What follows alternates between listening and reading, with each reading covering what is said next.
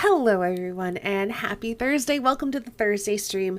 For anybody who doesn't know who I am, I'm Estani. I am a variety streamer and art streamer.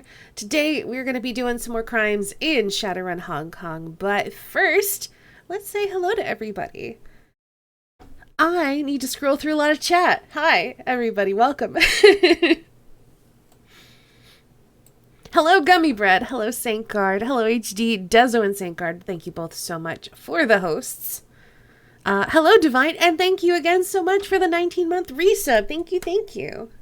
Hello, HD. Congratulations on passing and graduating from your program. Congratulations. I hope that this helps you do things you want to do in life. Good job. Let's see. Hello, the Invulnerable Tide. Hello, Kuan. Welcome, welcome, everybody. New stream, do this. There's a woman talking. Who is it? It's a Stany. Do some heckin' crime. We're gonna do it. Sorry we were a little bit late today. We were talking about important stuff in the Discord, like why we've changed the name of our Astain Rage emote to Astain Rage. And just other things. So, yeah, we were having some important conversations. And now we're here. Also, I had to finish eating. I didn't eat anything exciting. I had cereal with one of my smashed bananas on it because it came that way. And then I had some hummus, which was very good.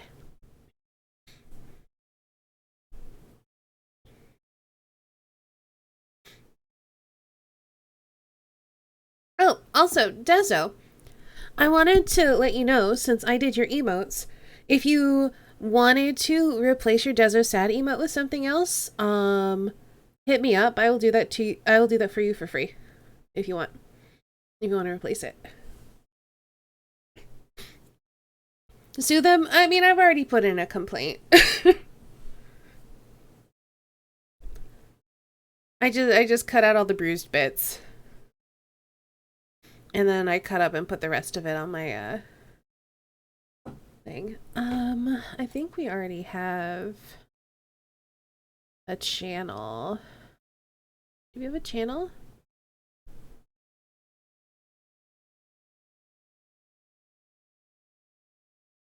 Oh, it was under canceled commissions.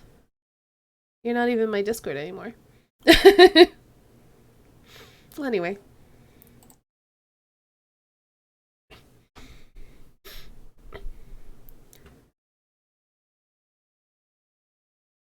It's actually chickpeas a standing order, but it came smashed as hummus. Are you in my hold on.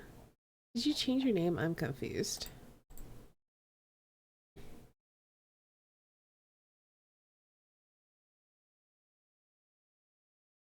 Well, anyway, you have my email, so... Oh, there you are. What the heck?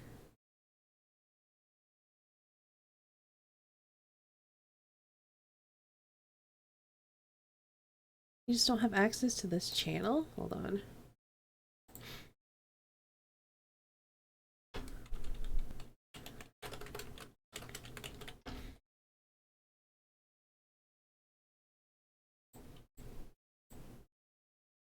Alright, there we go.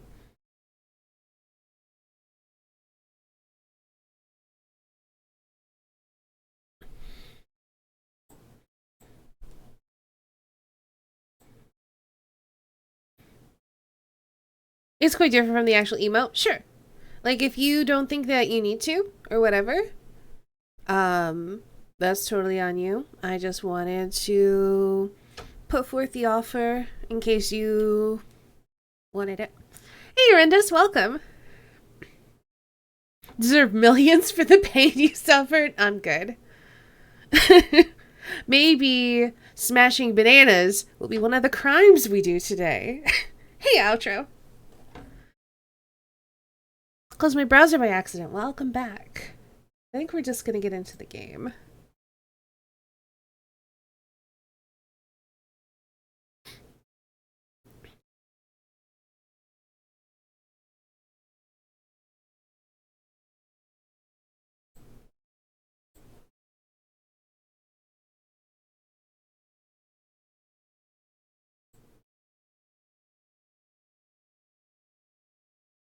You're furious at your automobile. Oh no.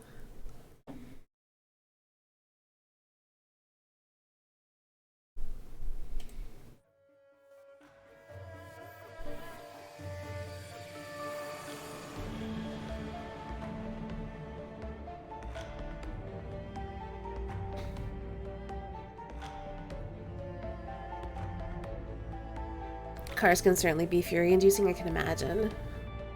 Who doesn't remember that 90s rock band, The Smashing Bananas? Alright.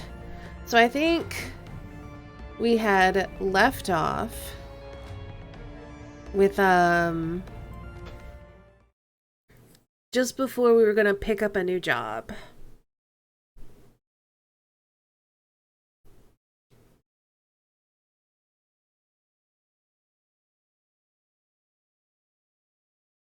Why does it say that? We've already done that for sure. I know I saved it. Supposedly it can't be recharged refrigerant like a normal car. So now, because it's special, it's going to cost me $400 plus the 60 I already spent. That ultimately was just me throwing money in the trash. Oh, jeez. That sounds very frustrating.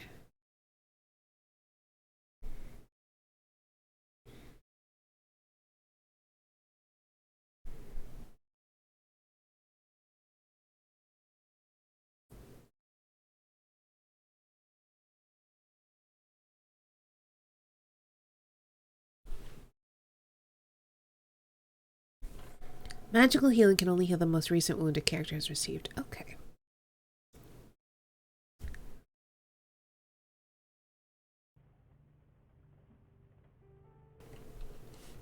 Oh, that's right. I was gonna talk to all the rest of these people, and apparently they have a lot to say. Hopefully I can remember all their voices. You back? Need something else?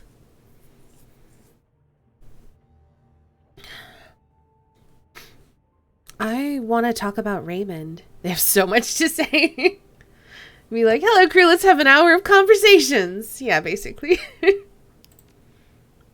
Okay, shoot. What do you think's going on with him? I don't know why. He was clearly obsessed with the walled city and whatever prosperity is. He sounds like a sleepwalker trying to stumble his way through a dream or something. A sleepwalker who hires Shadowrunners. Whatever he was doing, he knew it would be dangerous. Raymond was smart. Smart as hell. If he thought he needed runners to take him into that place, he needed them. Why do you think he came to Hong Kong? Well, he's from here, right? Sounds like he had unfinished business that he needed to take care of before. You think he's dying? I don't know. Yeah, me either. Just something to think about. Did he say anything about me after I left? You know Raymond, he taught us what he wanted to teach us. Told us what he wanted us to know. Everything else was met with a wall of good-natured silence. He used to say, "You are the master of the unspoken word, Mr. Wu. Once it's out of your mouth, it is out of your control." You saw how crap it was at the Kowloon border? I'm thinking he did need runners. Probably. So no. After you left, he never said a word about you. Not a word. Let's talk about something else. Sure, ask away. Let's talk about being Shadowrunners, because that's apparently a thing I didn't think was going to happen. What's there to say? I worked my ass off to pull myself out of the gutter and make something of my life. I did what it took to earn my bronze. And now I'm a mercenary hiding in the shadows of a foreign country, doing dirty jobs that the corps need to keep off the books. It's the reverse of everything I ever wanted. You seem to be taking it pretty damn well, so let me ask you something. You said you thought that Raymond was alive too.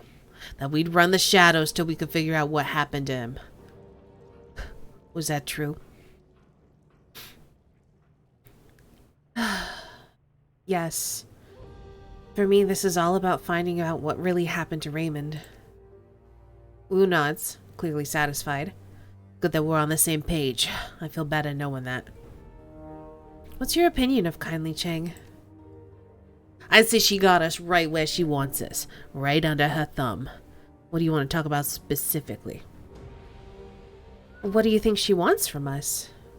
As long as her network keeps delivering information about Raymond, I don't care. At least for now. We need to stay with her. We have no other connections in Hong Kong. Without her, we're dead in the water. Do you think we can trust her? A triad boss and underground fixer? No, I don't think we can trust her. But as long as we all share the same goals, we should be okay. That woman is a snake. I don't trust a word that comes out of her mouth.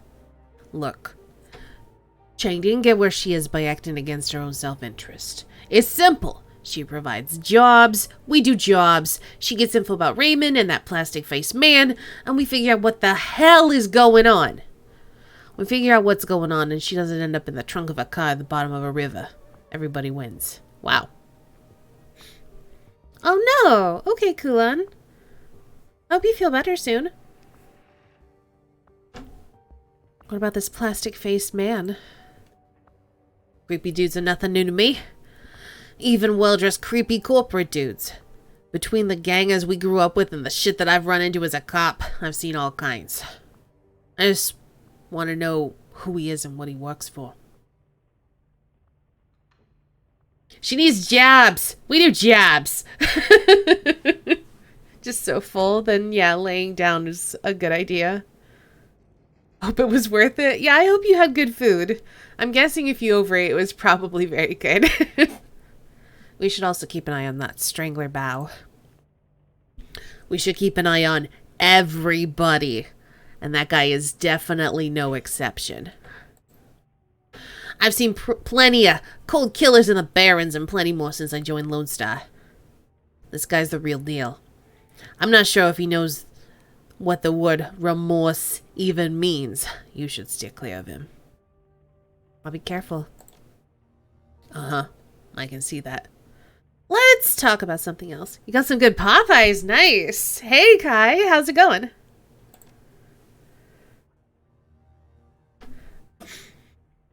Sure, if you want. Let's talk about Gobbin and Isabel. They seem competent, considering how young they are. But then again, they sound like they've been taking care of themselves since they were pretty young. The three of us work together well in the walled city. Based on that, I bet the four of us would make a solid crew. Do you trust them? As far as I trust any runner, yeah. It's like Raymond used to say, trust and verify. Why did I say it like that? I went all southern. Hey, Kelsa. Popeyes is a fried chicken, mostly, restaurant.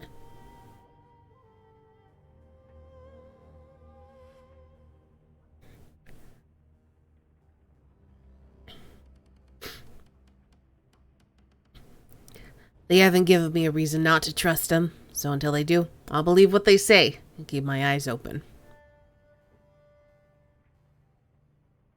Fried chicken with delicious biscuits. I've never had it. I want to, though, because I've heard it's delicious. Chick-fil-A hold the homophobia. That sounds nice. I can't get that dream I had out of my head. You said you had one too, right? Yeah. Yours sounded like a nasty one. I don't remember much about mine. I was pretty creeped out by our run in the walled city. Between that and all the drama, I'd be surprised if I didn't have a nightmare. He shrugs. Was the walled city in your dream? Of course the walled city was in my dream. It was a nightmare, wasn't it? He gives you a lopsided grin. Was it in your dream too? Sure looked like it.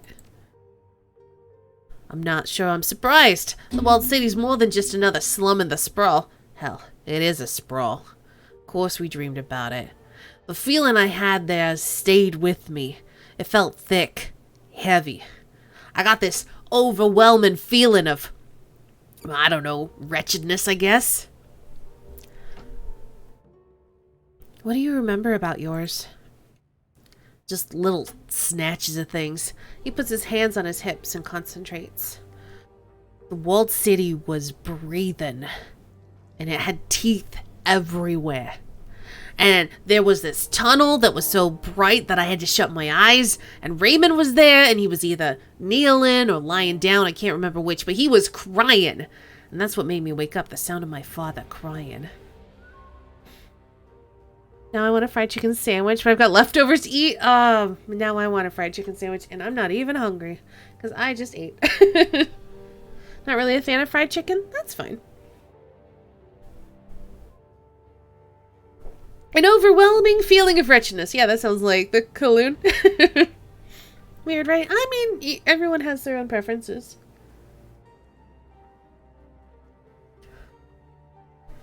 Did it feel any different from the other nightmares you've had? He takes his time, thinks about his answer a bit before he responds. You know how sometimes you'll be mad at a friend in a dream and then wake up and still be mad at him? And then you treat him like he did something wrong when you see him? It kind of feels like that to me. Like, I dreamed I was swimming towards a bright light, and when I woke up I was out of breath from the effort. Let's talk later.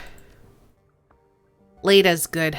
I want to do some cardio, work off some steam. Then it's rack time for me. You should do the same, A couple hundred push-ups to do you good.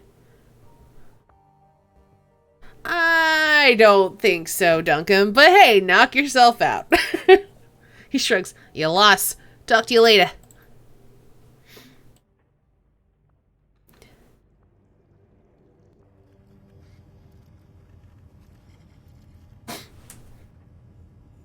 Kai being hashtag influencer. Cold smoked salmon over at any time? I mean, you do you.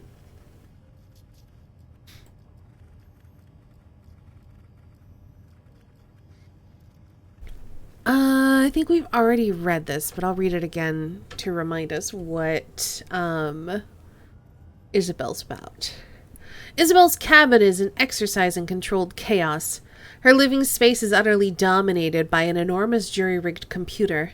Serpentine cables snake from component to component, tying dozens of obsolete terminals and cyberdecks together in a single colossal machine.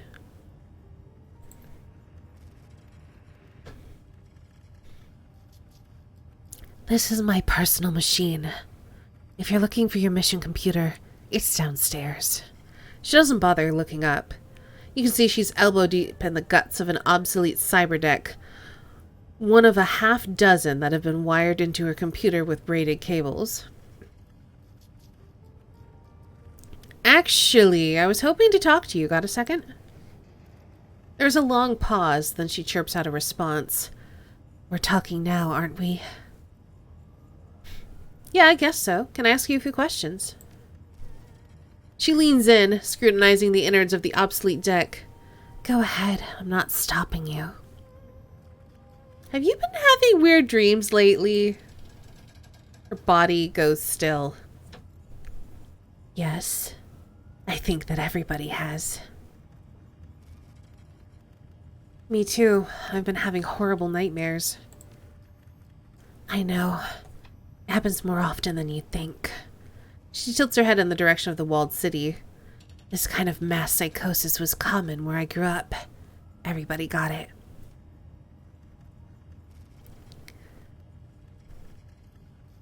Wait, you've been sharing bad dreams with others since you were a kid? She nods. In the walled city. Just one of the many amenities of that life in that hellhole. But this... having it happen outside the slum, this is new. I don't know what's causing it, and I don't think that I want to.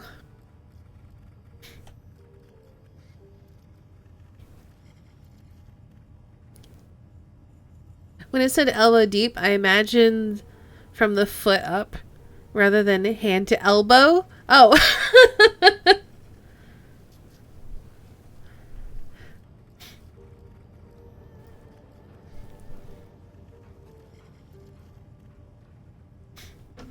It's quite the machine you're working on. Care to tell me about it? She's my pet project. I call her the octopus. She waves a hand at the tangle of thick power cables that radiate out from the machine's central core. You might be able to guess why. Impressive work. How well does it perform? She's a monster. She yanks a fried chip from the deck's motherboard and neatly sets it aside, then fumbles in a nearby bin for a replacement. An absolute beast.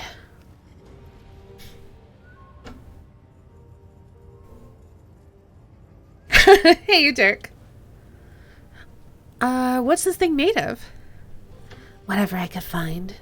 Busted terminals, obsolete cyberdecks, aftermarket memory from the Maximum Laws dumpster.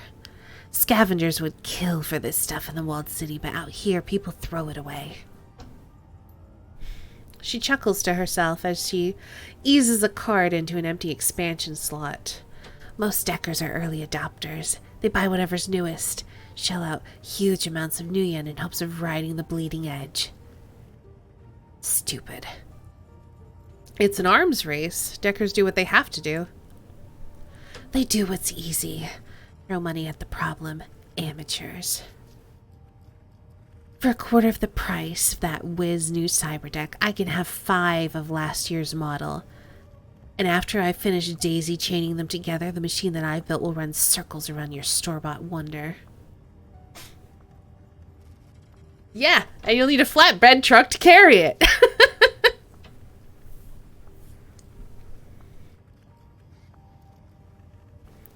Do we look like we're hurting for space to you?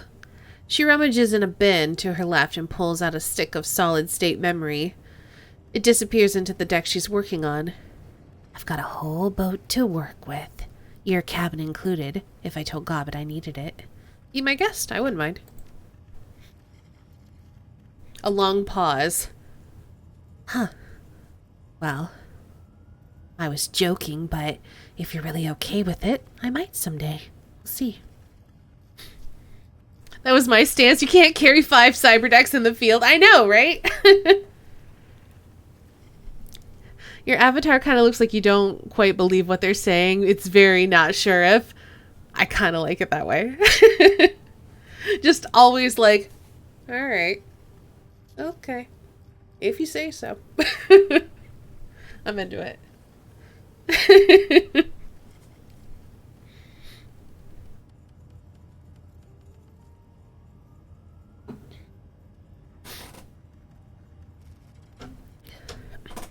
So what about your portable gear, your cyberdeck software, that sort of thing? It gets the job done. Might not be top of the line, but I'm comfortable using it in the field. If you should happen to come across anything more advanced, hardware or software, either on the job or on the discount rack at Law's Techno Palace, I'm not above taking donations, but barring that, I'm fine with using what I've got. Your call.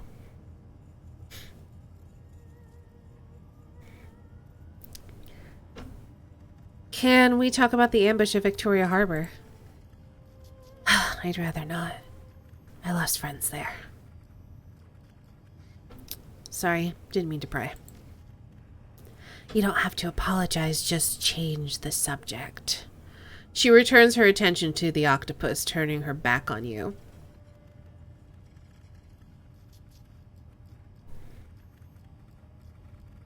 On the topic of memes, and not sure if I endorse each and every Futurama meme. That's the only one I know. Are there more?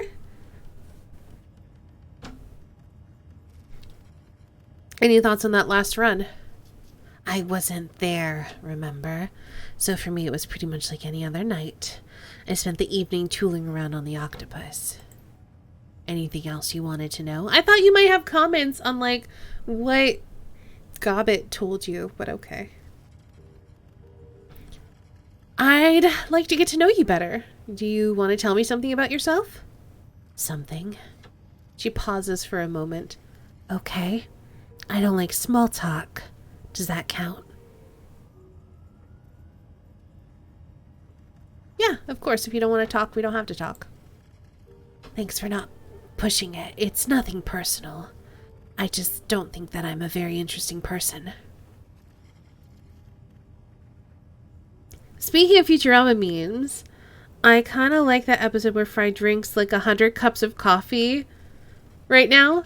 Made my iced coffee way too strong, and apparently you don't have much tolerance for caffeine anymore. Oops. Shut up and take my money. Oh yeah. Your ex is bad, you should feel bad. Let's teach them about our peaceful ways with force. Don't want to live on this planet anymore. No strong feelings about it one way or the other. That's fair. I actually, I know those memes, mostly.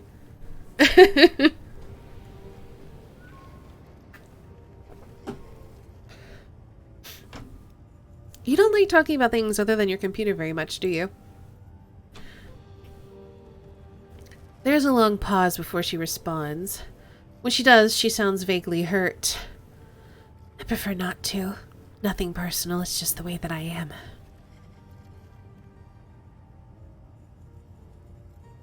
There's nothing wrong with that. I just want to know who I'm running with, don't you? Yes. You're still a mystery to me. There's a long pause. I don't like mysteries, but I do enjoy solving them. She turns. She gives you her full attention. So here's what we're going to do. I'm going to ask you a question. Something personal. After you've given me an answer, you get to ask me something. And give it like a game of questions. We take turns until one of us wants to quit. Deal? Absolutely! You go first. Ask away. She studies your face. We'll start off easy. Solve problems by throwing money at it. Divine, thank you for throwing money at me. Thank you for the 100 bits.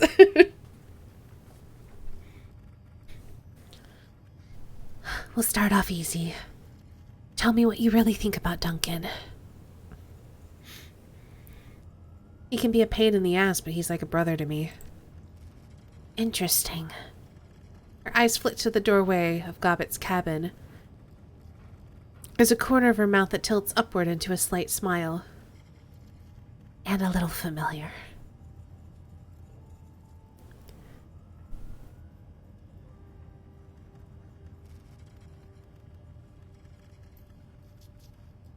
Well, you've answered my question. I guess that makes it your turn.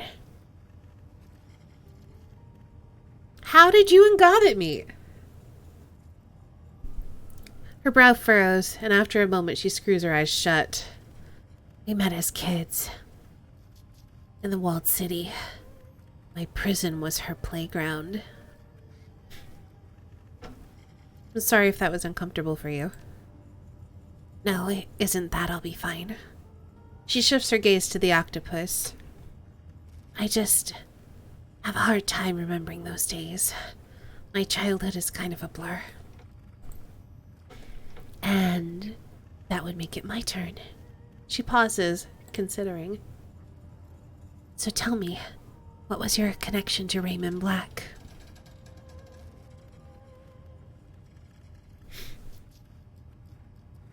He was like a father to me and Duncan. He got us out of the Barrens. In that case, I'm sorry for your loss. Losing the ones that you love is hard. Your turn. Ask me a question, I'll give you an answer. So how long have you been running in the shadows with Gobbet? That's a good question. I guess about 4 years now? A decent stretch by anyone's reckoning. And that brings it back to my turn. She gestures at the cabin walls around you. You enjoy it, don't you? Living like this, working the shadows. I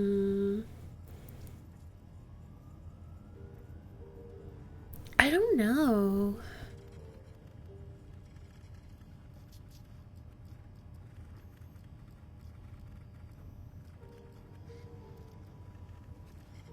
I don't really know what our character's been up to. I think when I gave her etiquette, I think I gave her corporate etiquette, right? For academic. So she's been an academic. I feel like she would want to go back there. Though she was in prison for a while. When she left Raymond, she was in prison. And then she got out of corporate prison and basically put herself through school, I guess. Yeah, academic. And then we have picked up... we picked up a crime etiquette as well. Because we were in so much prison, I figured that would make sense. Like, clearly we did stuff to get us put in prison, so crime made sense.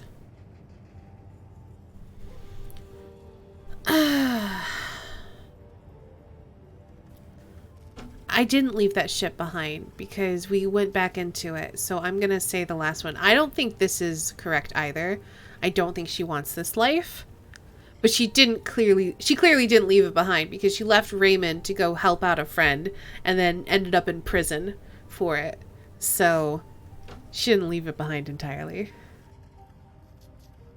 Heard so many lies in prison that she required a permanent not sure if mood when talking to people.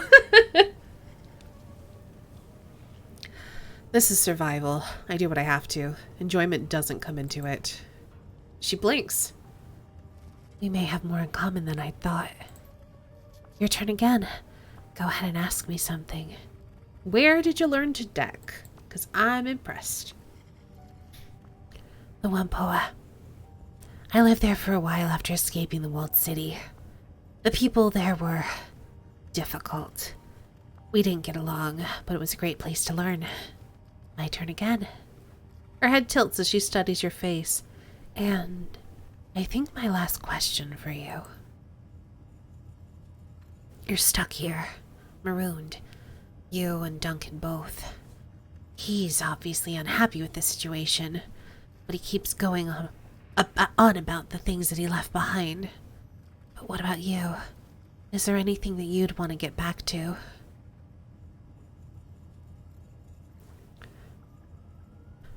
Interesting. That's a lie. My friends, my career, everything I had worth caring about. I had a day off today, so I went to the lake and just chilled in the sun, enjoying the view and the breeze and watching people trying to windsurf and falling into the water a lot. And it was relaxing as fudge. Nice. That does sound super relaxing.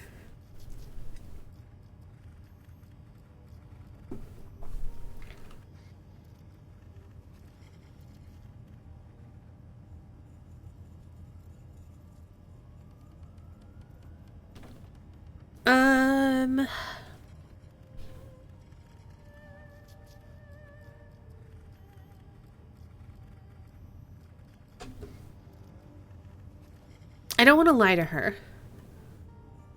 The question is, do we have a life to go back to? I feel like we do. The question is, how long have we been out of prison? I get off in 15 minutes and debating going over to a friend's or staying home and going over there in the morning since you gotta help them with things. Don't know. Up to you, outro. It hasn't been very long.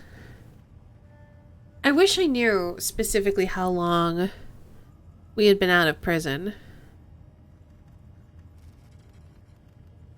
So it sounds like we probably did the academic thing before we got put into prison.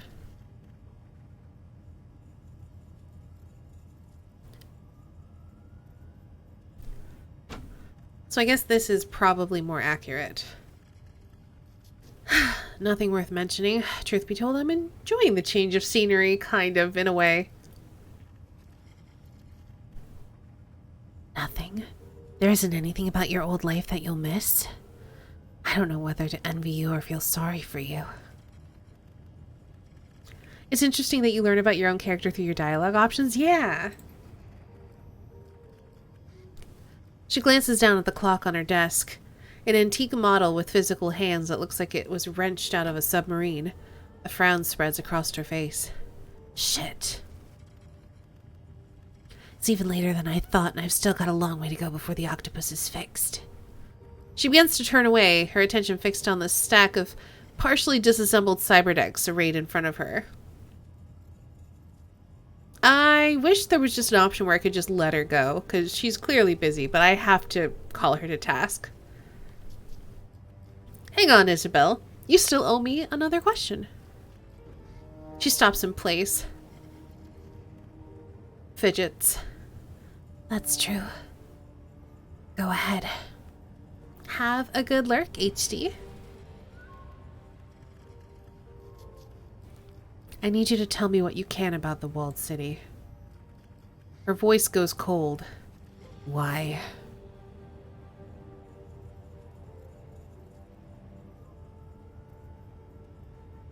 Because Raymond Black wanted to go in there, and somebody destroyed my life to keep him from doing that. Her cheeks flush, just like they did the last time. She averts her eyes. No, I'm sorry, but no. Later, maybe, but not now.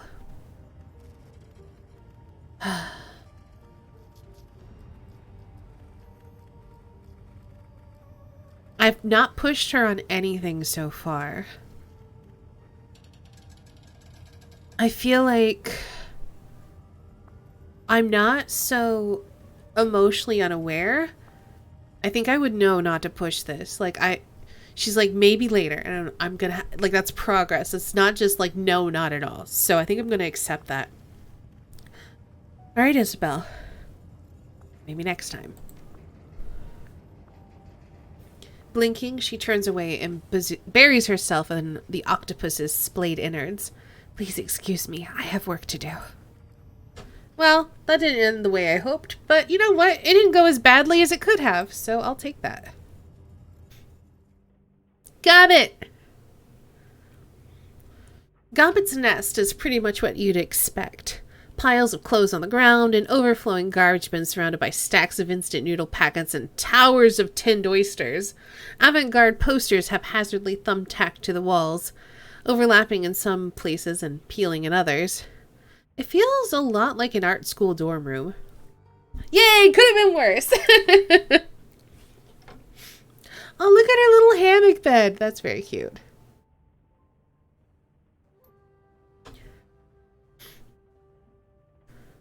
Also, giant rat. Instant noodles and avant-garde oysters, apparently.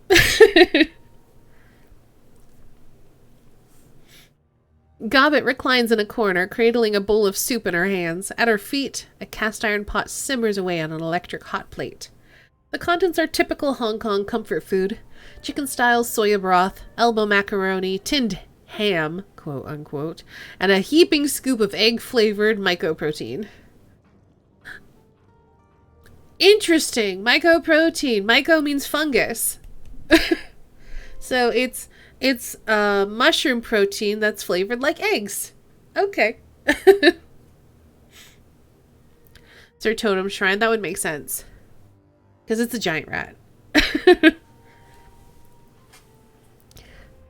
As you wind your way through the piles of dirty laundry, Gobbit slowly lifts her head from her bowl to acknowledge you. Hey, Seattle! She chews on the words. Oh, well, that's not how I did it. Oh, okay. She chews on the words along with a mouthful of cheap pasta. What even is egg flavor? The flavor of an egg? Have you had an egg before?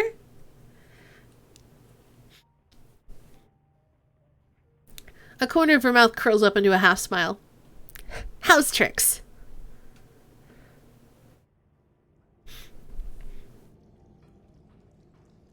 It'd be a lot better if you'd stop calling me Seattle. Can't you come up with something better than that? Of course I can.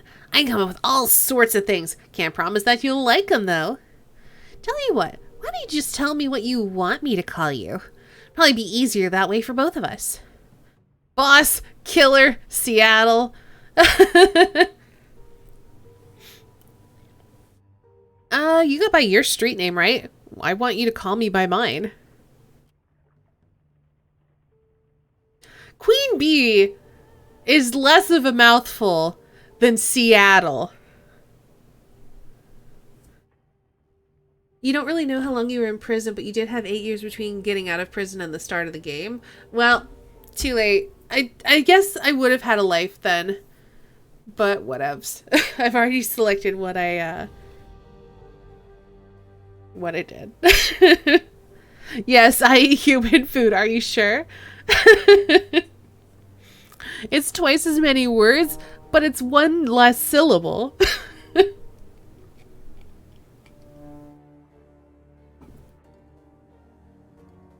She shrugs. Kind of a mouthful, but hey, if that's what you want to be, then so be it. Queen Bee it is.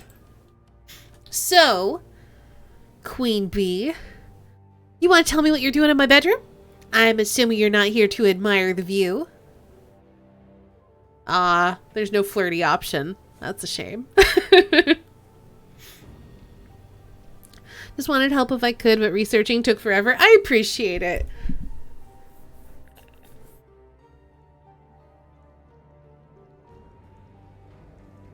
How did you decide on the name Gobbet anyway? I didn't. She pops a noodle in her mouth and chews. My mom did.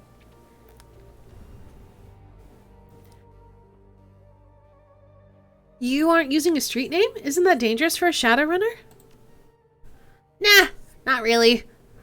I'm sinless. There's no electronic record of a girl named Gobbet even existing. The only thing that could really threaten me would be, say, the HKPF attaching an APB to whatever they do have on me. That would be terrifying. Squint. Yeah, sorry about that. She shrugs. It is what it is. You know what? It's not my fault. It's not my fault.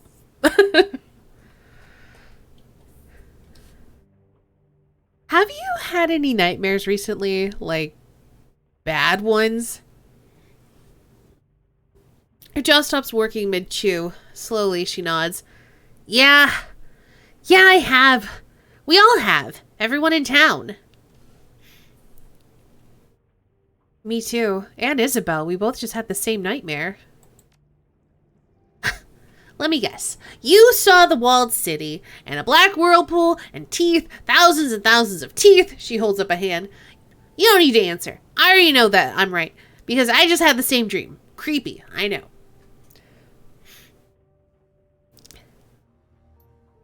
Her voice goes quiet. The dreams are coming from inside the walled city. I'm sure of it. All the negative energy pent up in there, all of that pain and anger and poisonous chi is just leaking out. And while we sleep, it's getting into us.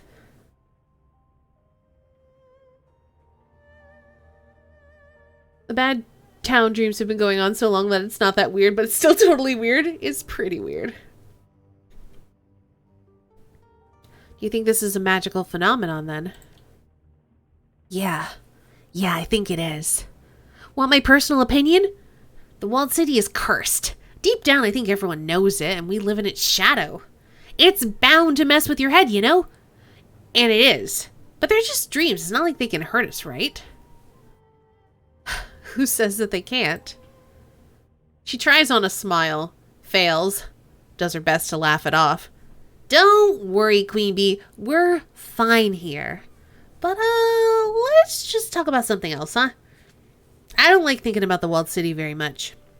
Too many old fears and bad feelings.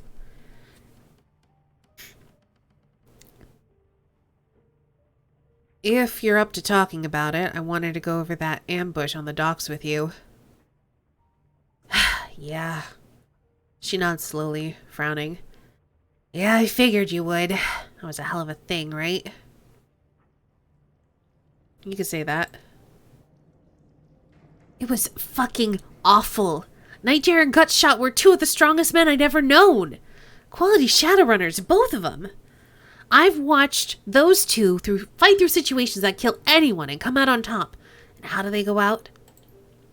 She mimes holding a rifle, makes a show of peering down the scope. Bang. Bang. Dead. Dead. No blaze of glory. No final speech. Just extinguished. Smashed like bugs.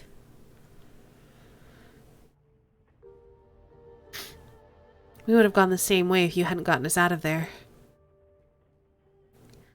She absent-mindedly raises her bowl to her shoulder. A rat crawls over the slope of her back and lowers its head to lap at the broth. There's more rat than me. She's the one who grabbed me by the gut and led us to that sewer entrance. All that I did was follow. I'd like to learn more about Rat. What kind of totem is she? She slurps thoughtfully at her soup. I'm not gonna judge her for, like, sharing her food with her rats. It's fine. Like, I don't want to be a judgy bitch. Or I guess I should say a judgy asshole. I just want to, like, everyone's different and we can accept that. We can accept their differences. It's fine. A clever one. She's gotten me out of more trouble than I care to mention. Gotten me into a fair amount of it too, but I can always count on her to lead me out of hot water when I need her to. I can feel it in my belly, you know? Sort of a tugging sensation. I've long since learned to follow it. I wasn't aware that totems took such a direct control of their shamans. Usually they don't. Me and Rat, we have sort of a special bond. She takes care of me, and I've always done my best to take care of her. Another pair of beady eyes blinks up at you from Gobbet's hip. A second rat scurries up her shoulder to join the first.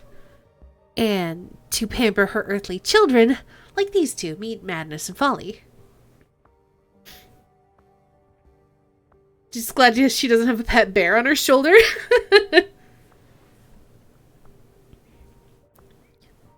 Hey. They say hi. She brushes her fingers across the white rat's mottled coat. Don't trust Folly, she bites.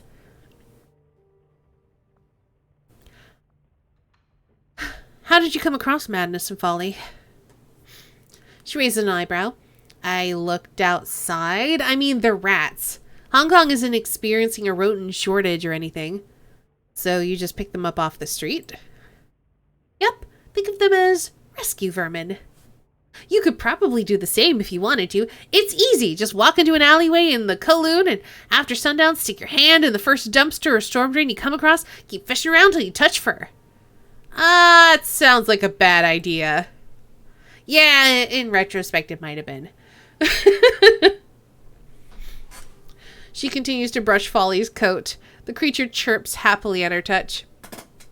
Odds are about 50-50 that you get your hand chewed off. I'd probably feel bad about that. Dumpster diving for rats, yep. You seem pretty comfortable with all this. Been running in the shadows for a while. She dips her chin.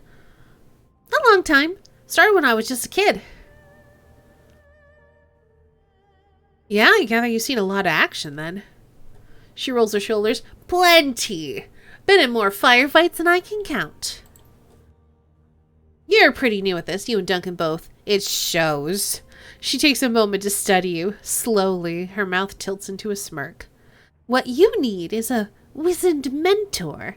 An experienced runner from whose experience you can benefit. I'm thinking that might as well be me.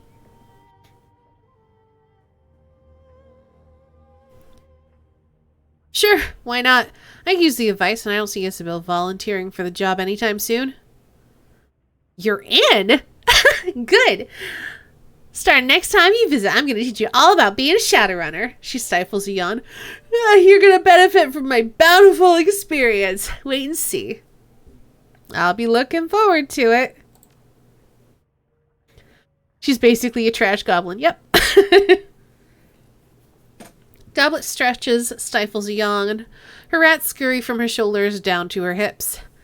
She taps the simmering pot on the floor with her boot. The soup inside has reduced down to a thick, viscous gravy. You know, Queeby, it's been a nice chat and all, but it's getting late and I have the rest of a hot pot to power through, so without wanting this to get awkward, She glances to the door. Yeah, say no more, Goblin. I'll get out of your hair. Take it easy. Yeah, you too. I wanted to ask her what she thought about the last job, but I didn't get to it.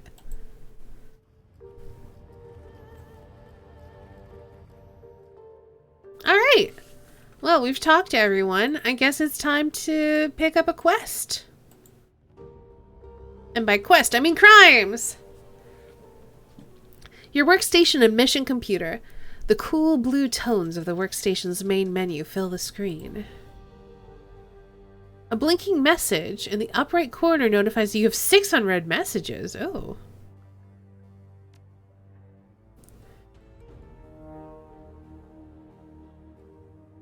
I've gone downstairs already. I did that at the end of last session.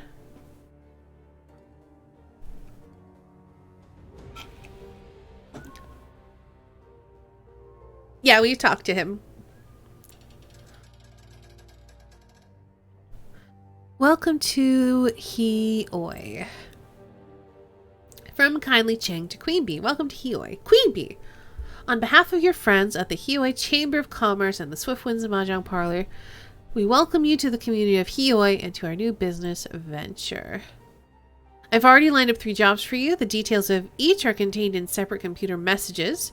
Remember to check your messages often, as I will update you with new opportunities as they occur. On TC.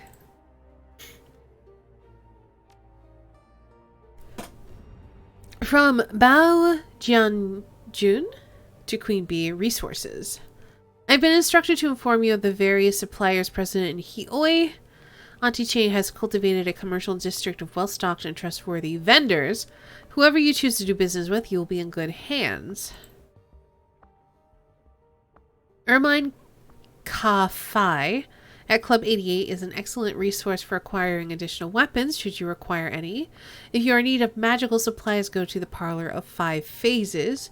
If you desire training in the path of the adept, seek out Spider Shen. She can help you, as well as supply you with any close quarters weapons that you might desire. Chrome Alley can supply you with cybernetic enhancements and medical supplies. The proprietor, 10-Armed Ambrose, is a cyber surgeon of some repute. Law's Techno Palace is a Wampoan-run supplier of local decking communities. The place is hard to miss. Just look for the sign glowing in the sky. If you need drones, Reliable Matthews Robot Bazaar is your best bet, and I pity you. Great. Best of luck in the shadows. As fresh meat, you are likely to need it. Strangler bow. Alright. Mission computer. From Isabel to Queen Bee. Hey, Queen Bee. I've set up your mission computer to automatically collect and collate news reports, information, and media that might be of interest to you. Some of the keywords I've got it trolling for are things like Raymond, Duncan, Walled City, etc. I've also patched in a permanent link up to the Hong Kong shard of the Shadowlands BBS. It's a great place to connect with other runners, sell pay data, get news from the streets, and so on. Don't be shy about taking a look. Isabel.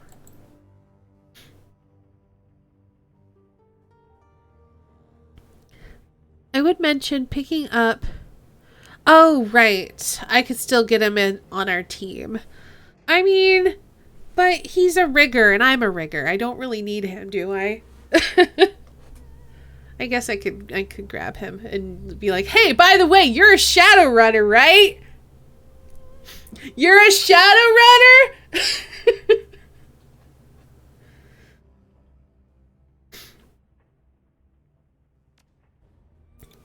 Kindly Chang to Queen Bee, serial killer. I've got a problem, Queen Bee, and you're going to help me solve it. I do a lot of business with the Wampoans. If you're not familiar with the term, I'll forgive you. You are an outsider, after all. The Wampoans are a tribe of techno-fetishists and deckers who have taken up residence in the Wampoa Garden of Hong Kong. They make and trade high-tech goods to people from all over the world.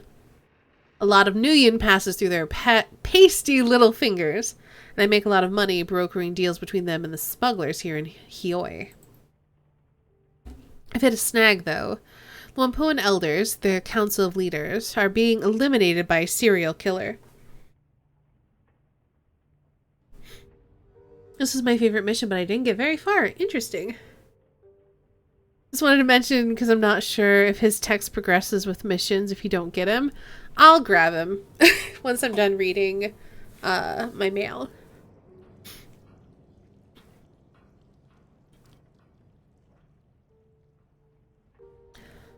They've asked me to dispatch someone to get to the bottom of it and stop the killings, and they're not taking their goods through my turf until I do. So you're going to be my proxy, dear.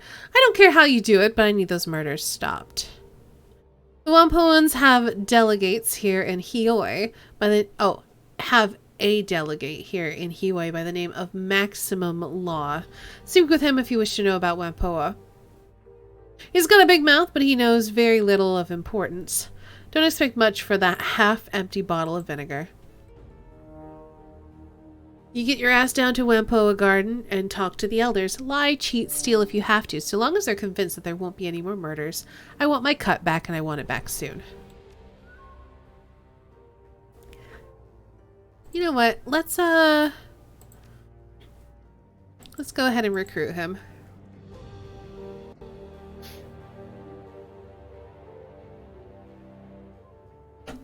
Welcome back, my friend. What can I do for you? Look, about your side work. You're a Shadowrunner, aren't you? Gives you a shallow nod. I dislike Therm, but yes, I run the shadows. What gave me away?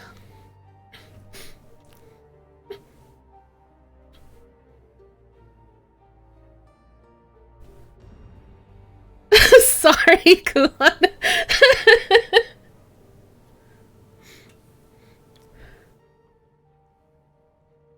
Design consultants live in apartments in Victoria Harbor. You're living in a rusted out boat in Hioi. There's gotta be a reason for that. He shrugs. You are correct, of course. The residents of shadow communities are usually either too poor to live elsewhere or engage in behaviors too illicit to risk it. What gave my painfully obvious secret away? Is it the fact that my face is cloaked in shadow? I do not think so. I will admit to being in the latter camp. Designing robotics is my passion, but it doesn't always pay the bills. He runs a hand over Kosh's armored chassis, caressing the sculpted metal with his fingertips. My status as a foreigner has proven something of an impediment in this regard. And so, sorry as I may be to say it, the lion's share of my income flows from Koshi's aptitude for butchery. Such is life, I suppose. We do what we must do. We do what we must to do what we love. Seems like everybody on this boat runs the shadows. Why not pool our resources and work together? He purses his lips, considering. A compelling offer. I'm doing quite well on my own, but I must admit that there are certain jobs for which I am unsuited. Magic eludes me, and I'm not a decker. My strength comes from material objects in the real world. Solid things with mass and heft. Things I can build and operate. Sadly, a great many clients are only interested in teams that display a mastery over the intangible. This group of yours, do you have people who can cover those bases? If so, then perhaps we can help each other out. How can you not already know that? You live right beneath our feet. Have you ever rented a coffin apartment in big city? Did you know your neighbors by name? My situation here is much the same. I keep to myself, and your friends don't come down to the engine room. The only real connection we share is that we all live in this wreck by kindly Ching's largest. Obviously, there are things I could intuit about your friends from my time here. I guess that they were Shadowrunners. Their behavior fits the profile. But we haven't had any real contact with one another until now. So I'll ask you again, does your team makeup cover the bases that I described? Yes. We have a shaman and a decker, both competent at their jobs. In that case, I will accept your offer on a provisional basis. We'll do a few runs together and see how we get on. If our association bears fruit, it will continue. If not, I will bid you farewell and go back to working alone. How does that sound? Welcome aboard, I guess. Oh my gosh, you remember this guy? I'm never gonna take him. I'm already a rigger. I don't need him. Very good. Excellent. When you receive a job, you'll know where to find me. My skills and resources are at your disposal. And with that, I'm afraid I must bid you good day. I still have to work down here, and the lake assembly won't clean itself. I'll be in touch. Definitely looking forward to working with you. It's certainly going to happen at some point. And I with you. He has an interesting storyline, if I recall correctly. I feel like we're never going to take him, though.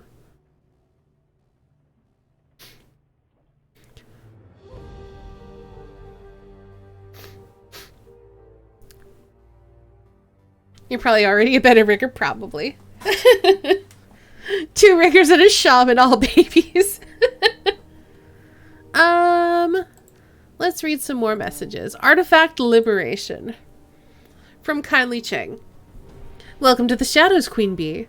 I've received a request from an archaeologist named Mr. Drake. He's interested in liberating certain artifacts from beneath a manor house located in Taipo. I've attached a copy of the video message that he sent me. The screen flickers a few times, and the email is replaced by the face of a stern-looking orc.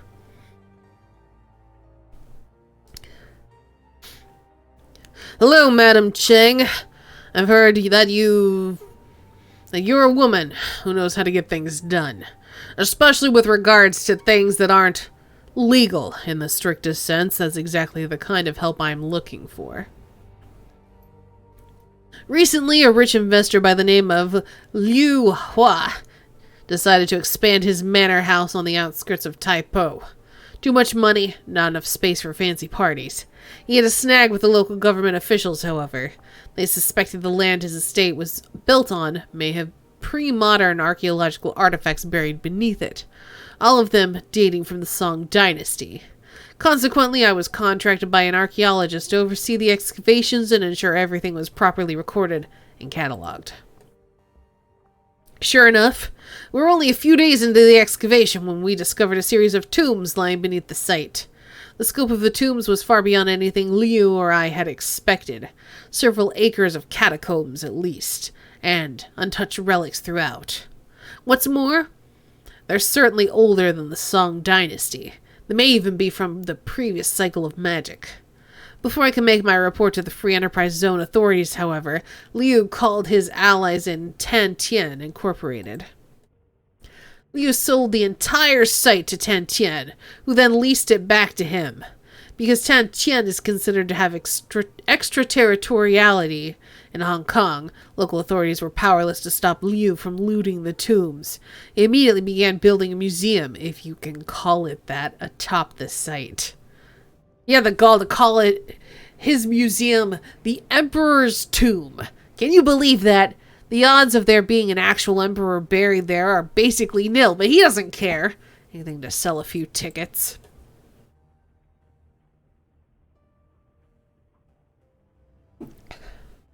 Liu has continued his excavations using Tantien contractors to expand the dig. What he didn't know is that I bugged his comlink before he fired me. Based on what I've heard, something strange is going on in the lower levels. Workers have been disappearing, only to be found dead several days later. Whatever is down there is too dangerous to be left in Liu's hands. You must have found my data line tap, though. I stopped receiving any information 3 days ago. That or he's dead. The last thing I heard him talking about were a pair of ancient texts that workers had discovered. Then he issued an order that further excavation should be halted until he can secure the subterranean areas. I'm betting those texts are the cause of whatever's killing the workers. I'm suspicious of magic bugs. But I think that's mostly because of how Shadowrun Returns ended.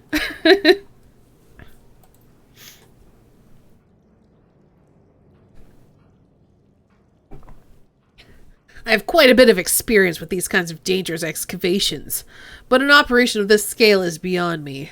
I need a team that's tough enough to get in and survive, aren't afraid of making a mess, and who can get out with the books and whatever else they can carry. Beyond the 2 texts, I'm willing to pay very well for whatever other artifacts your team can liberate. The more valuable, the better. Don't worry, they'll be going to actual museums, not some rich playboy's mansion. Could magic books even be dangerous? Impossible. Sure. I've got a second program in place that'll suppress Leo's security system. The team will have to be careful, though. There are only so many alarms I can suppress. Go beyond that number and I'll scrub the mission. I've included a catalog of likely items to help the team appraise the most valuable ones. They don't need to be subtle. In fact, I prefer they make it look like a common robbery. Tell them to smash and grab what they can. Let me know when you find a suitable group of Shadowrunners. There you have it. A nice, simple robbery. Do you think you can handle something that basic, dear? I have faith in you. Let me know when you're ready to proceed, and I'll contact Mr. Drake when you're on your way. Alright, and we also have Geomantic Sabotage. Geomancy is big business in the free enterprise zone. Here in Hong Kong, Feng Shui isn't just the act of rearranging your kitchen to make things look pretty. The fortunes of empires rise and fall with the ebb and flow of qi. And sometimes, that flow needs a helping hand. Wujing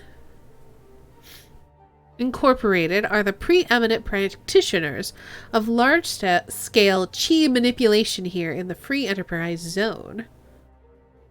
I'm gonna need you to break into this place, but do it really badly. No harm ever came from reading a book. It's fine. We're not gonna read it. We're just going to steal it for somebody else to read.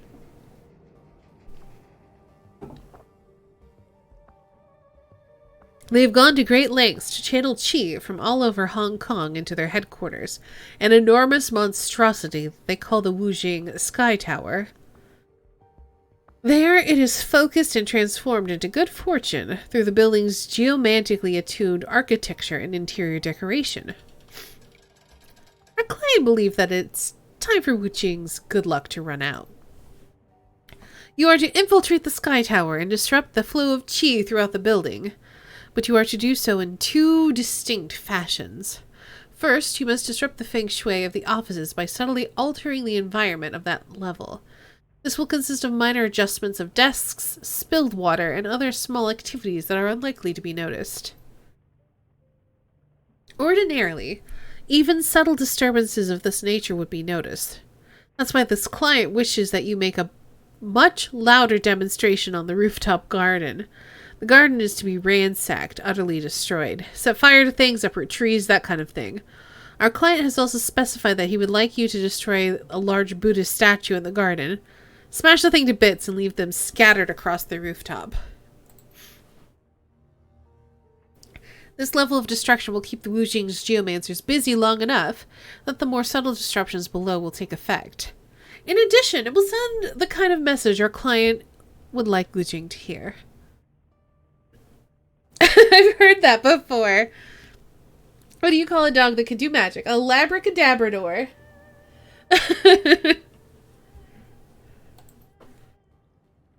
I have the utmost faith in your ability to cause destruction. The more destruction you can cause on both levels to the Sky Tower, the happier the client will be. As you're not a spellcaster yourself, it may be wise to bring Gobbet along. She'll be able to see the most effective ways to disrupt the qi of the building. Alright.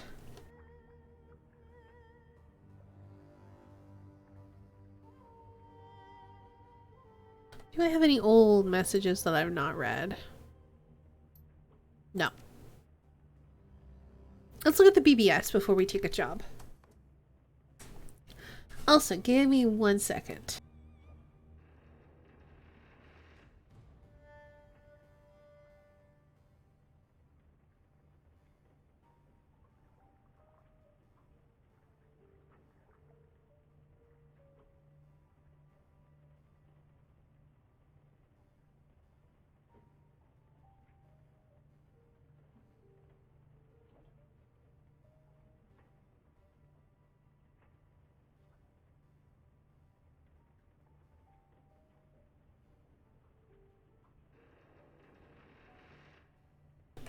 Mamie. Welcome, welcome. We are gonna do crimes in a minute. Right now I'm reading my emails and checking the internet.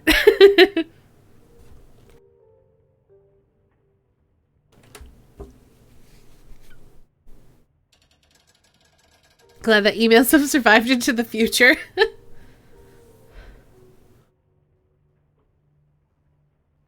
I mean, this is the future of the 80s. And there's BBSs and stuff. Alright, let's search the BBS for relevant keywords, see if anything comes up. Thread misconnections. You rappelling down the side of an unnamed luxury hotel in a ball gown on Monday night. Me admiring the view from the 28th floor urinals during a private soiree for an unnamed corporation that I was infiltrating. Our eyes met briefly before you dropped out of sight. Your long dark hair had come loose from your chignon, framing your beautiful flushed face. I will never forget it. You were carrying a duffel bag, bulging with stolen prototype weaponry. Well, I filched the intel that goes with it. Can we connect? Blackjack. That's so good. I love that so much. Very funny, Blackjack. I'm sorry the job went sideways. I got trapped and only had one way out. Red Queen. We were supposed to have each other's backs. Just wait till you hear the way out that I had to take. Blackjack. We gotta lay low now. And why are we posting about this on a public message board? Red Queen. No more posts in that thread. Oh, that was really good, though. Blackjack, can I recruit you?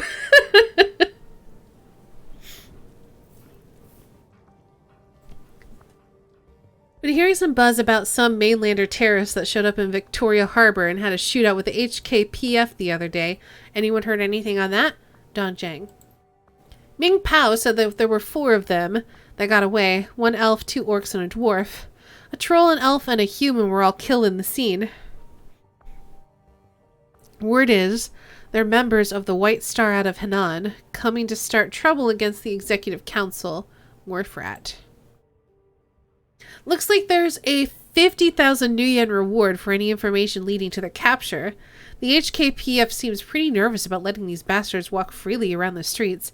Heaven shot. The BBS is usually just their let's have fun writing message board. I like it.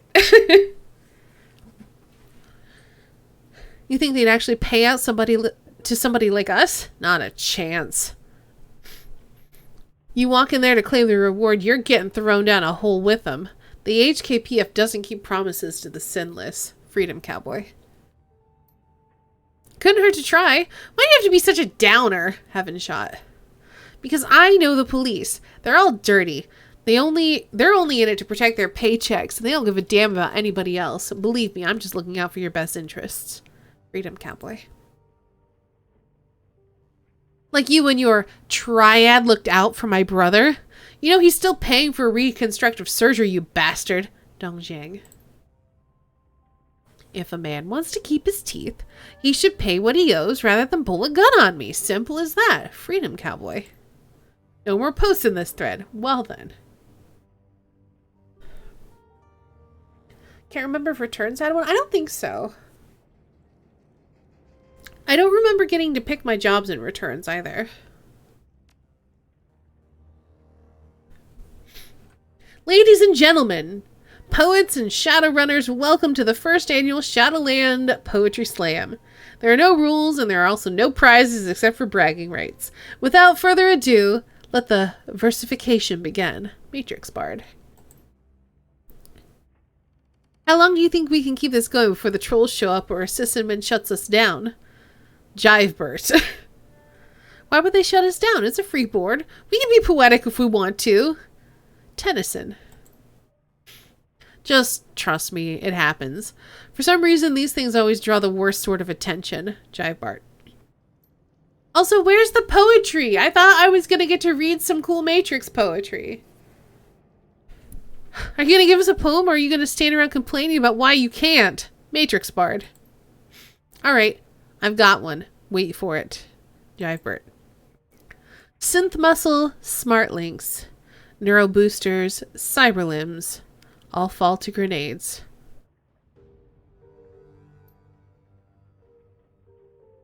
A little musing on the transience of life in the shadows. Very nice, sir.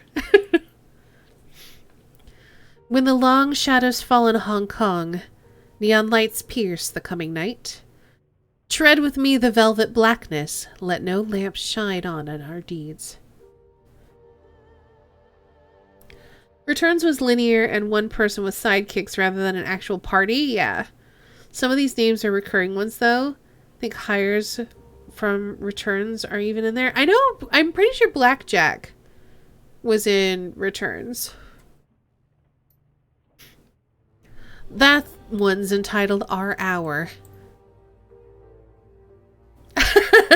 That might just have been the most pompous thing I've ever read. Try this on for size. Lasers are red, shadows are black. With Mad on the street, you best watch your back. Now you're mad. A lot of the BBS characters are from the role-playing game books as well. That's cool.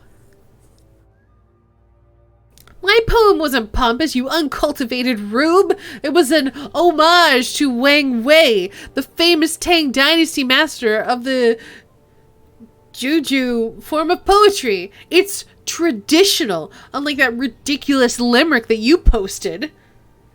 Hey, that lost sock. It's not scary. We're just doing crimes and running in the shadows in a cyberpunk dystopia where the corporations run everything and they're the worst.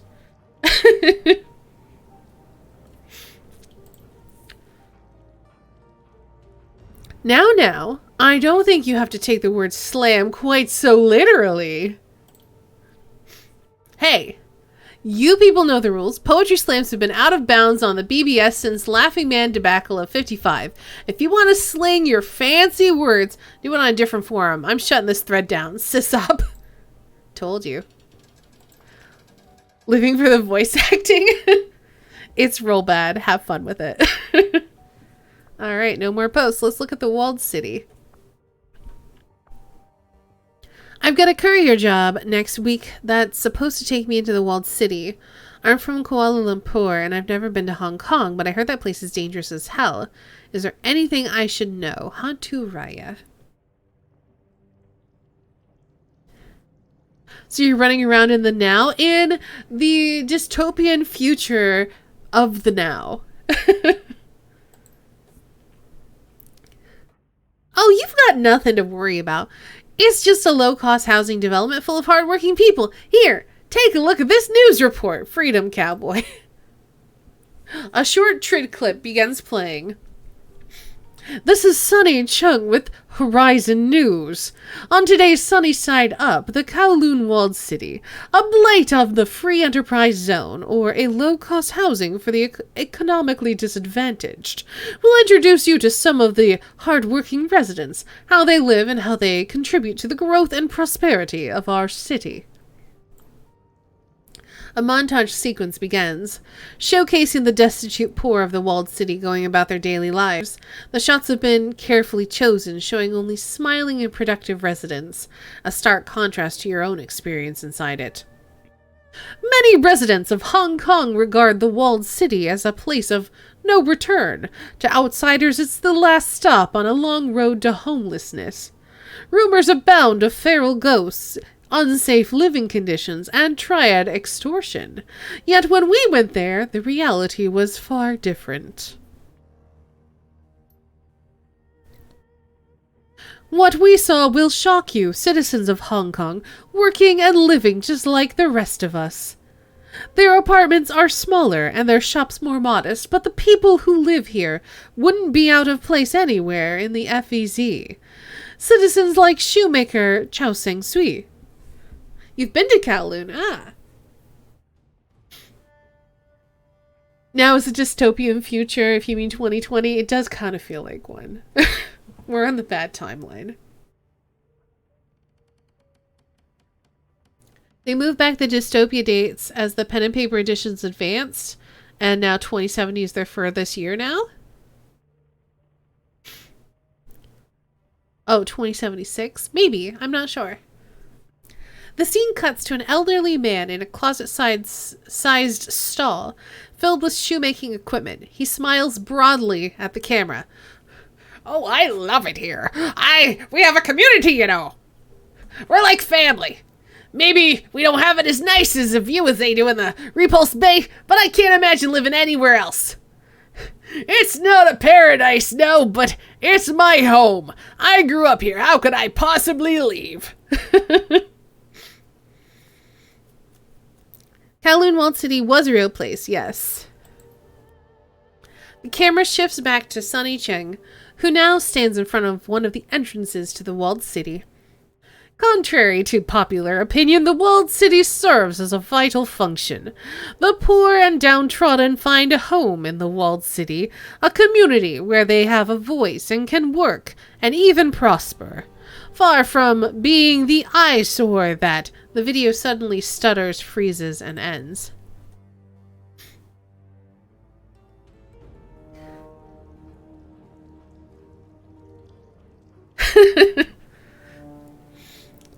Okay, I've decided to cut the rest of that crap. She keeps going on about what a good place the walled city is and how we all need it. Don't buy any of it. It may not be hell, but you can see it from there. Freedom Cowboy's just trying to get you in trouble. Isabel. Aw, Isabel, you're such a good. So how do you know the real story? Hantu Raya. Because I grew up there. You know what it's really like? It's eating old broth made from rat bones because there's nothing else. It's watching your neighbors sell their 5-year-old son to organ leggers so they don't starve to death. Isabel.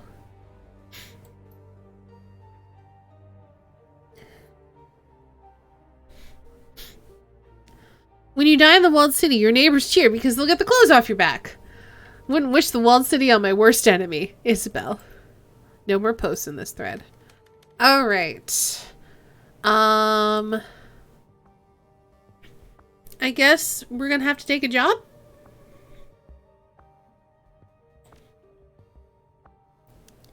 Let's do the serial killer one. Stopping a serial killer seems like a good job.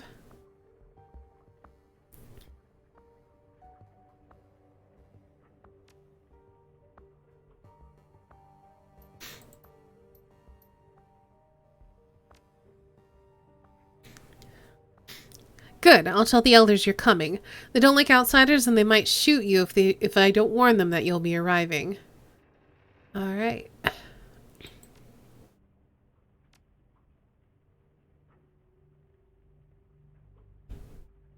Let's go talk to that really annoying guy whose voice I don't remember what I gave him.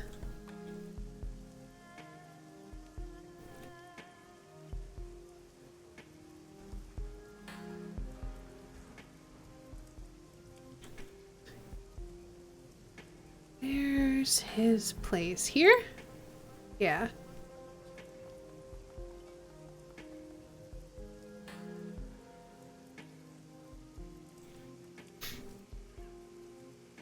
Oh, right. He's like an edgy kid. We talk about maximum law? Yeah.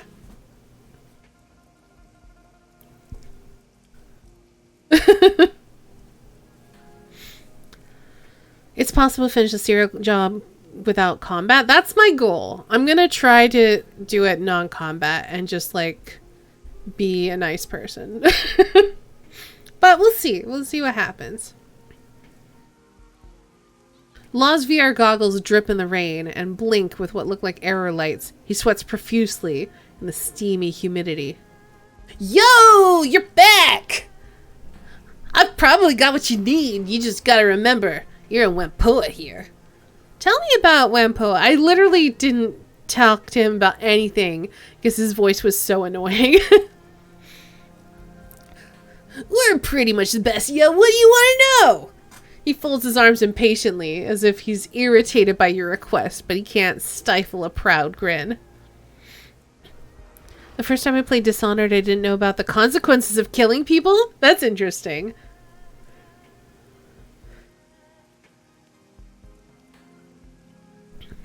I understand someone's killing your elders.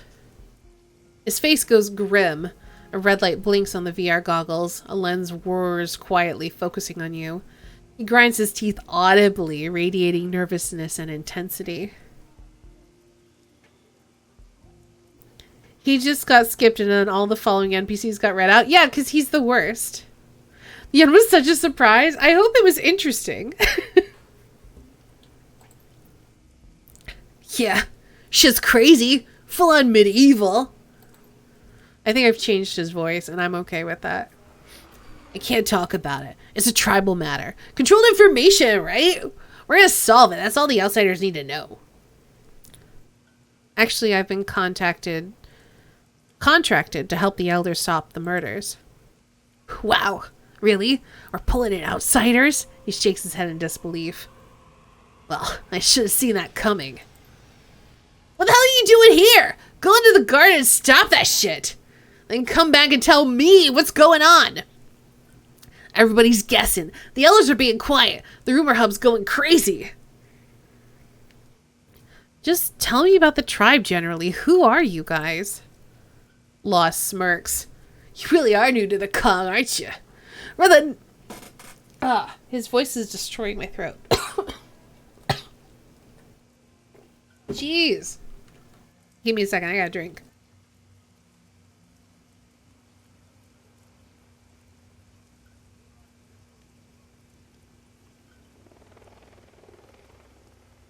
That's why I skipped him.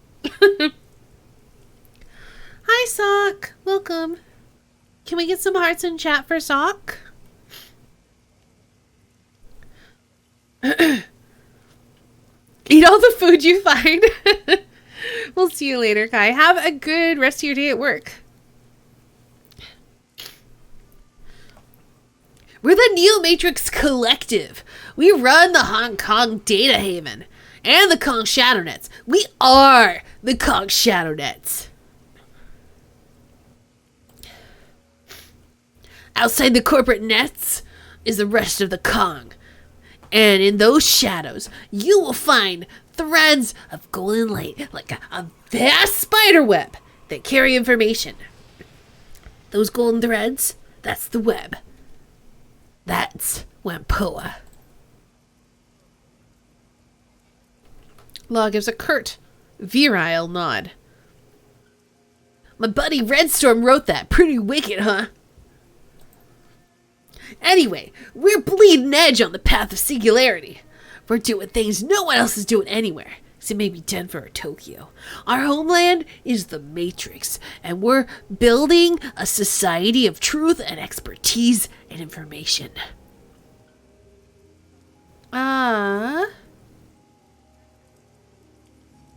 Thanks. Outsiders really don't understand us. Maybe you can if you're really smart. We're in a whole different world than most people. Like, I'm seeing 3 streaming videos and live network stats in my goggles right now. Time's wasting, Queeby. Law kicks one of the bins at his feet. A sea of electronic parts within rattles loudly. You go buy something? Nope. Yeah, whatever.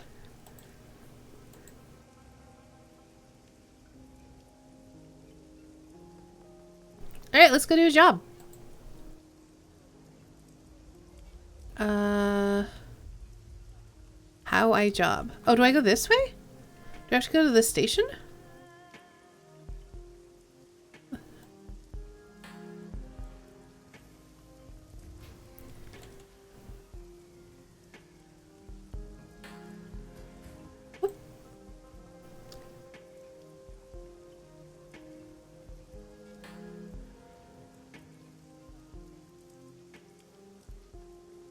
Oh, Rockter. He has an advancement. You take the subway. Okay.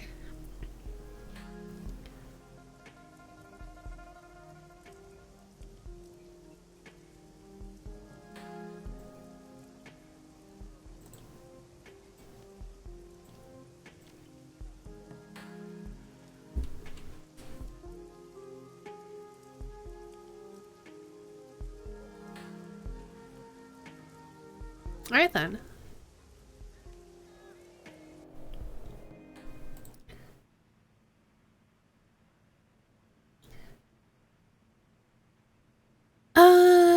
You know what? Let's save it before I go on the job. Oh, I have karma to spend too.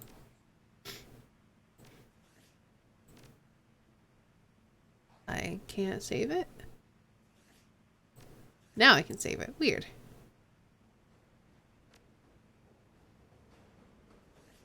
Alright, karma. What do I want to spend karma on? If we're gonna try to talk to people... Our charisma's 4. That's pretty good.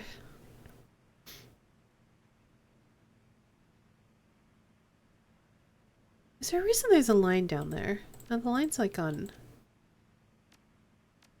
all of them there.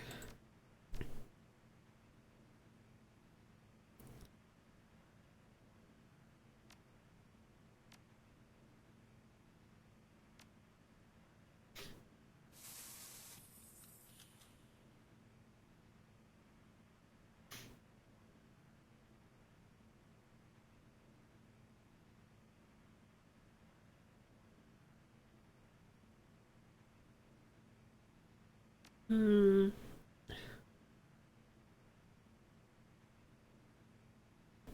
Kind of tired already? Could go to bed. Aligns the racial cap? But...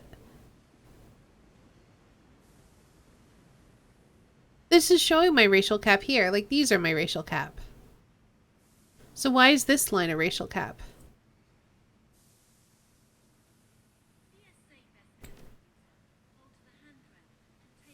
Like it says...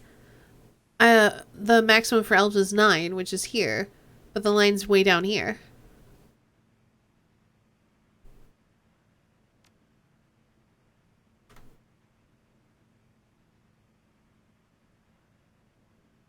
Nah, I'm talking about like this line down the middle.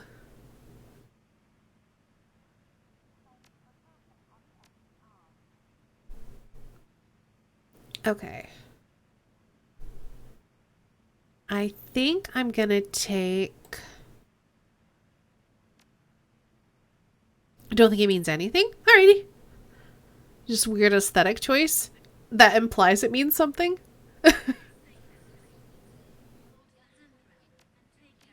Also, it's interesting that everything else can like... I wonder if it goes up to that much because you get like cybernetic enhancements or something. Or if it's for like trolls or something.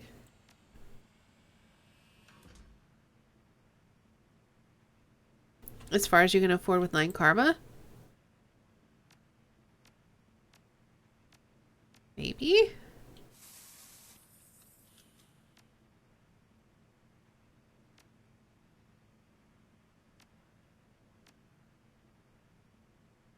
So, I might...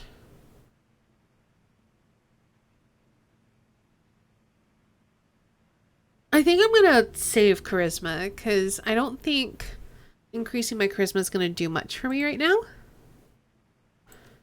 So I think I'm gonna put it into intelligence. And I'm gonna put one into drone control.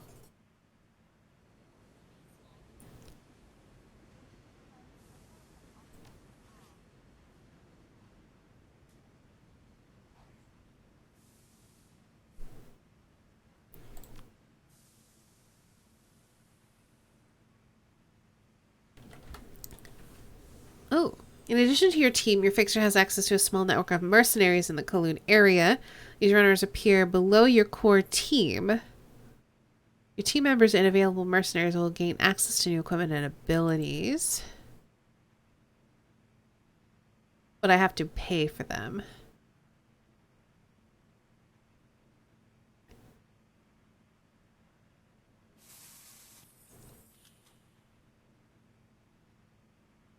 Interesting. There's like a bunch of like magician types. Well, anyway, we're gonna take Gobbet. We're gonna take Duncan, and we're gonna take Isabel because why not? They're kind of what I need to complete my team.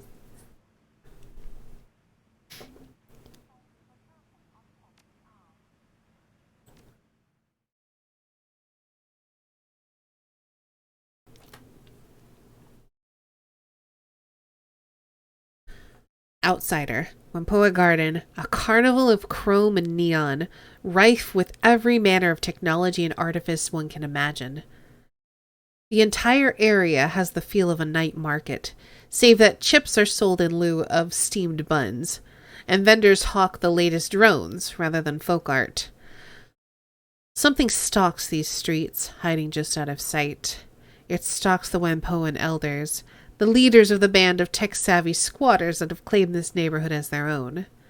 The streets smell of ozone and fear, and those Wampoans you pass in the MTR station have a haunted, furtive look in their eye. While the killer has struck only at the elder thus far, it may only be a matter of time before ordinary residents are menaced as well. It's like the system in one if you want to hire Matt Mercer or Felicia Day. Nah, I'm good.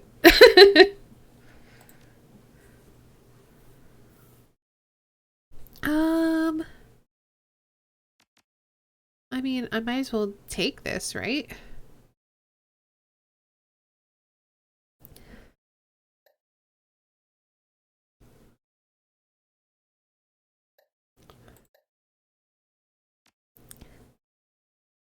Those were the first two listed hires. I figured.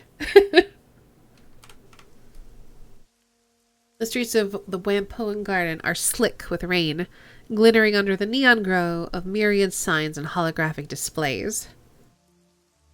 The sky reflects the same glow, painting the white apartment blocks the sickly orange of sodium streetlights.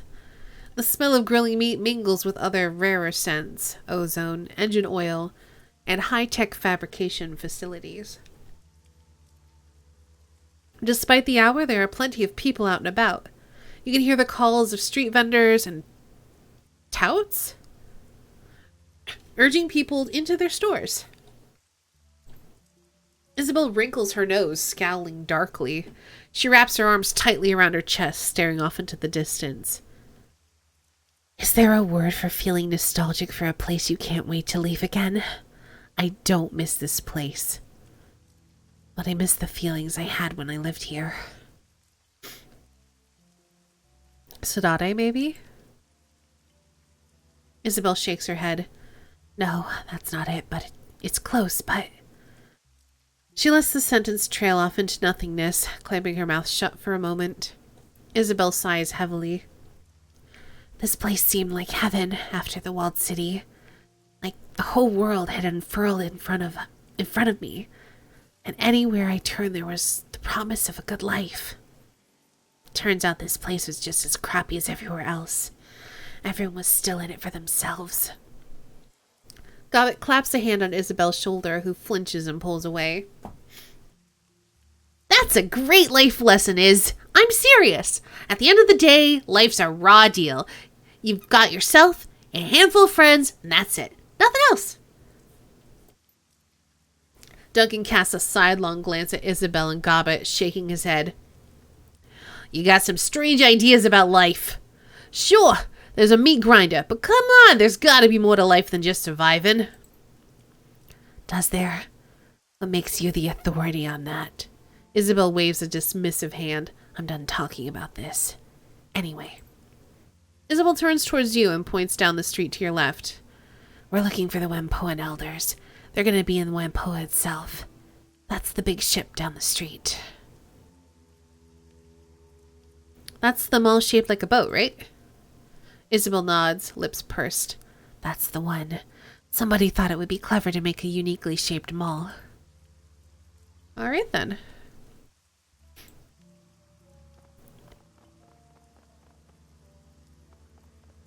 I heard he's not dead. He's just been all cut up. The elders don't want anyone to go inside without their permission. It must be pretty bad in there. I guess that's here? Yeah. Is there anything else exciting here? Probably not. No.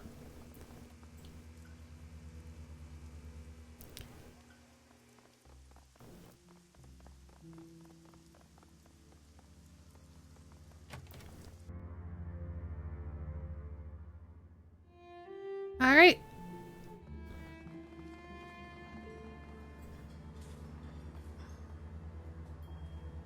This orc woman is festooned with small circuits, tiny trid screens, and speakers. The trid screens display snippets of trid broadcasts from every corner of the world. The tiny speaker play counterpoint with susurrus of voices speaking Spirithial, Punjabi, Kazakh, and other languages. Her expression is haggard, and she fidgets with her fingers as you approach. Welcome! Welcome to the Wampoa, my friend. I am Elder Nig, and these are the elders Tug and Ip. Nig gestures to the elf and the human. Is it Nig or NG? Or Ng? Who each incline their heads respectfully. Thank you so much for answering our request for help. We had nowhere else to turn. It's the least I could do. Under Tang's skin, glowing tattoos writhe and change shape. Tigers become cranes and move onto dragons. Interesting. Yes, well, we're under threat. One by one, we elders are being hunted by some monster. As you may have noticed when you arrived, there's been another killing just tonight.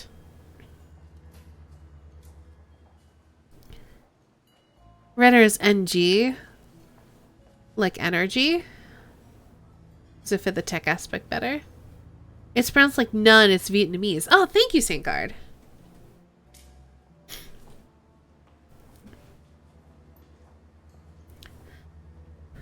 Ip crosses his solid chrome arms. Holographic readouts dance constantly over their surface, displaying diagnostic information about their state. Operating temperature, servo pressure, and a variety of other minutiae. He looks past you towards Isabel. Real world names work also? I mean, I figured it probably was. The prodigal daughter returned once more. I didn't expect to see you back aboard the Wampoa in my lifetime, Isabel. When you disappeared, Elder Yatund was very put out. I'm glad you're still alive. When you chose to walk your own path, I was disappointed, but I still understood why you had to leave. Ip pauses, tasting the air as he chooses his next words with care. I hope my lessons have helped you prosper.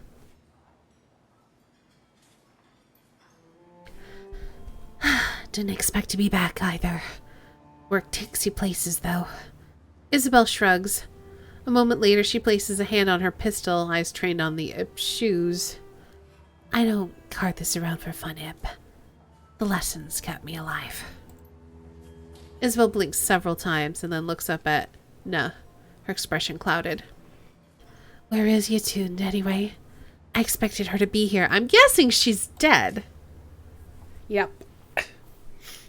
Nah shakes her head sadly. She reaches out a hand towards Isabel, who shrinks away from it. She's dead.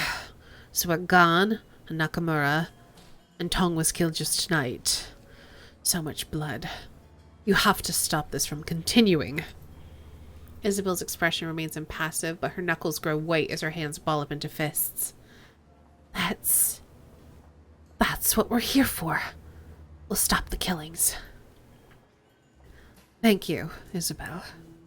Null lifts a hand, wiping away tears from her eyes. All right, what can you tell me about the murders? They started 2 weeks ago. The first to go was Gon. We found him in his apartment, eviscerated. Nuh swallows, grimacing at the painful memory. He'd been torn apart. His head had been ripped completely off and most of his skin flayed away. There was so much blood, it took us a week to clean out his apartment. That's a long time. Tang nods, running his palm over his forehead. The rest have been just the same. Always at night, always dismembered. Each scene is like a nightmare. And every time, no one's seen anything. It's like a ghost. What happened to Tong? The same thing that happened to the rest of the victims. Evisceration and dismemberment. We sent a guard to keep people out of his shop, but he'll let you in. When did he die? Sometime early tonight. He'd locked up his shop, but Ip stopped by to ask some questions about skilled chips he had. The door was unlocked and inside. Nella lifts her hands helplessly. She opens her mouth, but no words come out. Seeing Na's inability to continue, Ip takes over. Inside looked like a bad horror sim, just like all of the other murders. It had to have happened after sundown, because I saw his shop was open when I was on my way to get some noodles for dinner. Hey, let's ask the dumb question. Why didn't you call the police?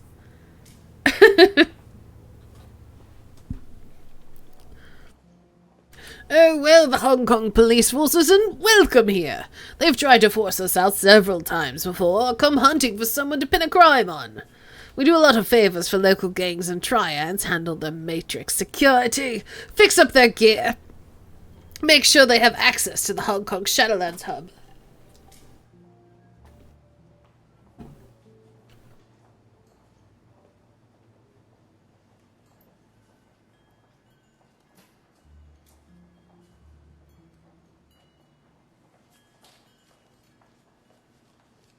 Jeez, these voices are really doing a number on me today, and I don't know why.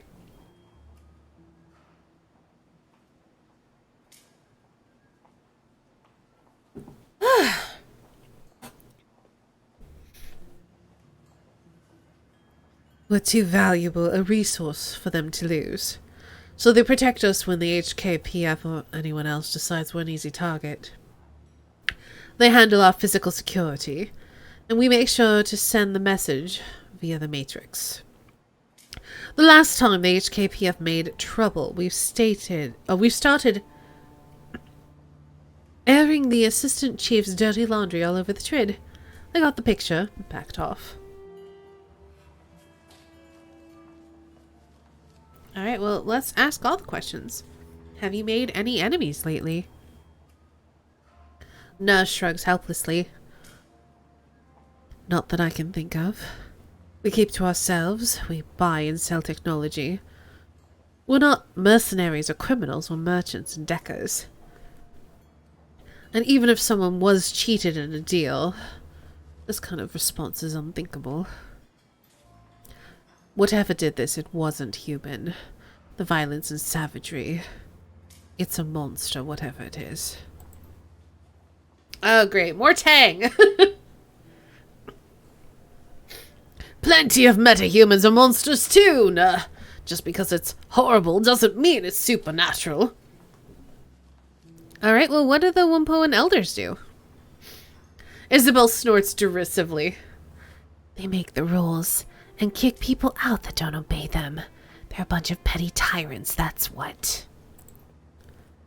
You're being unfair, Isabel. Our laws are for the good of the community. Tang turns to address you. We keep the Wampoa and its residents safe. We review trade agreements with outsiders to see if they're good for the community. We provide a guiding vision, like a town council. Well, I don't want to piss them off.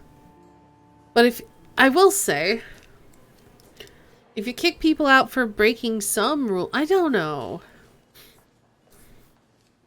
How do I feel about rules? And what do I say to their faces?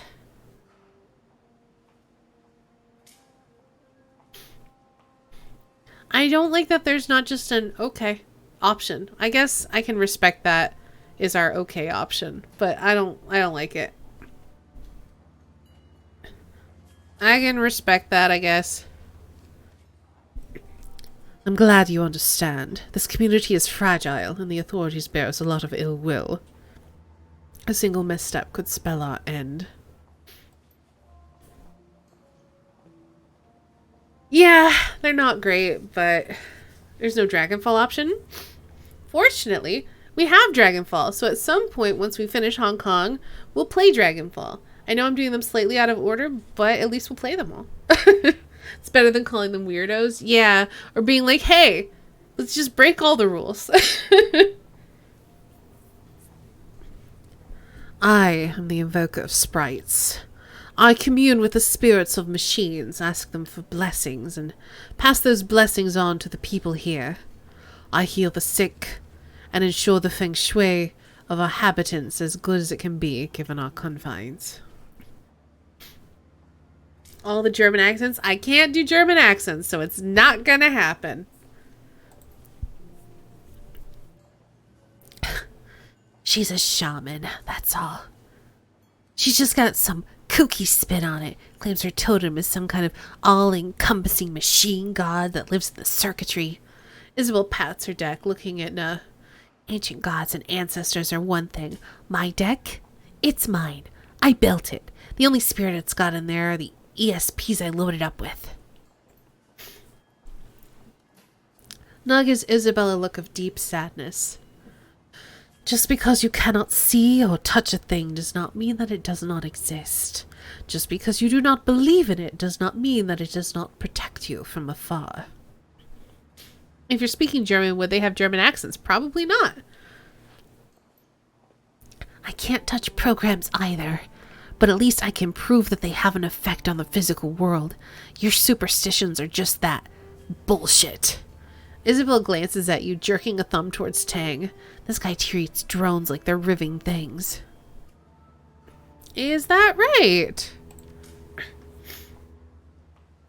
Tang extends his arms, palms up, as you watch the tattoos therein shift into a complex mathematical formula. Did make some effort at a few Turkish accents in the game. Fair enough.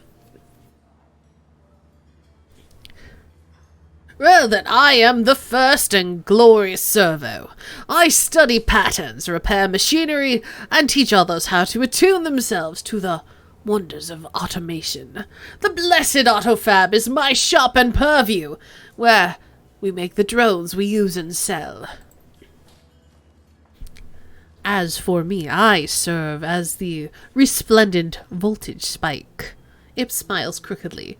That means I shoot people who try to screw with us. It's a fancy title for head of security. That's all for now. It might be wise to ask the residents of Wampoa Garden if they've seen or heard anything after you've gone to Tong's sensory carnival. They may have seen or heard things we have not. Hey, Ice Bunny. Can we kill someone stupid? I am actually going to try to resolve this quest without combat, but there may be killing. Welcome back, Sock. I also like Ip. Good to know. Alright then.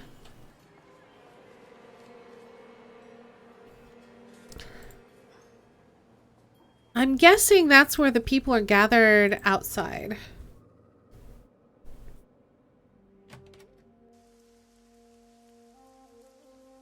I also like Ip because his voice doesn't kill my throat.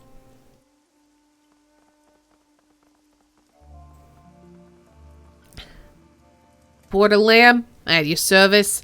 Elders told me you'd be coming. They tell you what happened to Tong? You got killed earlier tonight, right? Killed? Ah, that's rich. Killers where Beetlehead sticks a knife in you for your cred stick, or cops put two in your chest for not kissing up hard enough. This is something else entirely. This isn't killed, this is slaughtered, like a fatted calf. Watch yourself, there's a goddamn mess in there. Alright then.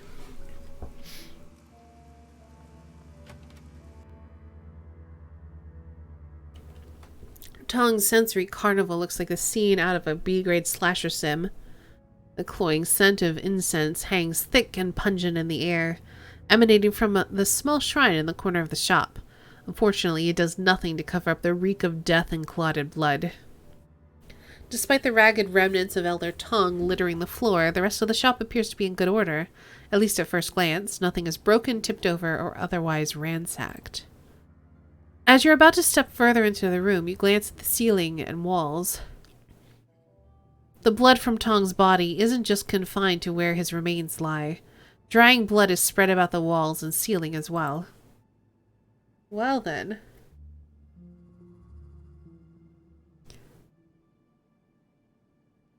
Tong's body is a ruined mess. The destroyed ruin of his face is barely recognizable. and what's left of his body would best be described as savaged. All of his limbs have been torn off, and a pile of flayed skin lies next to the remnants of the Wampoan elder. I guess I should say probably content warning for this quest. If we're looking at people who are being eviscerated and dismembered, I'm probably going to be doing some semi-graphic depictions of bodies. So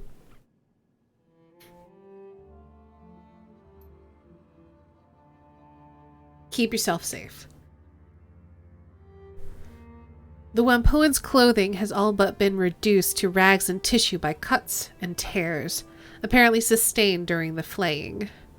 At this point, the only thing holding on to what's left of his body, and to a semblance of a human form, is the hair-thin fiber optics of his cyberware.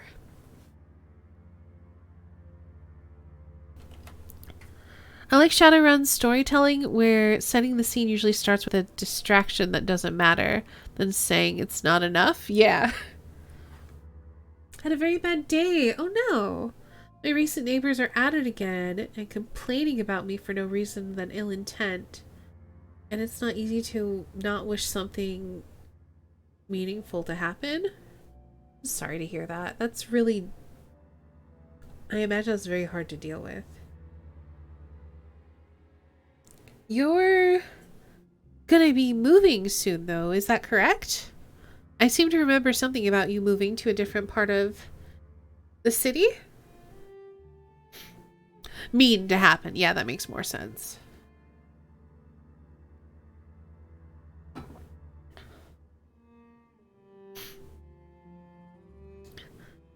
In this case, the incense of Vincine's distracting from the murder. Yeah.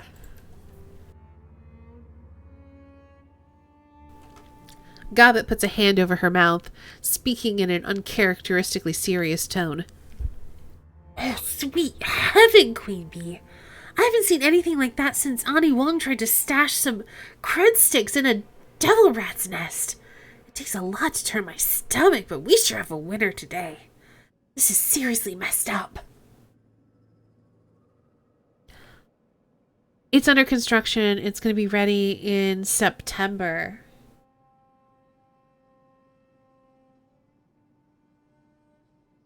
So yeah, you still have to put up with that for a long time.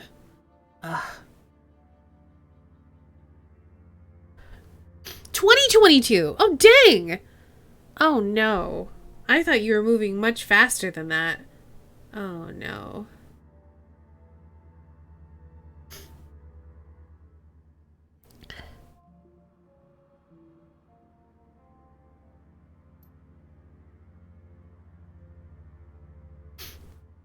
Well, I can't do any of this shit, so we'll have Gaba to sense the body.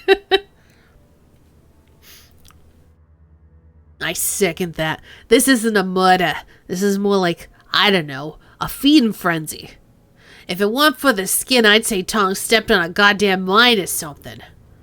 Let's have Gaba to sense the body. You're the boss. Man, this is gonna be unpleasant. Ugh. Gobbet closes her eyes, taking a deep breath. After a moment, she opens them again and makes a strange grunting noise. Doug's from Boston now? He's always been from Boston. That's been his voice the whole time, hasn't it?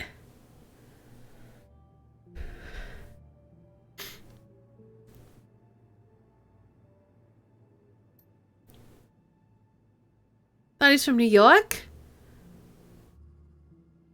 I mean, he's somewhere in that area.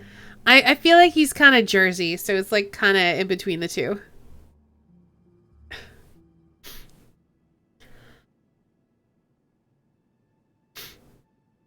There's no fear here, Queen Bee. They are very close action-wise.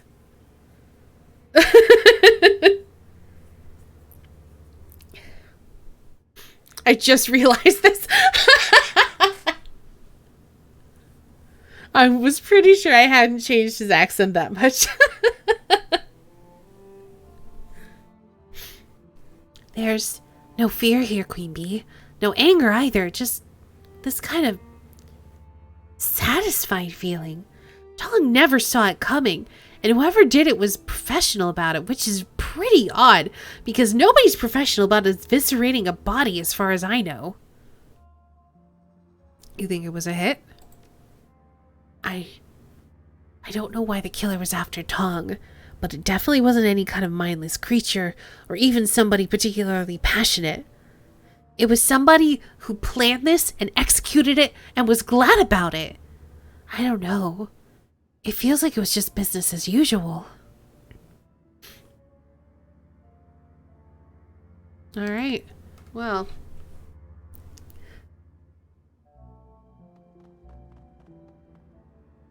The walls are covered in splattered and smeared blood, most of which is hardened into a crusty congealed paste. Thick tracks of it run laterally. It looks like the blood had been deliberately smeared. Hey, Coin B. I don't know a whole lot about the science and all that, but I know what blood looks like when it hits a wall, and this ain't natural. Somebody deliberately smeared blood all over these walls. See how it looks like it's got paint trails? That's because somebody used Tong's pots like a brush. Professionally eviscerated. Lovely, yes. So they painted his walls with blood. Why? Do I look like a psychologist to you? Maybe because they're a freak? Maybe they're one of those sick serial killers that sees the murder as art? I ain't got no clue. All I know is what normal blood looks like on a wall, and this ain't it. Some people have a bad grasp of art. I knew this guy in Kwantung who used to make music out of stray radio static and panic button calls and called it crisis wave, and it was awful. Magnus, hello, welcome. Thank you for hosting. We're investigating horrible murders at the moment.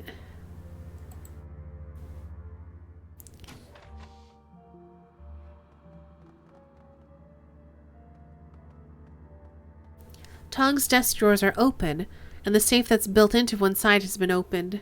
There's no sign of tampering, and the green light next to the word unlocked is blinking. Whoever opened the safe did it with a key fob. Inside are several blank cred sticks, but no sign of any money on them. Horrible murders in a top-down view, yeah.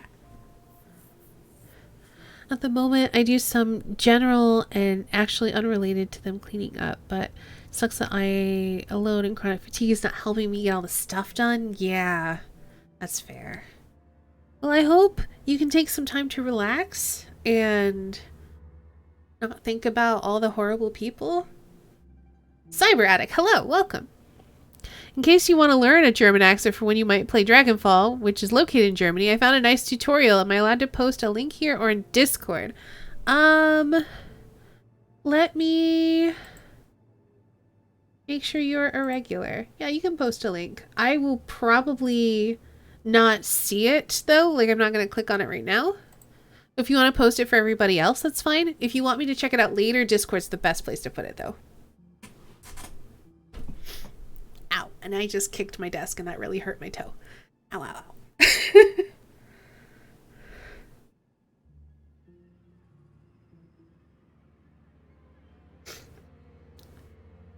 She's got me in HD. It wouldn't be a bad thing to have a German accent in my repertoire, so I can do then a bad German accent on top of all of my other bad accents. But yeah, at the moment I don't know how to do one.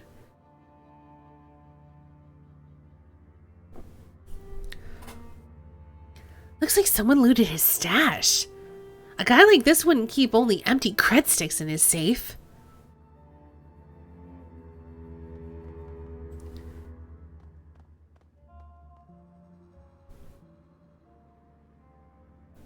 This is a Yamaha 95,000V SimSynth, a device for mixing and mastering SimSense chips. Several drive bays are empty, and all the chip jacks are empty. The screen is flashing a repeated error message. Warning, requested files cannot be found. Please return drives to bay and try again. The accent is very easy, is it? Discord then, thanks. But a bad German accent is a good thing? Still can't really do a German accent. It always comes out like a bad Arnold Schwarzenegger impression. Let's have Isabel debug the SimSynth. Isabel rattles out some commands on the SimSynth's keyboard, stepping away after a few seconds to look with satisfaction on her face. There. I put the drive warnings on suspend. It's in diagnostic mode only, though. Maybe we'll learn something? Maybe not. Drive error. Assist bus, okay. Memory, okay. Beginning core dump, please wait. The long debug spew that scrolls along the synth screen is filled with numbers indicating recent files, play lengths, keyframes, and assist peak levels. Based on the numbers you're seeing, Tong's SimSynth has been hacked to remove the peak controller levels from the chips he's been burning. A required operation to make BTL chips. The delta wave output for these chips pushed them dangerously into brain-burning territory. The file catalog for the high-peak BTLs indicates all the files and burned chips should be stored on the missing drives and whatever was in the empty chip jacks. Somebody cleaned out Tong's BTL stash.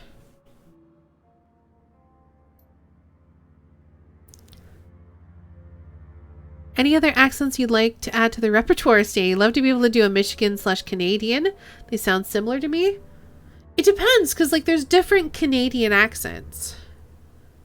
Like, people who are from the Toronto area do not sound that different from me.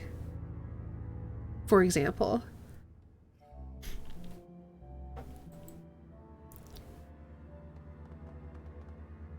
Tong's bathroom is immaculate and the drains are tiny. Whatever killed him didn't exit through here. Alright, well, we've looked at everything.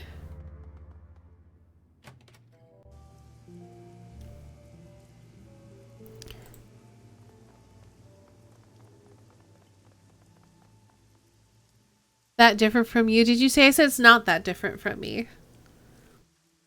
I've heard lots of, like, for example, Crizzle is originally from the Toronto area, though he lives in Newfoundland now. And he and I sound fairly familiar. There's also another Canadian, Jess, who I watch sometimes. I don't know where she's from, but she also does not seem like she has a very heavy accent. You're a lot closer to the border than I thought. Yeah, I'm real close to the border. Obviously, there's a lake between us. Most Canadians don't have strong accents to begin with. True. Oh, Drummer Boy also has a Canadian accent. He's from Canada. I think he's originally from Ontario before he moved out to where he's at now. But he also, like, sounds very similar to me. Detroit's right on the border. Apparently so. It's a word choice thing than an accent thing. Yeah, like saying, where is he to? Rather than where is he at?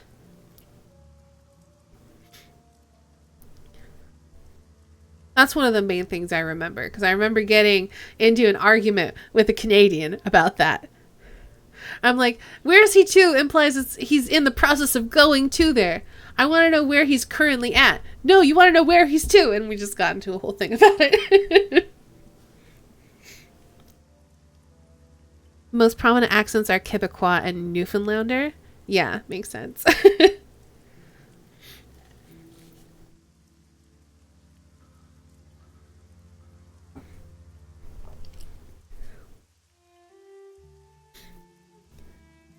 Like, to implies a process. At implies you're already at your destination. Like, you've arrived.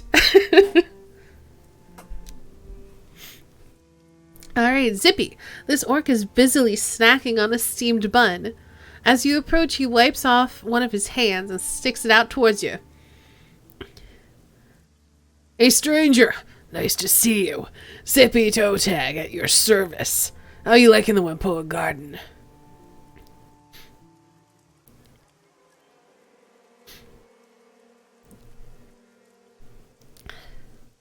I'm Queen Bee. Nice to meet you, Zippy. Nice to meet you too. Listen, I know it's a little forward of me to just say hello and whatnot, but I'm interested in giving you a hand if I can. Zippy gestures expansively at the squalid, neon-lit streets of Whampoa Garden. Reminds me, Canadian Judge is the last game of the Ace Attorney trilogy. I've been tempted to buy that because it's on sale currently in the summer sale, and I'd really like to stream it at some point, and I've never played anything beyond the first game.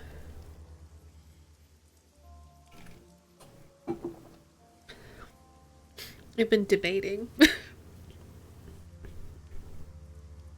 This is my home, at least for the time being, and I'd like to stop these killings. It's good. I mean, I played the first one. It was good. Hey, Ori. Zippy reminds me of Julian from the show Trailer Park Boys, does he?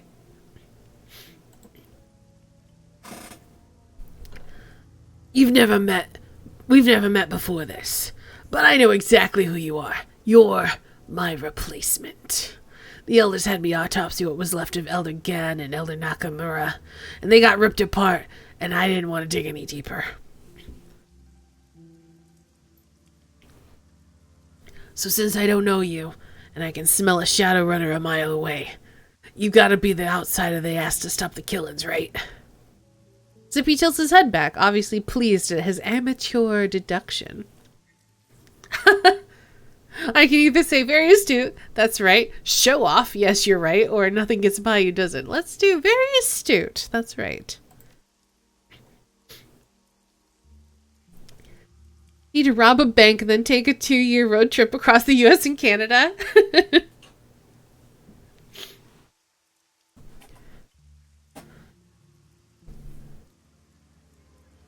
See, I have good eyes. A lot of good eyes, actually, if you're in the market for replacements. Only slightly used, and they only come from certified donors, I swear. A hearty belly laugh erupts from the orc, and he slaps one of his thighs in elation. Man, I killed myself. That was awful. Zippy shrugs, grinning wide. I know. I always wanted to be a stand-up comedian, but all my jokes are terrible.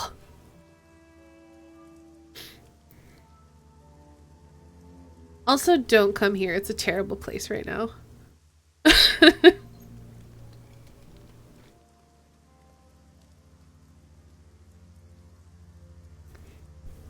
So, if you're not a comedian, what are you? I'm one of those only trained surgeons around here. I keep the other Whampoans healthy. I gotta practice down the road. Blind Chun's got a pretty good cyber doc, but he's basically an implant specialist and that's it. Dirk can marry me for residency? That's what I did when I moved to Norway. Went to the UK every 3 months. Dipping across the border every 3 months. There you go. You're not able to join the Discord. Oh, that's strange.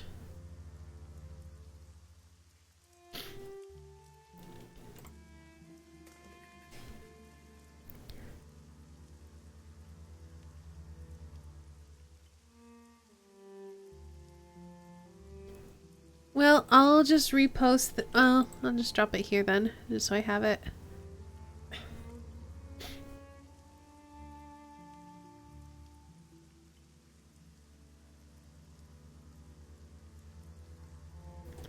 Cooked up a scheme involving a streamer commune and everybody marrying to get green cards at some point because I'm a communist.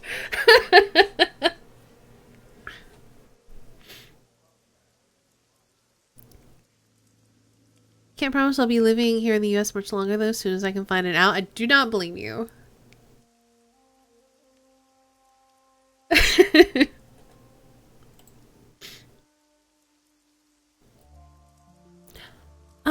Actually, hold on. Let me look at my Discord permissions.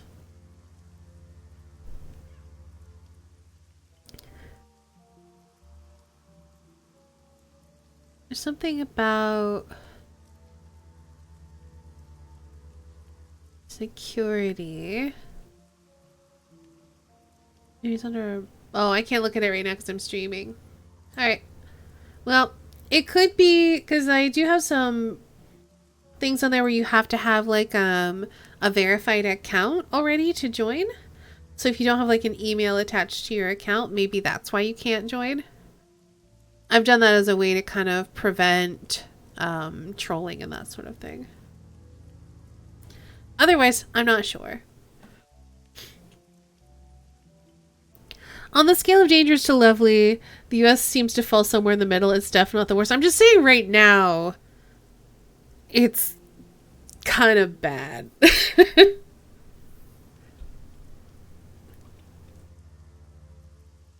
Don't some nations need both marriage parties to be already fully fledged citizens in the first place? I'm not sure.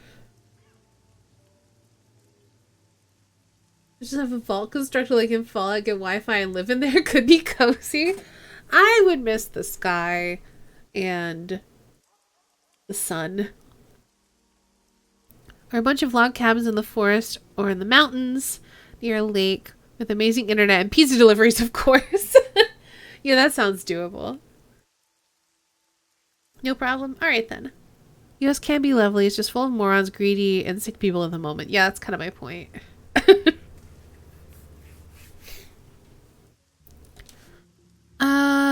How'd you end up here? I did my residency back in the UCAS. Could have become a real MT too. Things hadn't gone south for unrelated reasons. Zippy opens his coat, revealing a cyber deck. He pats it proudly. I also deck a little. I'm better at slicing skin than icy. Oh, ice, probably. Wempoa Garden seemed a good fit for me. Let me ask you about Wempoa Garden. Sure thing. What do you want to know?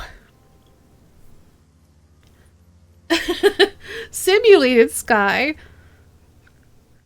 Come join Derek and I as standing. We'll jack into our own version of the Matrix and it'll be great. I don't know. I'm in the Midwest, Sock, and we get tornadoes.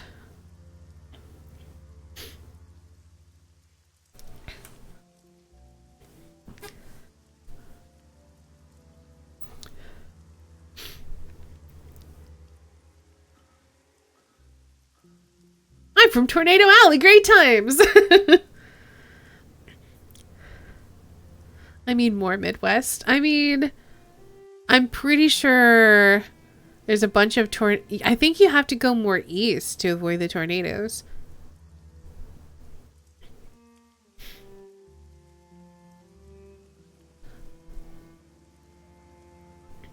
I think she means Colorado. Is that still Midwest? At that point? Your state's in the East. It's classified as the Midwest. The Rockies is the West.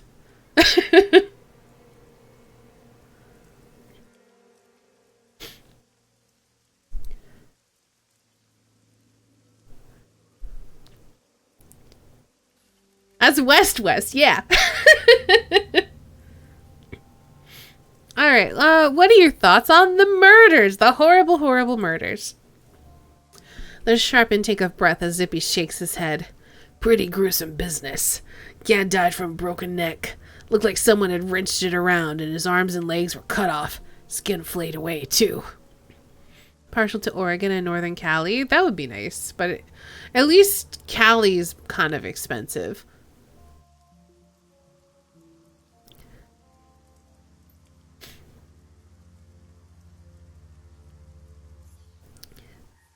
Nakamura had his throat ripped out by someone with pretty sharp teeth.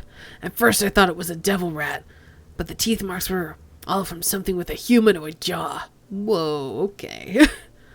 I didn't look at you too, and when I saw from a distance it was the same story. Didn't see much point since I'd seen it twice already. Eugene is cheap, and the green? That would be nice.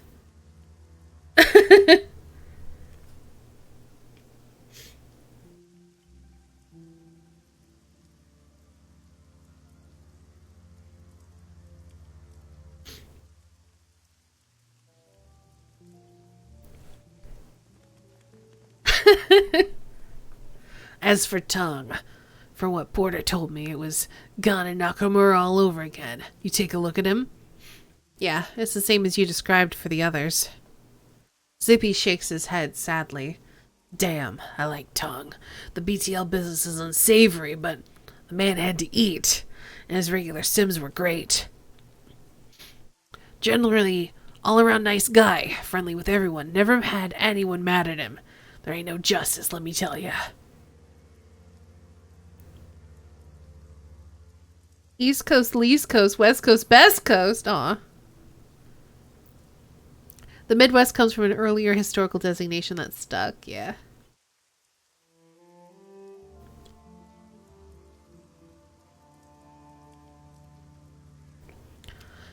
What can you tell me about the elders?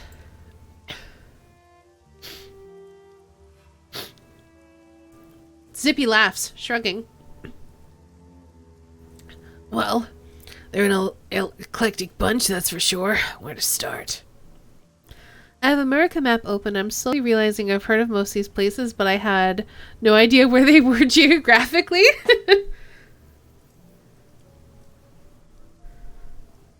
Yeah, I mean it's a big old place. Na's the spiritual leader here. She's the voice of the Wempoans, I guess. A lot of her close friends are really more of followers, since she's something of a priest for the machine spirits. Maybe it's a cultural thing for people who grew up here, but it's never called to me. Still, she makes a damn fine pot of tea.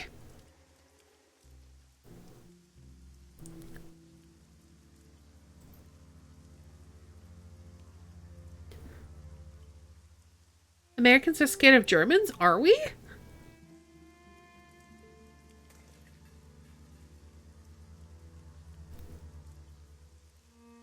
Ip's the muscle, and has an encyclopedic knowledge of cyber and bioware.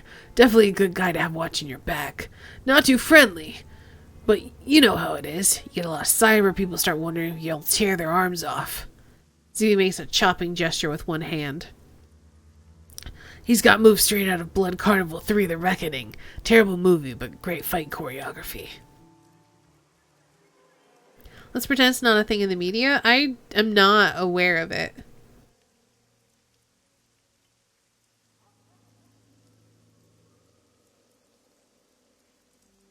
I guess I don't really interact with a lot of foreigners, and I don't really see them come up in the media. So it's probably something I'm just not aware of.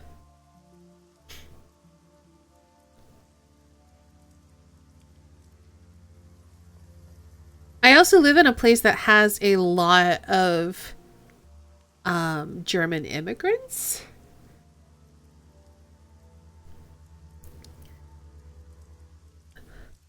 Oh, you're talking more action movies, which I don't watch. I mean, I guess there's the whole, if you're German, you're probably the villain, but that's also the case of, like, if you're British, you're probably the villain.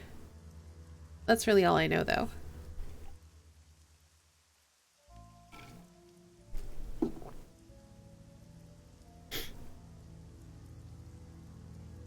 You're not feeling comfortable? I'm sorry, Sock.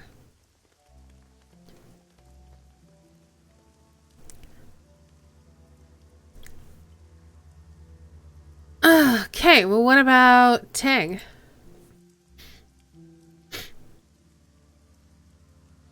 I don't know much about him, but I think he's got some kind of fetish for automation. Automation, geez, words. Found him cooing over some trids of automated delivery drones in a warehouse once. He works with drones, has a shop called the Blessed Auto Fab, was raving about the efficiency of the movement patterns or something.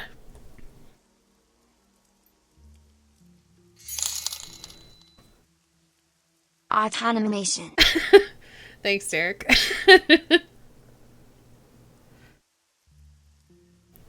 Well, Sock, no one is going to shame you for your nationality here.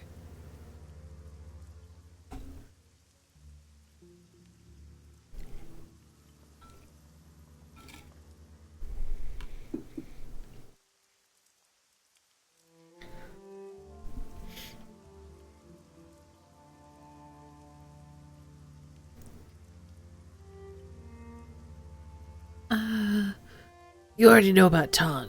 Ran Sims, BTL skills chips. Gad used to be a city planner before he had a nervous breakdown and got involved in statistical analysis. Zippy pauses to collect his thoughts. Nakamura came from the Fukuoka?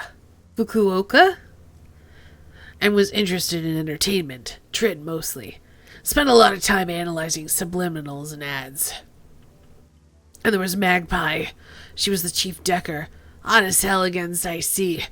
Build her own hardware. Salty old woman, though. Never met anyone who was quite as shrill or nasty when she was mad. And she was mad most of the time.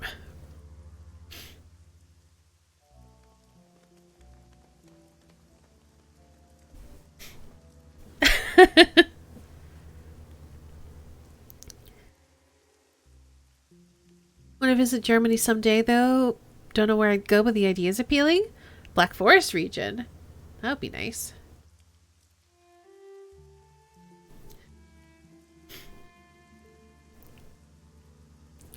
Wait, nobody mentioned Magpie to me. When did she die?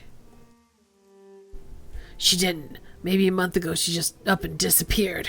Went to her shop one day and she wasn't open. Nobody's seen her since. Kind of a pain in the ass, too. She owed me some new analyze software she'd picked up.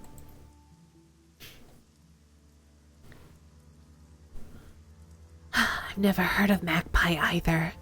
She must be one of the newer Wampoans. If she was the Decker, she would have replaced Elder Gao. No surprise there.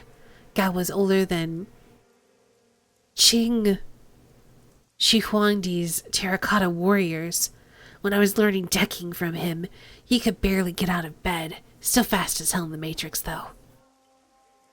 How can you be new and an elder? Isabel rolls her eyes. It's a stupid name.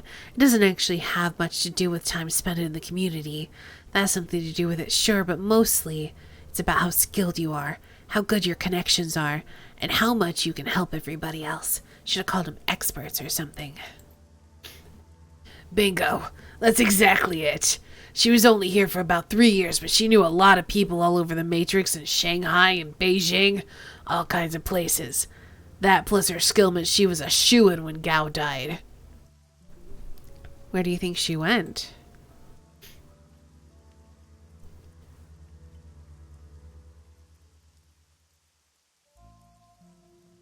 Love to visit Germany again, but I don't know when I'll be able to travel again. Fair. I'd love to go to Europe, but I definitely can't afford it.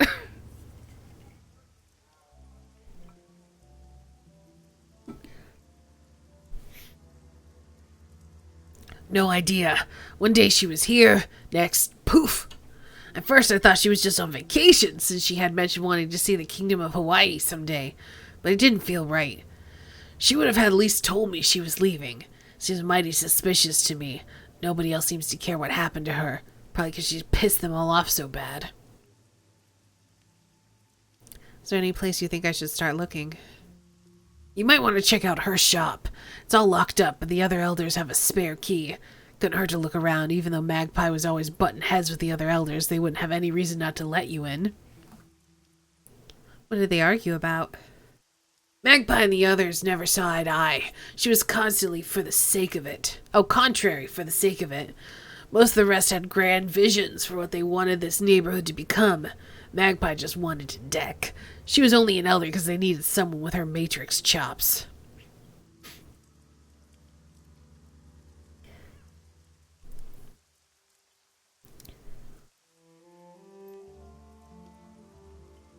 The last big argument was between her, Ip, and Nakamura.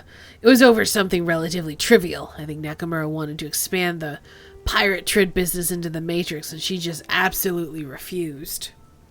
Why did she refuse?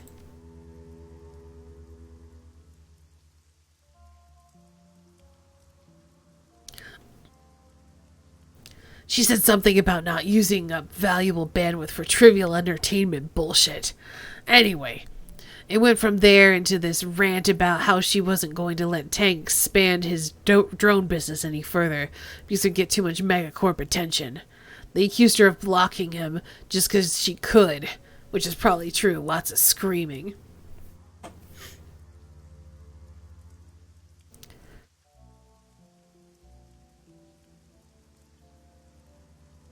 What do you mean blocking them? Everybody needs our matrix skills for their businesses to run properly. There are other deckers, me, or say, Mojnebi.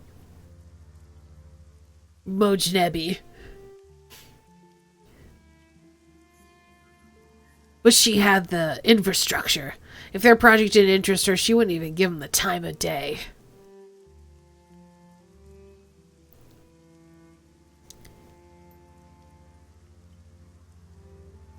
She's a real hardhead about having her time wasted, but she figures if she's not interested in something, it has no value objectively. Kind of a major blind spot, if you ask me. Sounds like she was critical. Yes and no. She was, but since she disappeared, either Ip's taken over running the Matrix infrastructure. He's not as good as she was, but his experience with drones makes him the best candidate. They wouldn't entrust something like that to anyone who wasn't an elder, so there you go. Alright, see you later, Zippy.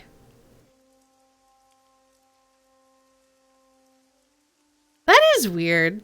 That lost sock.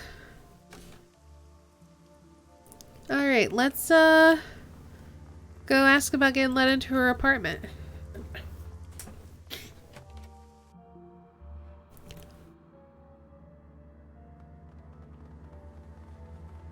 Oh, there's someone there to talk to as well. Is there anything else we can do for you, Queen Bee? Why didn't you tell me about Elder Magpie disappearing? Why would we have? Her departure from the Wempoans isn't related to your investigation. It happened before the killings began. I'm certain she's just off sulking somewhere. Nuz's tone is profoundly indifferent. No doubt she'll come waltzing back next month, all full of attitude that life dared to go on without asking for her permission. If she does, we'll welcome her back. Despite our problems with her behavior, her skills make her extremely valuable. I've taken over maintenance of our Matrix infrastructure in her absence, but I'm nowhere near her level. The best I can do is ensure nothing breaks down until she returns. I'd like to take a look around her shop. Do you have the key? Yes, but there's a lot of sensitive equipment in there, including our community servers. We don't let anyone who's not one of the Wampoan elders in there. Why would you need to look around? We'll use our charisma option. Listen, you wanted me to find the killer. If I'm going to do that, I have to explore every possibility. Yay! Very well. Take the key and look around. Just don't break anything or shut the servers off. Was there anything else? I'll be going now, bye!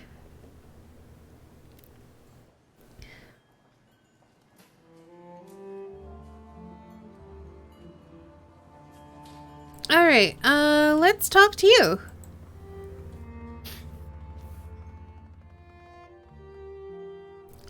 The owner of the shop barely looks up from his PDA while greeting you. His tone is one of immense boredom. Welcome to Me Wong Matrix Materials, aka MVMM. What can I get for you? Yeah, I'll take a look at what you have for sale. You got... Ooh, a new drone. Mark II. Tempting. But I might need one of these, so I'm gonna wait. Bye.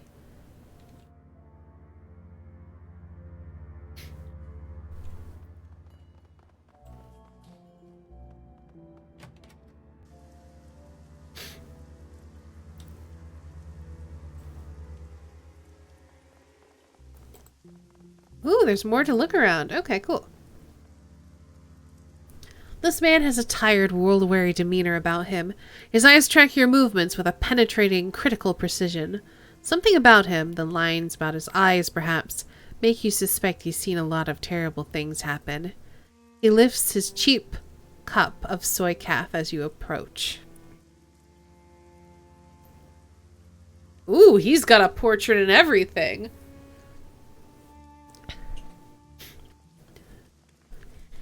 Let me guess. You are freelancers elders are paying to look into murders around here.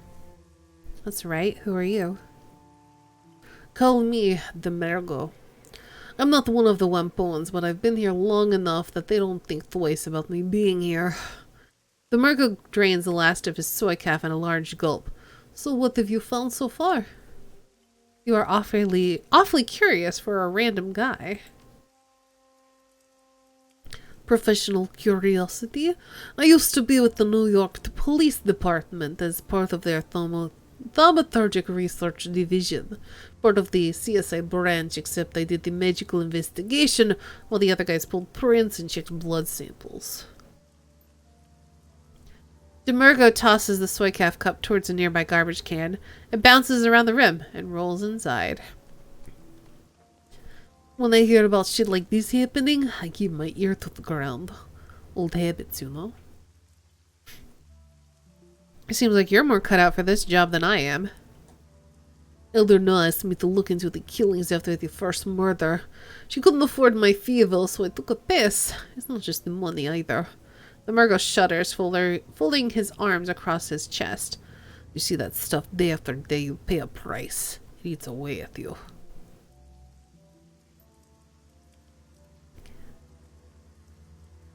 You know what it's like to feel all that sickness and anger every day?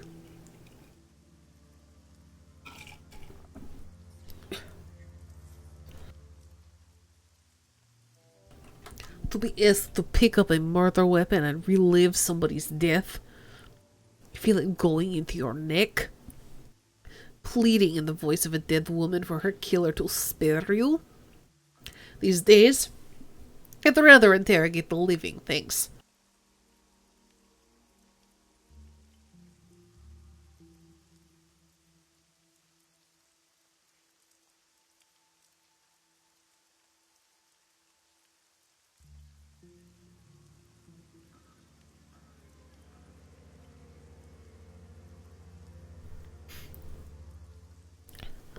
That sounds awful.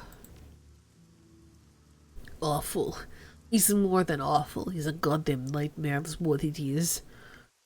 One I couldn't wake up from for a long time. Sometimes, you just have to cut and run. Start fresh. At least now I can pick my own jobs. I can read objects. It's called psychometry. A little trick I managed to pick up. I don't really know how. I want something I can tell you what happened to it, who owned it, how it killed someone, if someone loved it or was afraid of it. Useful. But it'll tax your heart. And before you ask, no, I'm not going to read anything you find. I already told No I didn't want any part of this. You want advice, I will give you that, but I'm not getting drawn further than that. So aside from that, is there anything I can help you with?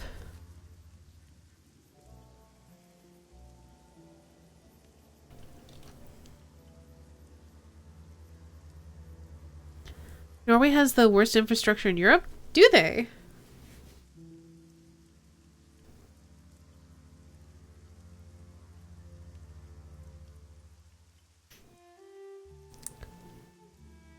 Well, let's go through all the dialogue options. What can you tell me about the Wampoans? Not a bad thing to drive slow. It's good to be safe. That's true, but those are not badly covered. They're just badly planned. I see. I read something specifically about the Autobahn and how driving slower on the Autobahn can be dangerous. But I don't remember specifically what I read.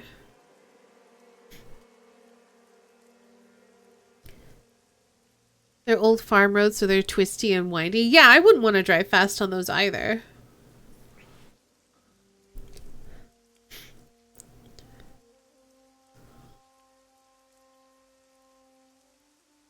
I don't know much. Even though I've been here for almost 2 years, I'm an outsider. They don't really accept anyone who is not much of a tech nut as they are. I'm just a crazy mage that lives down the road. Demergo pauses and looks off into the distance as he collects his thoughts.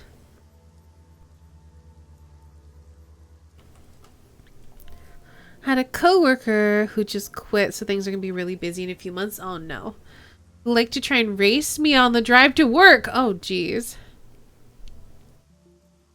I always drove normally, but once he was driving alongside me in the middle of town. Why?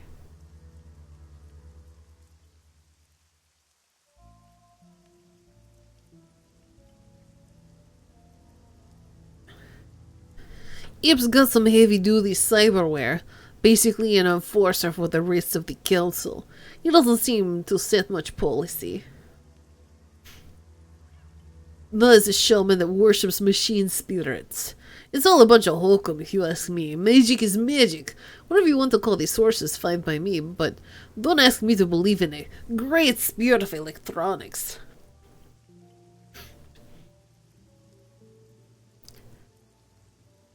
How's it going, Dezo? For a second, Demergo turned Transylvanian. I'm telling you, all my accents are bad.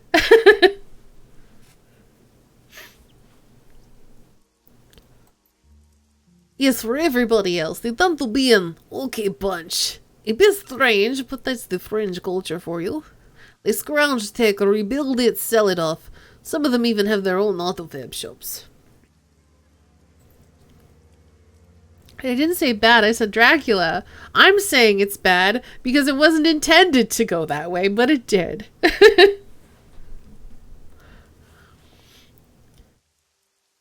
Their stuff's pretty high quality too. People from all over Asia come to shop here if they need something rare or unusual. Tiny little community, all things considered. Tong wasn't afraid when he died. He was caught by surprise. Demergo arches an eyebrow. That's not what I would have expected. With the amount of mess at each scene, the victim should have left behind a hell of a lot of fear and pain. Are you sure? Very sure. Tong died tonight, so the astral signature hasn't had time to fade. There's only a sense of perfunctory accomplishment. Then it sounds like it wasn't a crime of passion. A planned attack would have that kind of resonance in my experience. It's possible for the gore show is to throw off anyone looking for the actual reason. Demergo closes his eyes and starts to nod. Yeah, if I wanted to kill someone and get away with it, I'd try to point the finger at some kind of monster.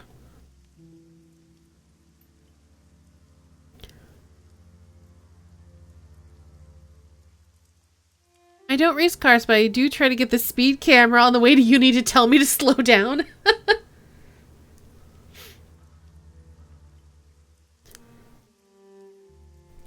You were going 90 and a 60? Well, then. Who goes 60? I don't know. Yeah, I know that you're talking about kilometer. It's like 50 mph. How much is 60 then?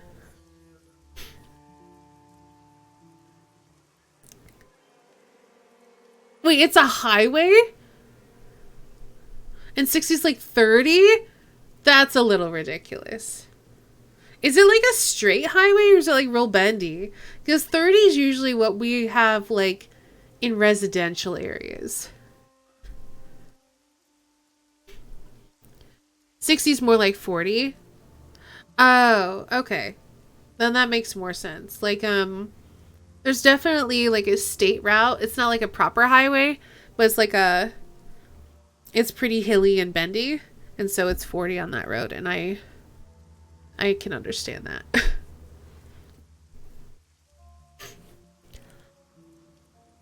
Oh, it's a 4-lane highway though? I don't know then. Demergo opens his eyes and smiles a thin, humorless grin. Basic investigation 101. It's usually the simplest explanation, but don't discount other possibilities. So you think the mess wasn't incidental? It's a possibility. Ask yourself this, if the mutilation happened after Tong's death, why would the killer perform this kind of ritual? Serial killers who engage in that kind of ritual don't feel perfunctory about it in my experience. It tends to feel more like they're taking communion. It's a religious or sexual feeling most of the time. If this didn't feel that way, I don't think the killer is actually pathological. 50 is 30, 60 is 40, 80 is 50, and 120 is 70. I drove a British car in Switzerland for almost a year, so you know all the conversions. Fantastic.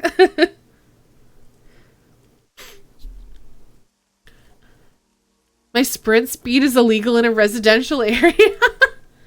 How fast can you sprint?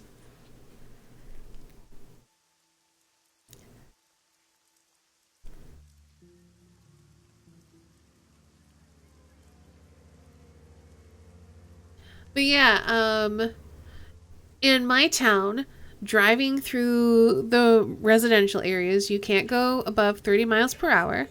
And if you're going past the school zone, you can't go faster than 25.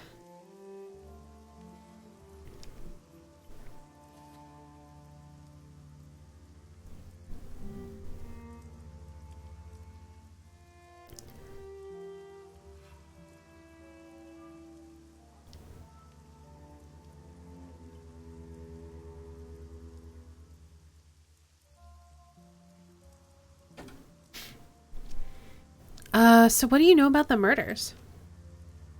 56 kph is pretty fast.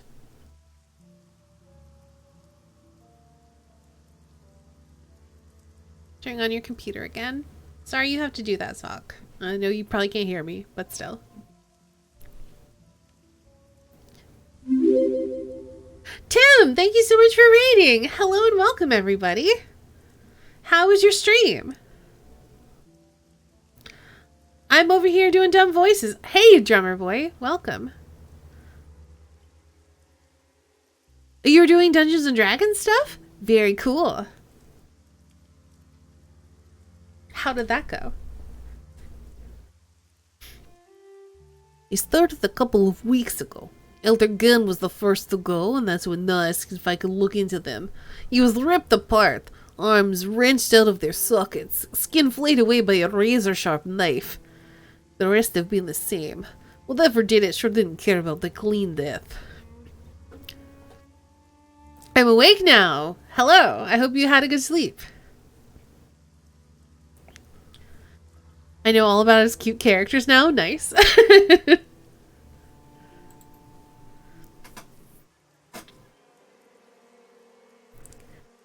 And he broke the bad news Dritz is not popular? I mean... And Dritz is my fave? Aw.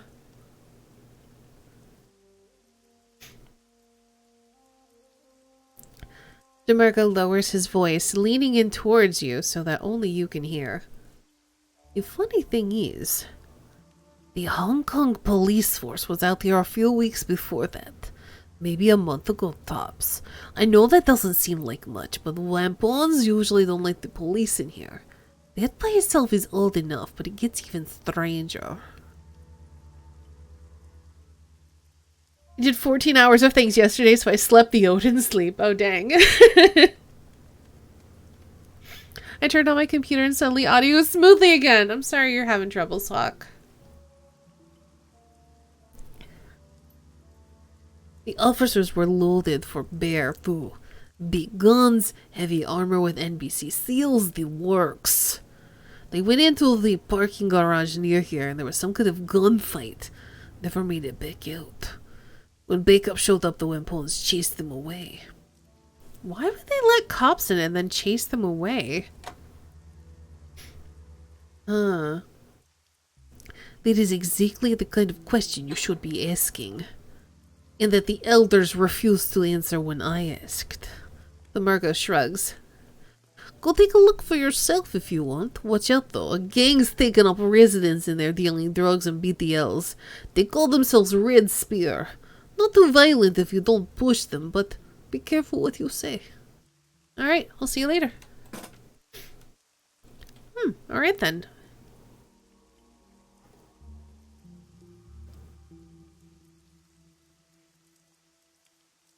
Didn't go into a lot of world building, talking about all my characters. At least I have something to do for the weekend now. Well, that's good. Talking about your characters is always super fun. So I'm guessing, yeah, that's the parking garage. I want to go into Magpie's shop first. This dumpy-looking man is busily hawking a variety of grilled spherical treats of various sizes. Some are sold individually, some are skewered on sticks, and some are packaged up in sets of 4. A sign in front of the cart reads, Keita's 1 yen yatai. A cacophony of small trid screens are attached to the cart, each playing a different trid show.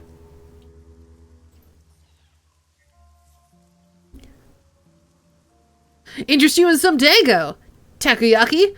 Maybe a nice nikuman? That's a pork bun with a Japanese twist.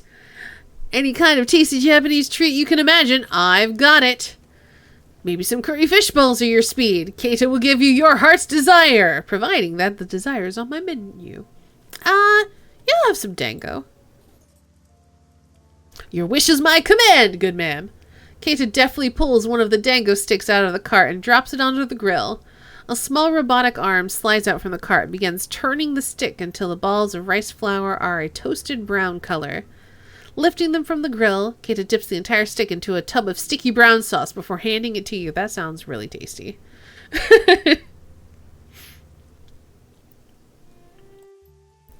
The snack has both a sweet and salty flavor, reminiscent of sesame seeds and soy.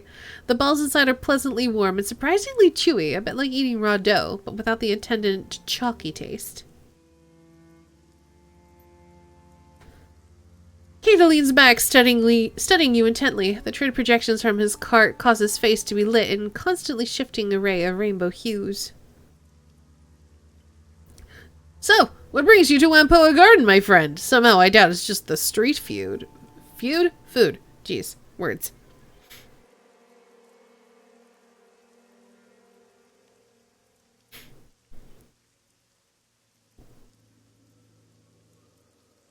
Just here on a job. Keita nods, just once. I can respect that. Sometimes the tides of life take you to strange places. And few places are stranger than this one. Ha! What can you tell me about the people here? We're tech heads, deckers, riggers, trid pirates, and everything in between. If I had to define this place, I'd say it's Asia's mecca for people like us. As for the elders, I can give you the basics. I'm a small fry, so we're not exactly on social terms. Nuz is some kind of crazy tech witch.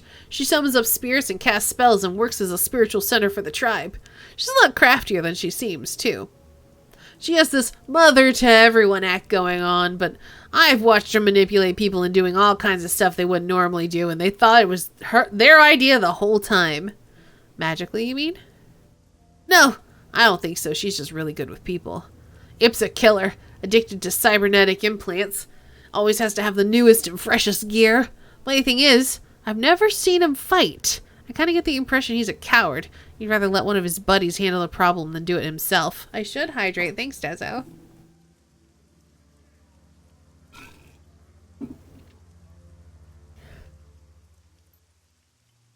All I know about Tang is that he loves drones and does a little decking. Frankly, I find him kind of boring. All he talks about are neural networks, dark knowledge, and the evolution of machine learning. Like I said, boring. What's with all the trid screens? Keita beams and gestures excitedly at them. You like them? I love trid operas. Chinese, Korean, Japanese, Indonesian. Doesn't matter. This way, I can watch all my favorite shows without missing a beat. And I can work at the same time. Pirated trid is my other business. I rip streams in the Matrix, tap right into corporate feeds, and resell them on chip out here. Keita's face falls a bit and his enthusiasm wanes. I wish I could pay the bills, but my food cart's a lot better at that. I don't know why, but most of this other Wempoans seem to, sim over trid. I don't know what they're missing, though! One episode of 1,000 Cranes of Autumn, and they'd be hooked for life! I'm just at the part where Orin has confessed her love to Takayama, but he's got to get his mech suit out to the front lines of Mars so he can't be with her. Downright heartbreaking, I tell you. Thanks for rating, Tim. Have a great rest of your night. And we'll see you again soon.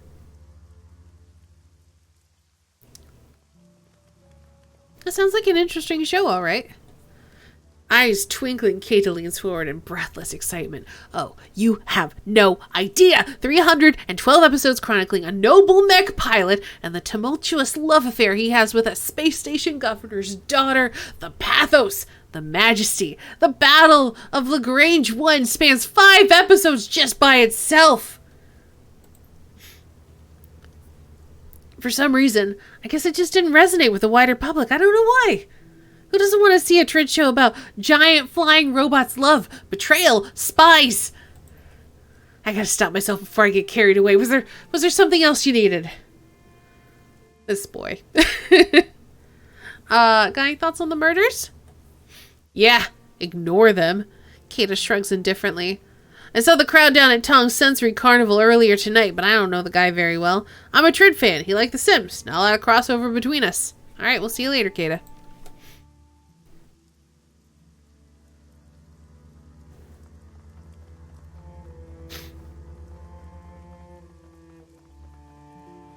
Ooh. Breaker Hui. Can I find someplace indoors to sleep? It's dangerous. Mo Nebi. Oh my. An imposing troll stands in front of the stall, overflowing with weapons of all sorts. Pistols, rifles, and even brass knuckles overflow onto the rug around him. Oh there. You look like a woman who understands the value of self-defense. Breaker Hui, at your service. I can promise you, I can help you defend yourself. What do you say? Want to take a look? I'm more interested in information. Yeah. Tell me what you want. Maybe I can help you.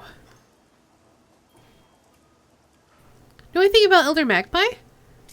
Never met her, thank God. She ran with the Deckers mostly, since she dealt with chips and software. I heard she was hard to work with. I think the phrase I overheard was that she shrieked like a harpy with a fresh corpse. I don't know, you should ask Zippy though. He's a sharp one with a deck, so he'd know better than most. What about the murders? Just that the elders have been getting hacked apart. I've tried to stay away from it all. No sense painting the crosshairs on my own forehead, right? The troll shrugs indifferently. I'm nobody important, and I aim to keep it that way. Aside from Tong, who slings the beetles around here? The Red Spear Gang. They run up here sometimes, but don't cause any trouble. Check out the parking garage south of here, though. They usually hole up in there. Step light, though. If they don't know you, and you cop an attitude, they'll put you in the ground. Funny thing, I heard there was a shootout with some Hong Kong police in the garage a month ago. I was away in Beijing at the time, so I didn't see it directly, but everyone was talking about it when I get back. What do you know about the murders? They did. Why is that funny? Because we don't let HKPF in here most times. We shoot at them if they try. Every time they come in here, it's bad for us, because they're always looking for a scapegoat. Why would the elders let them in? Nobody knows. What's your impression of the Wempo elders? Can't say I associate much with them. They organize big trade deals with the Loho Jowa pirates, the triads, legitimate businesses. They tell us if somebody's been blacklisted and dispense justice when someone breaks the rules. Beyond that, they leave us alone, and I leave them alone. I'm just not important enough to register on their radar. Alright, see you later. Let's talk to you. Hello.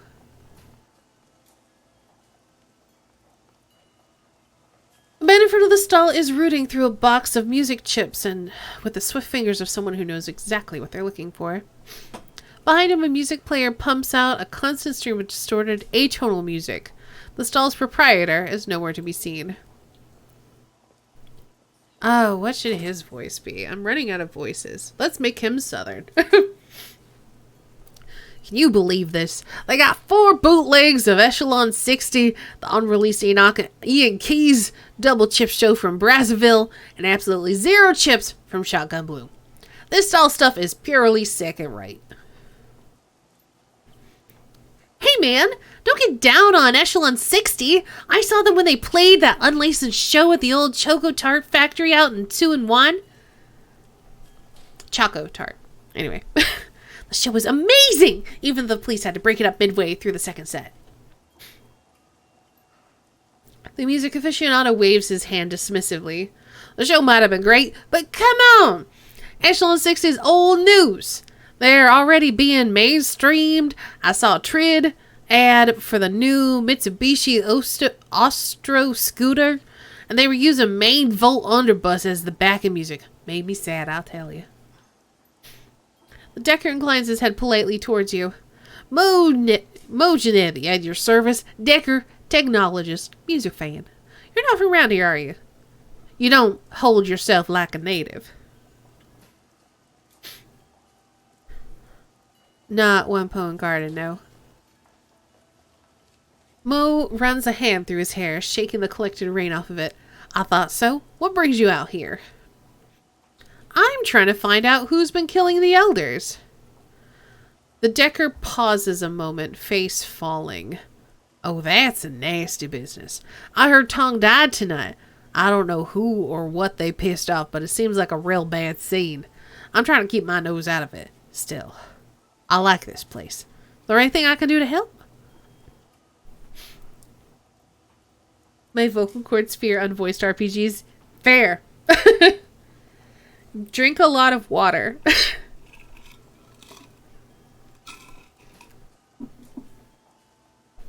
What can you tell me about the Wampoans?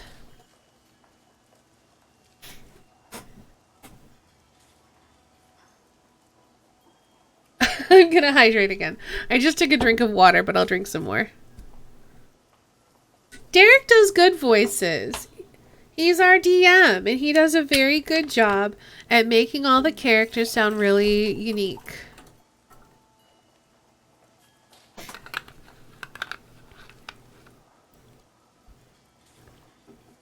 Yeah, he's a very good DM. It's just like teasing him. That's fine. You can tease him. I'm just saying he's a very good DM. He is very teasable.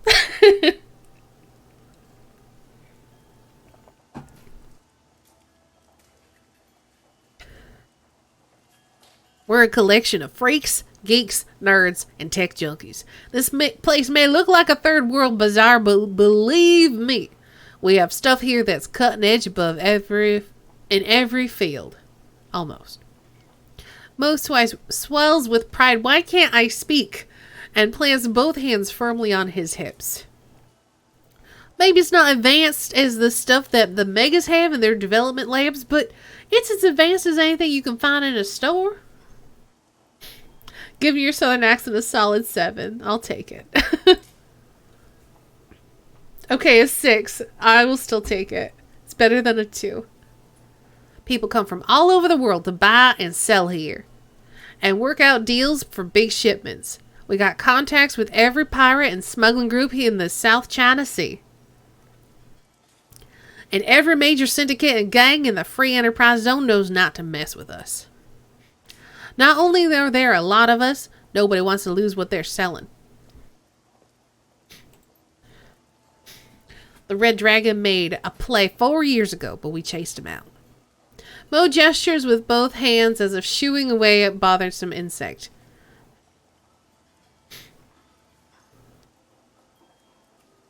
Scooted off to Homeland 10, and they never been back. It sounds dangerous. You must have pissed them off. No, good for you. That's how you survive.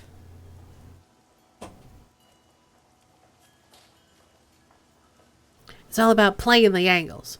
Sure, it pissed him off, but we sold goods to the Yellow Lotus at a discount. In exchange, the Yellow Lotus kept them off our back. You don't have to beat up the big guy to win. You just have to make him step back so the other big guys see he's off balance. Stand up faster for the megas. We're about survival, just like everybody else in the shadows.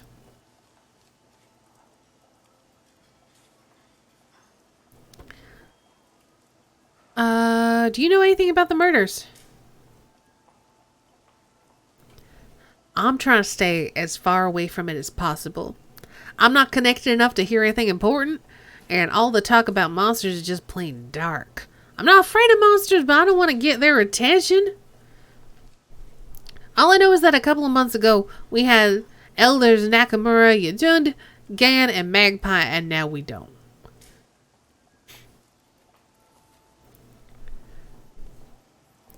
I've heard about Magpie. Sounds like she was kind of vicious. To be blunt, she's a hateful, shrewish old badger of a person. It was always her way or the highway. She'd butt heads with the other elders over damn near anything. The last fight she had was with Tang over something or other. I guess she ended up throwing some of his micro drones into a deep fryer and threatened to kick his ass around the block. What was her line of business?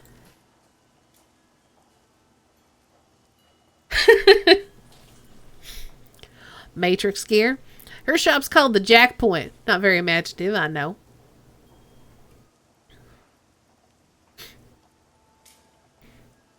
She's always had the hottest programs, the best chips, and made some killer decks for anybody who's really willing to pay her rates. Cost plenty of Nuyen, but she was one of the best in the business, at least in Hong Kong.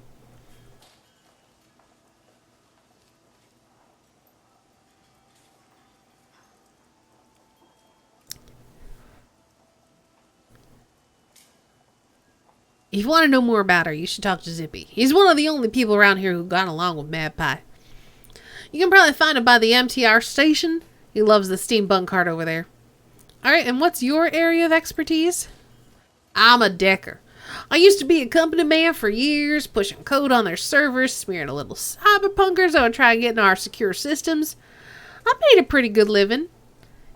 Had my own place on the 40th floor of a corporate skyscraper. It was that kind of thing the Sims teach you everybody reaches for. The dream life. Oh, hey! You went back to Sir Auric. No one could pronounce Oracle. Kept getting people calling me Orikul. That wasn't my name.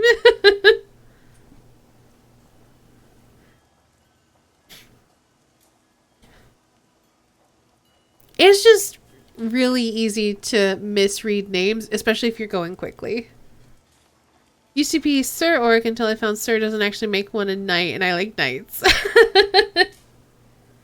And then you became an Oracle for a while. But no one else got it, I guess. Oracle, I choose you!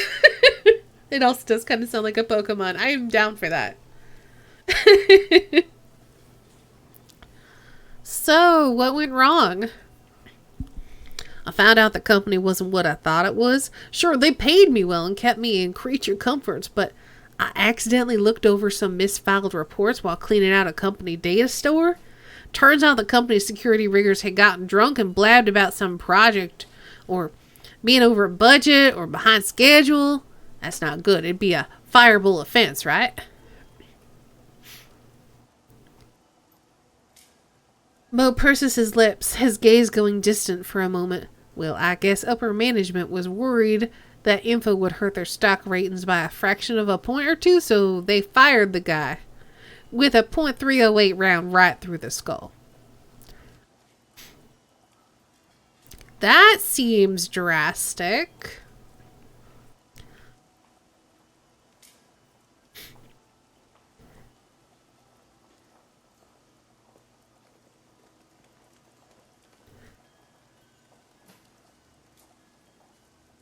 It may only have been fractions of a point, but I guess that was still tens of millions of Nuyen. I guess that went beyond a firing offense, directly into murder territory. What's worse, since I now knew about both the project and the murder, I could be next in the firing line. So, I knew I wasn't worth the expense to hunt down as long as I kept my head down, so I came out here looking for like-minded deckers. I guess I ended up staying because I could get a semblance of community out here, and I couldn't get that many other places. Well, I'll see you later, Mo. Thanks for telling me your life story. I know, people saying, hey, your name is cool doesn't always help when you don't feel like it's cool yourself, which is my issue. I mean, that's fair enough. The important thing is that you're happy with your name. Anyway, we've been going for a little over 3 hours. So let's save it because we haven't saved in a while.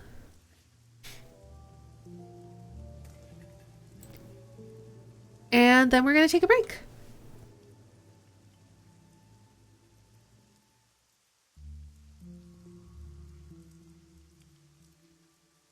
You're happy with your IRL names? That's good.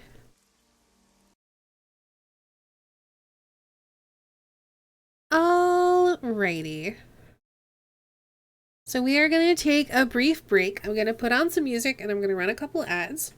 Get up, stretch your legs, get a drink, take a break yourself, and we will be back in just a few minutes.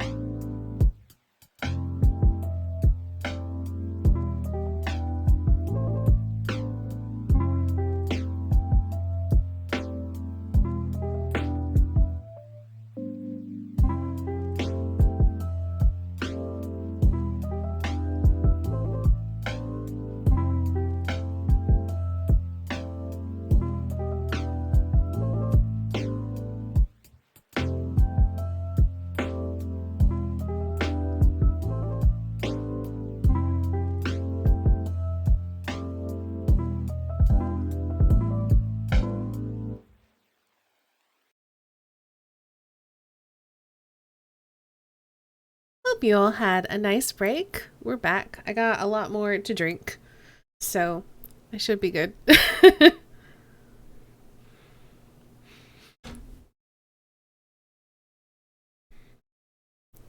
Oh no, if we're talking about psychology, I minored in that in college, so I have some knowledge on that.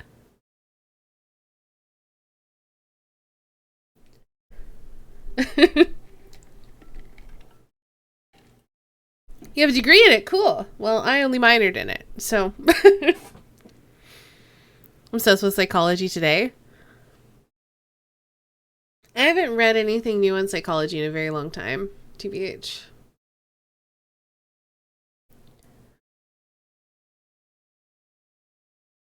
Ooh. How can you successfully run ads on your channel? I don't know. Steam, you or Twitch, you tell me.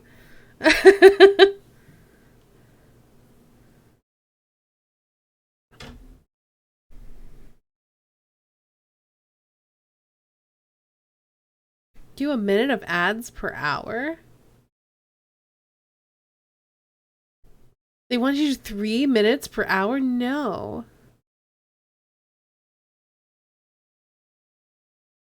Jeez. Alright, anyway. You minored in history, so ask me anything about Soviet Russia. Interesting.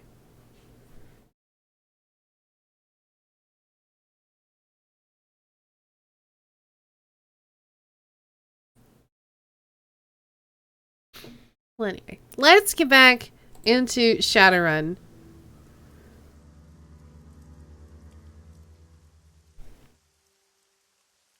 Where we have only the best name.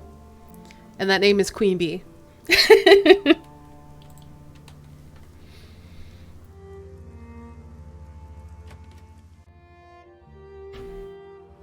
I like Auric, but you read it as Orky. Interesting. I find that interesting because, like, I tend to call Auric Ori. In StarCraft 2 days, when the pros would run an ad after every game, every 10 to 30 minutes, dang.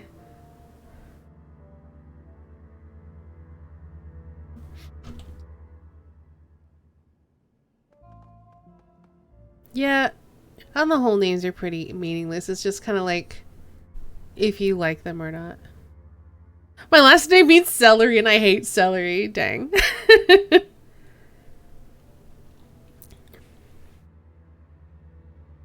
This bin is full of assorted chips, peripherals, and add-on modules for cyberdecks. They don't seem to be arranged in any coherent fashion and are spread across the felt surface. First name's Valor and Honor in Battle. My first name is super religious. And my last name is, what do they call it? It's like a location-based name. It's basically, I'm named after a place where my ancestors come from. So, it's not super exciting.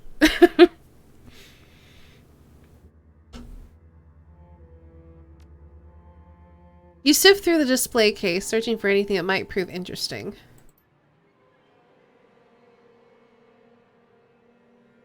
Nordhall, Northern Valley. Oh, okay.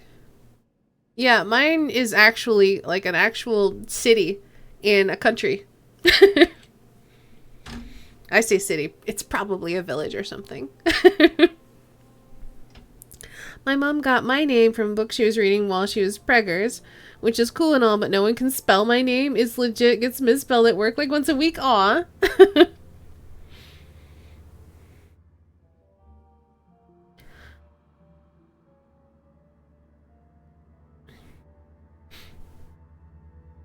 You don't like Orky, and that's part of the whole reason I kept rebranding it to make it was obvious it was Auric. Amaya, thank you so much for raiding. Hello and welcome, raiders. I'm going to finish reading what Auric said, and then I will welcome y'all here, and I'm sure someone will give Amaya a shout out.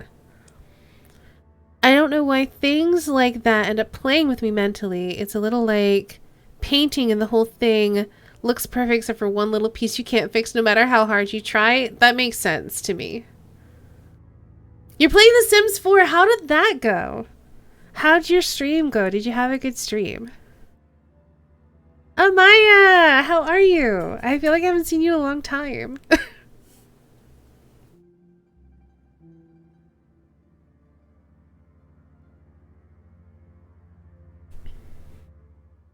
A llama.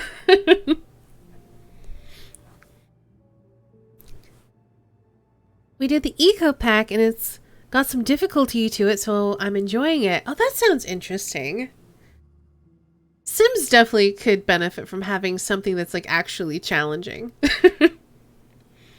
Hello and welcome, Raiders. For anybody who doesn't already know who I am, I'm Astaney. I'm a variety streamer and art streamer, and today we're playing Shadowrun Hong Kong, which is a tactical role-playing game. The combat's kind of like tactical-ish. And we're also talking about names for some reason. You're one of the few to actually seem to know they say a Yama instead of a Maya. My IRL first name is always butchered, and my parents named me after a flower they were growing, and I have to contact gallery to that plant.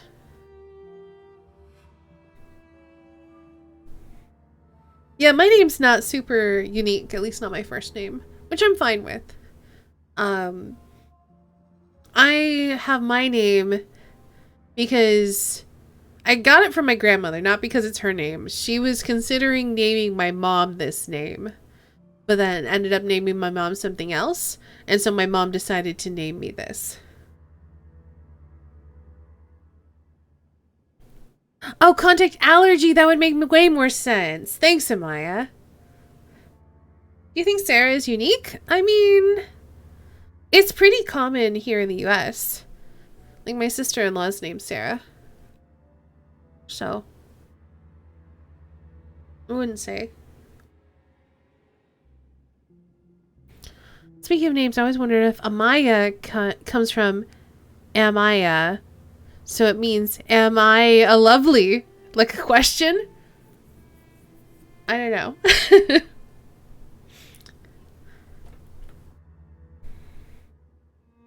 The most American name I can think of is Amy or Ashley or Jessica. Ashley or Jessica for sure.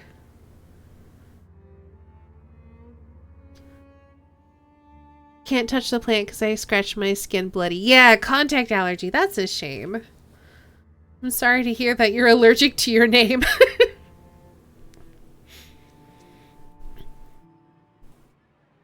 I had a bunch of Ashleys when I went to school. Jessica, I don't think was as much of a thing. Mackenzies were on the rise.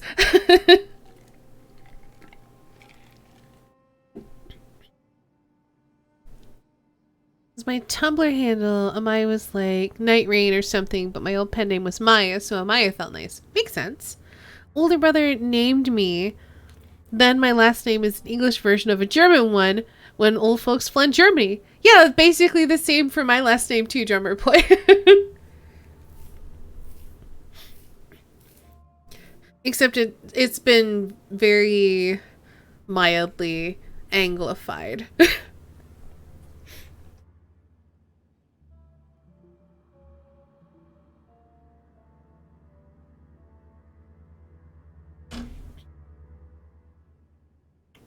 You guys feel like your online handle is as much of your real name as your IRL one? Because I do. I definitely feel like I am a Stady, which is weird. And it's not a name.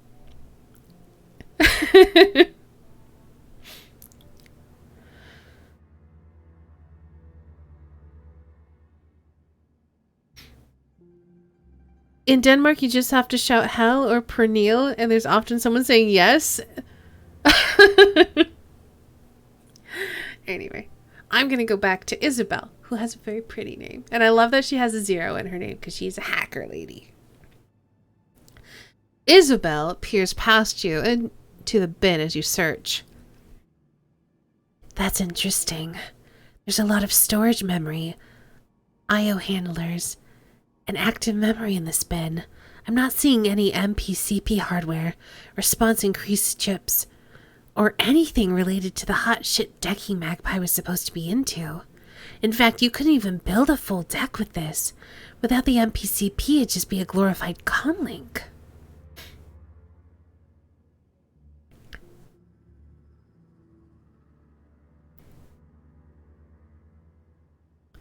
Oh, it's pronounced Pernilla. Okay.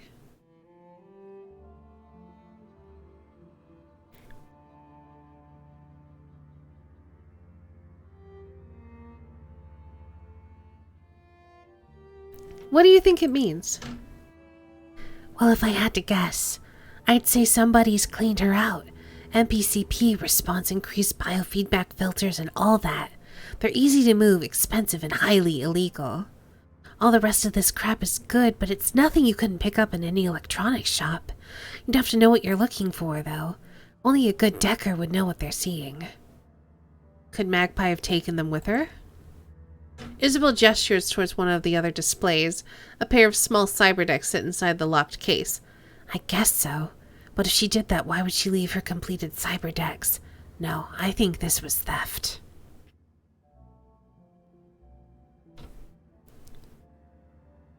Have a good food, Amaya.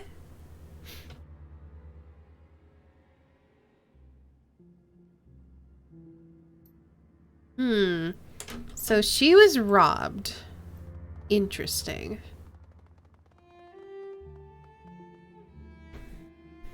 The front of the server's case hangs open, the inner machinery quiet without power. A clipboard is stuck to the side by a piece of duct tape, its papers filled with a long list of programs and their prices. A quick glance over the program sheet reveals names like Bugs, Bugs, Bugs and Blackhammer. Undoubtedly, this is Magpie's attack program storage machine. If I had ever gotten any kids, they would be Hans, Eric, and Christine Laura. Oh, those are nice names. Somebody's removed the drives, and it sure wasn't Magpie. Here, look. Isabel gestures to the innards of the open server. Near the back, a solitary red light blinks. The main drives were disconnected properly, but it looks like she modded the server to have a backup drive with its own battery-based power supply. If it was Magpie, she'd have taken that too. Hilda's also a goofy name? Is it? Crap. This is a Fuji XB1000, and it looks like the battery power ran out a while ago. The XB1000s are constant write drives. They're dirt cheap and have a ton of capacity, but if they run out of power, they lose their data. We're not going to be able to get anything off of the drive. Well, that's a shame, and also unsurprising.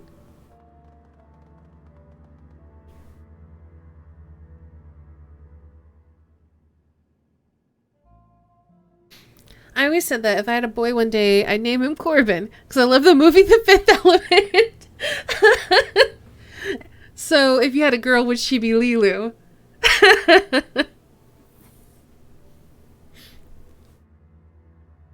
Please don't name your daughter Lilu.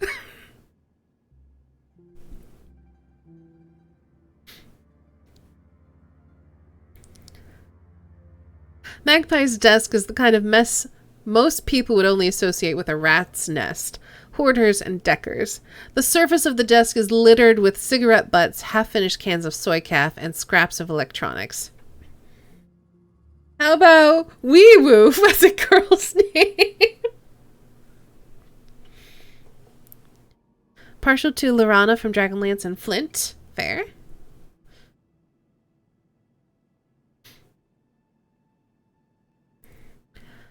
I don't know if I've ever thought about it. Because I don't want kids.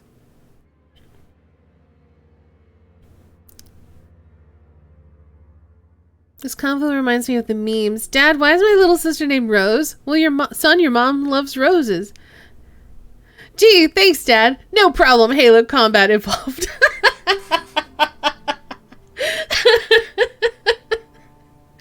That's actually really funny.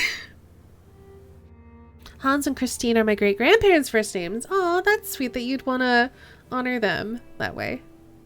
Don't want bio kids, but I might adopt. Fair enough.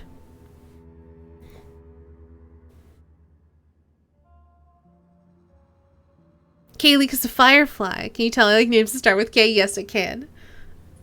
Kaylee's a cute name, though. And also, Kaylee was an amazing character.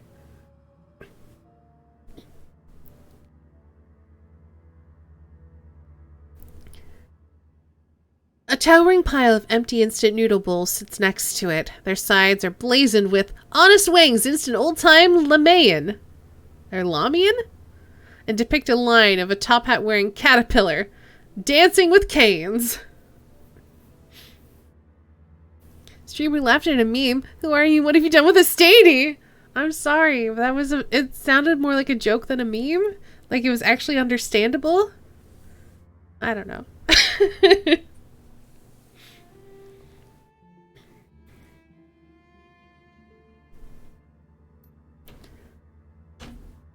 Hey, awesome! I didn't think anybody but me liked Honest Wang's noodles. Flavor like you've never tasted in a package of instant noodles, I promise. Howdy, a Shadowrun. Distant sir. Charlie, thank you so much for the 4-month resub. Thank you, thank you.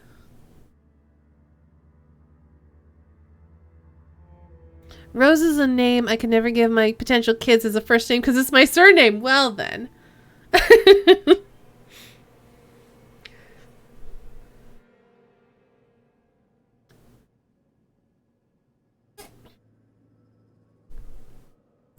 Just don't want to go through pregnancy and the pain. I don't blame you.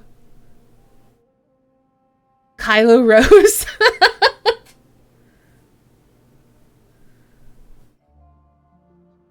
Rosie Rose.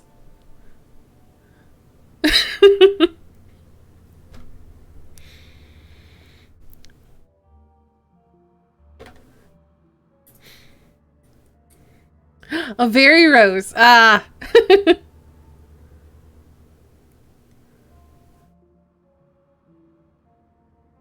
I'm not worried about people knowing my name because it's super common. Well, that's good at least.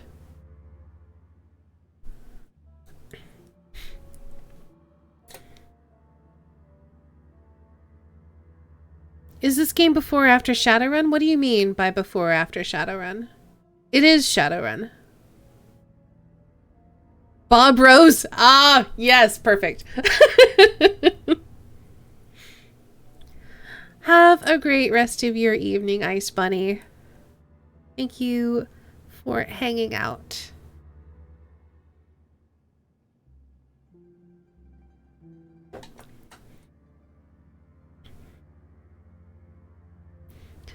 Gobbet taps the side of one container. See? This one's cheese curry broccoli. I don't know why it never caught on, honestly.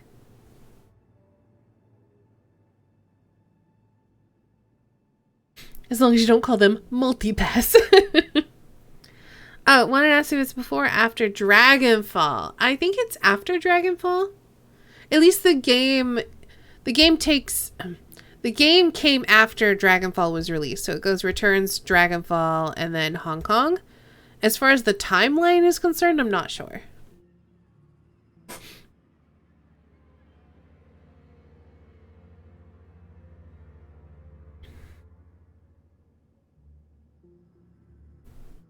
Is there a way to kick out a mod?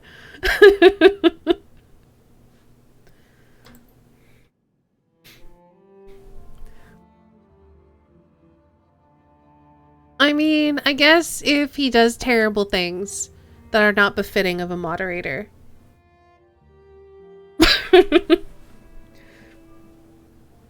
Duncan shoots you a sidelong glance, mumbling sotto voce? What does that mean?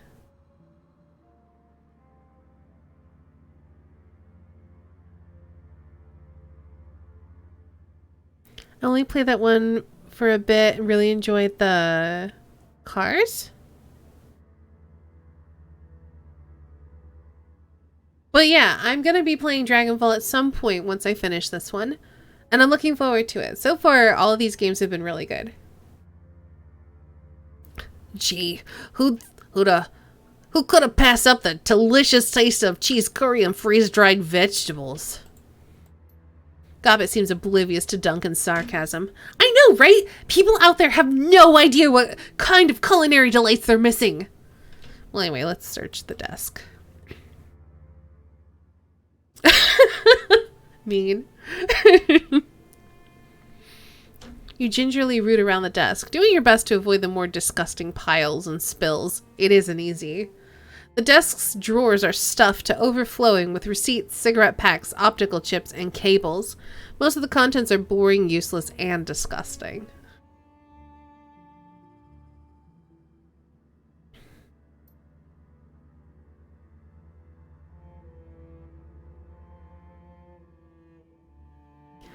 Oh, also, I didn't say before when I was talking about kids, but I don't want kids. No, thank you. Fair enough.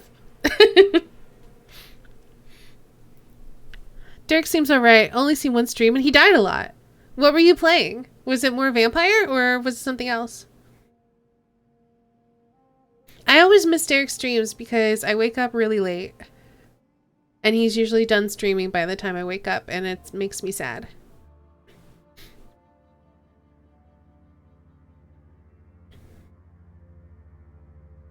While searching one of the bottom drawers, however, a low-quality tin lockbox catches your eye. Someone who has pried the latch off, leaving a ragged hole where the lock should be. The interior of the box has several sleeves for storing key cards, all of which are empty. A small note is taped to the interior of the box.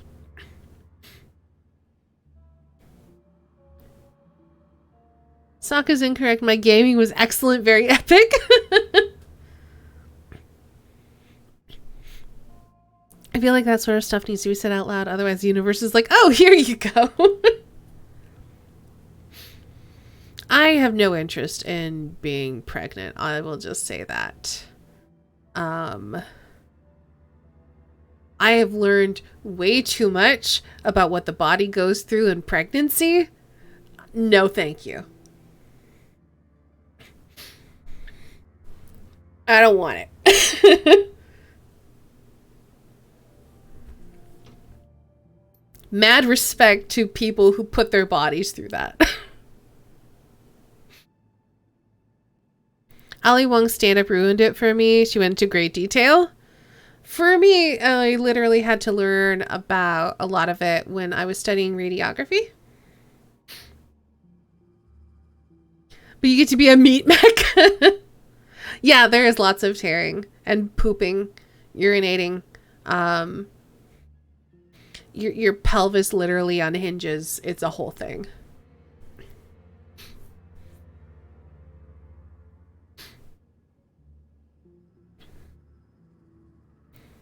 Spare stockroom keys. The doors in the rear of Mrs. Yang's restaurant. Do not lose these. Use only if I am not available to open the stockroom.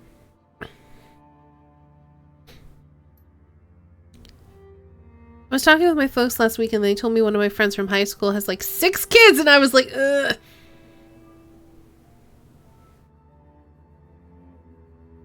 I have PCOS, so I'm pretty sure you're safe.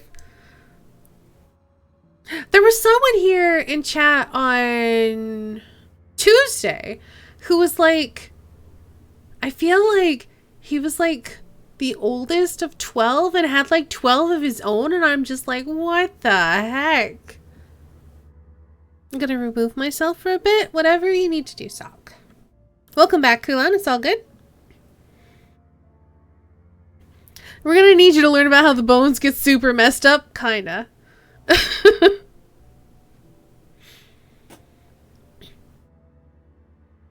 A stockroom, huh?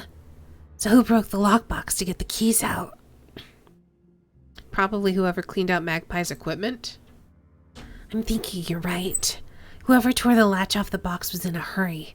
Any of the elders could have cracked the maglock without much trouble, and most regular Wimpoans could too. It seems like somebody who was tossing the place wanted to get in and out as fast as possible.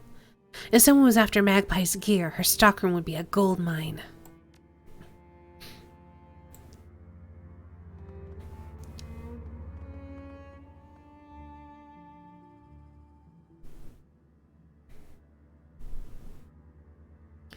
That person brought their fun fact here more than once. I'm doubtful. Was it the same person?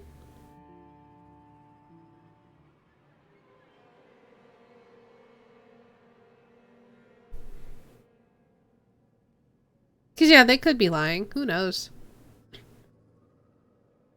I honestly didn't really pay attention. Is both times? Okay. Thanks for keeping an eye on that for me. Dad's the oldest of 9. My dad also has a lot of, well, had, well, I never know how to talk about it now that he's passed.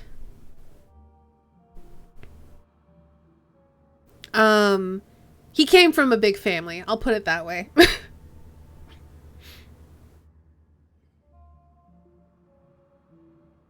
Paranoidly detailed things stick out, end up never forgotten. Hey, you know what? I appreciate it. I just pretend my mom's alive so people don't ask. That's me being very private, though. I mean, that's fair.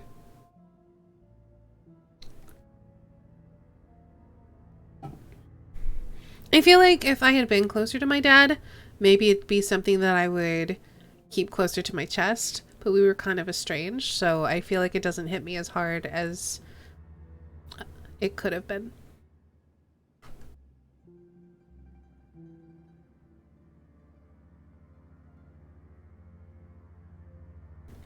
Anyway, you search Magpie's bathroom. There's not much in here. A toothbrush, toilet paper, some hairpins, and a collection of cheap makeup. The combination bath shower unit, however, has minor flakes of dry, reddish substance near the drain. Blood. Dried blood. Prying open the drain cover, it looks quite a bit of it was shed as well. Uh-oh. Shit. Maybe Magpie didn't take her trip after all. With that amount of blood, I'm guessing somebody killed her quietly and then drained her body in the bath to make it cleaner to relocate. Clever. That's a careful plan.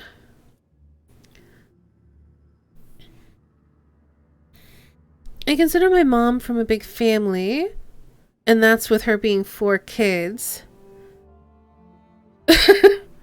Yeah, I feel like my dad had like 1 brother and like 7 sisters or something like that.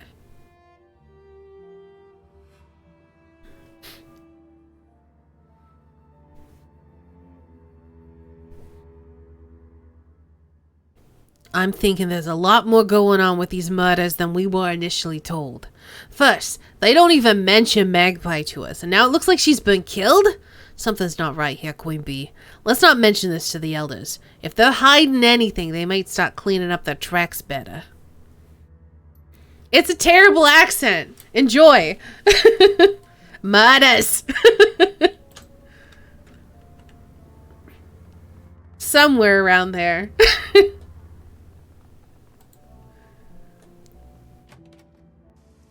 It's bad. I love it. Great. That's the point.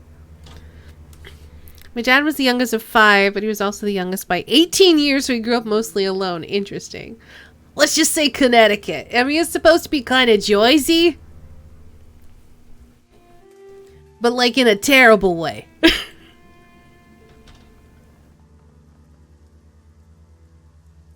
Alright, bye, Zep. Alright then. I thought maybe we could tell him, hey, we think Magpie's been murdered, but apparently not.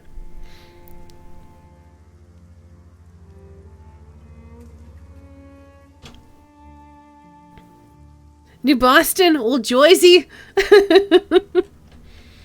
You know, all I know is it's something. Let me check. Let's see. I need to find a key to Magpie's stockroom, huh? Where am I gonna find that? Why can't I was hoping I could get more details on that.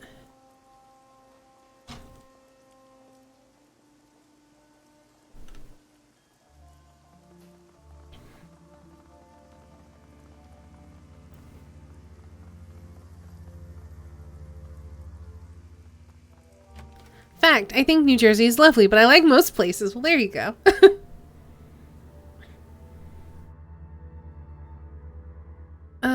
We've already looked at all of this, so I don't think we're gonna find anything here. Yeah, we would have already found a key, I'm pretty sure, so I think we're done with this place. I like most places until I move to them, and then I'm like, what was I thinking?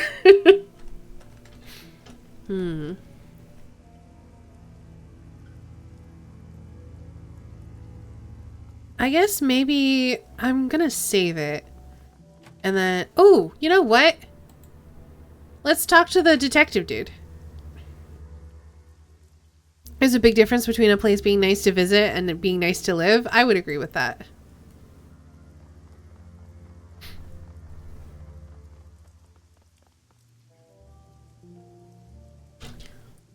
Oh, nope. Like, apparently we can't talk to you. All right, bye.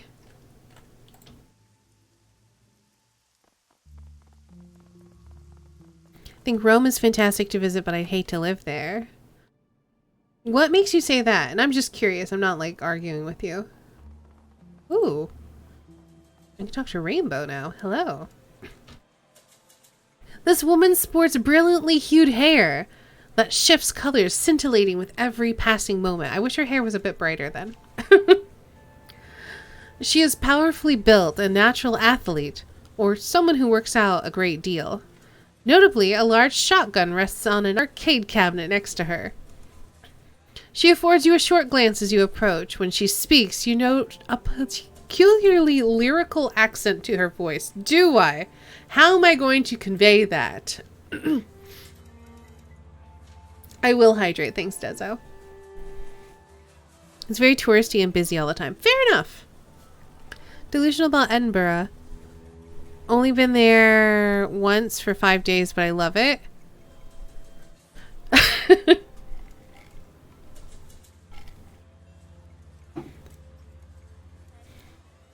You know what? I know exactly what her accent's going to be. Something I can help you with there, friend. You're throwing me off my game and I'm trying to beat my best score.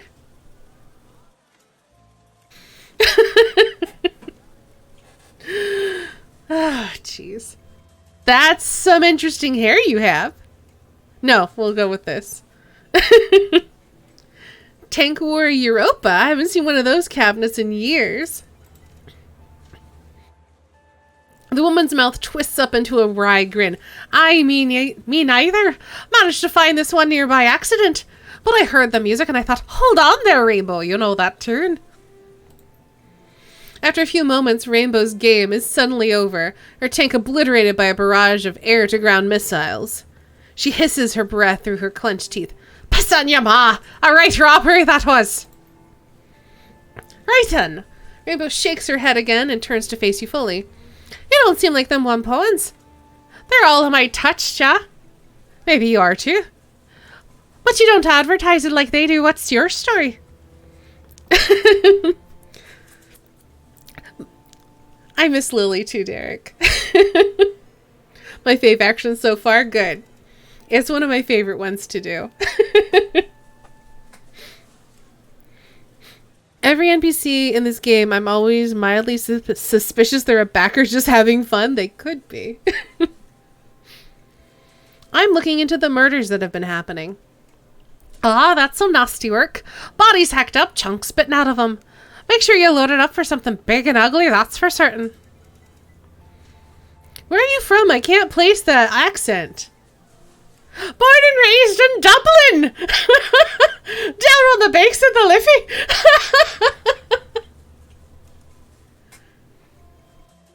Liffey! Spent most of my early life there, working security on sacred spaces.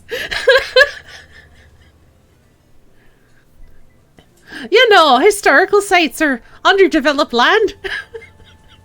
Oh, I can't get over it.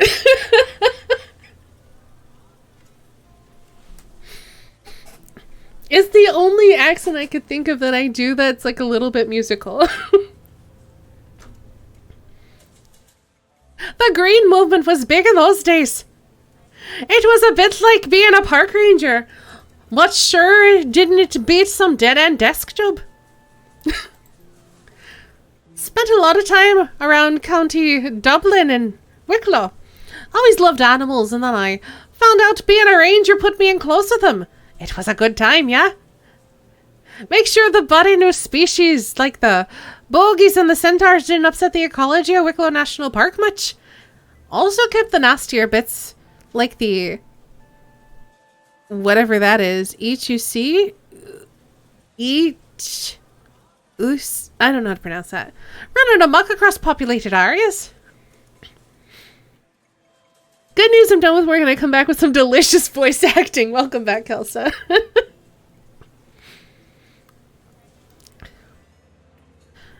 Oh, eat whiskey. Each whiskey or something. Okay. Each whiskey, isn't that a demon horse? Aye, that's right. They're cannibal horses, basically. Nasty buggers that drag people into bogs and drown you. Sometimes people call them kelpies on account of the water plants they pop out of.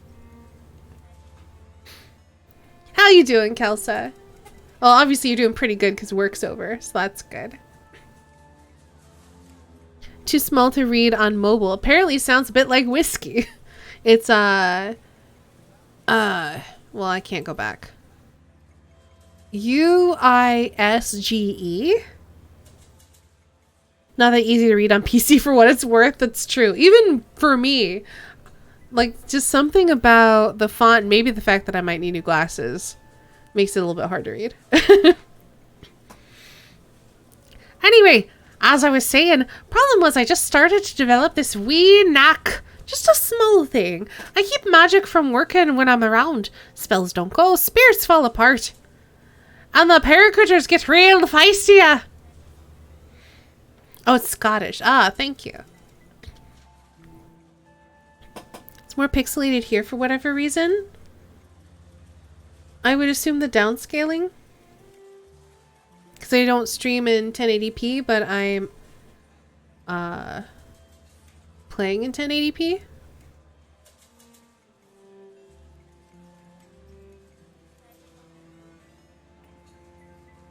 To make things worse, this is around the time Liam O'Connor threw his coup and formed Tir na Nog. Kelpies will drown you and eat you. Sounds about right. With all this, his fancy talk about elves and ancient magic, 'twas a bit scandalous having a woman guard ancient sites. That it wasn't just mundane, but also killed magic around her, so I got fired. Oh, is this conversation specifically? Strange. You're older than the Tir na Nog? Bang on! And don't look a day over 25, do I? Rainbow flexes one arm, grinning widely. I'm Irish and not one of them noggins. Pack of punters, the lot of 'em. Always going on about their ancestral lands and the glory of the past and all that bullshit.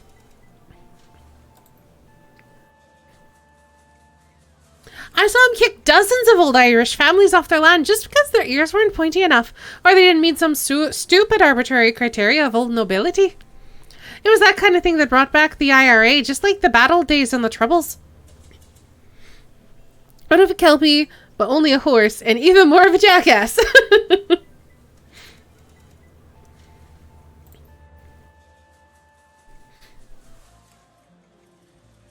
All my information about Scotland is from Outlander.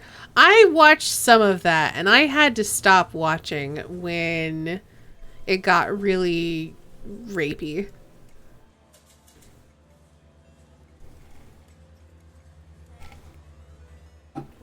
I like the concept, but it's a little too rapey for me.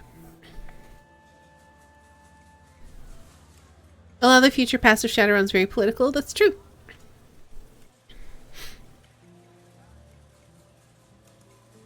Made me very happy to be alive. Now that's fair. The Skyvers of the new tier didn't pay for the land they took. They just took a pack of bullies with guns.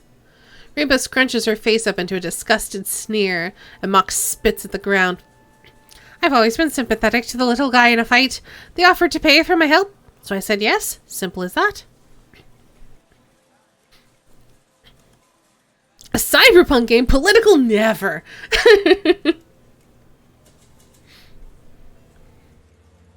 So you became a terrorist. Don't be so dramatic. They fixed me up with a cyber stitcher, gave me a lot of the kit I've got on me now. In exchange, I'm for going overseas to work for him. Smuggling, running guns, making contacts in Europe. Same kind of shite all revolutionary groups do. Seeing how me own fam got kicked out of their house, I was glad to do it. I still do work for 'em these days, but there's a lot less of it.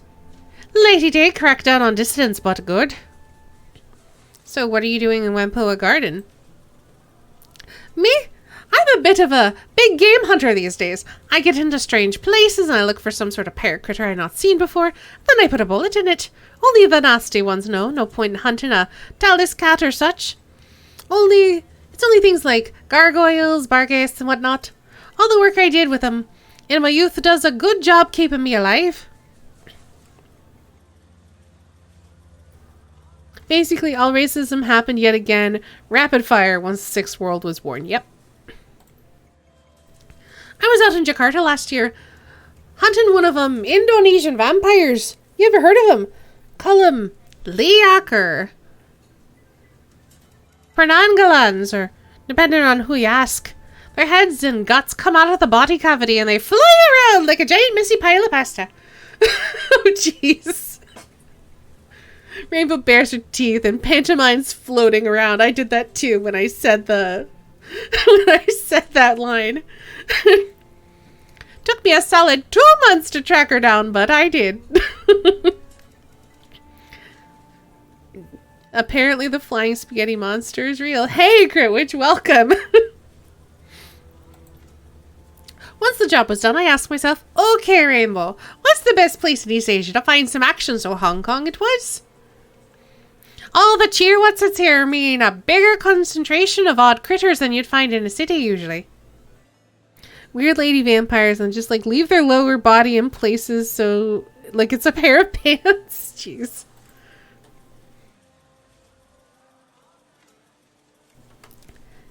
Been spending a lot of time down in the storm drains these days. I heard rumors of a rat king down there, where a mess of devil rats get all tied together in some kind of big awful rat beast. Haven't tracked it down yet, but I figure it's only a matter of time, yeah? She passed the barrel of her shotgun affectionately. See you later, Rainbow. I like her. She's interesting.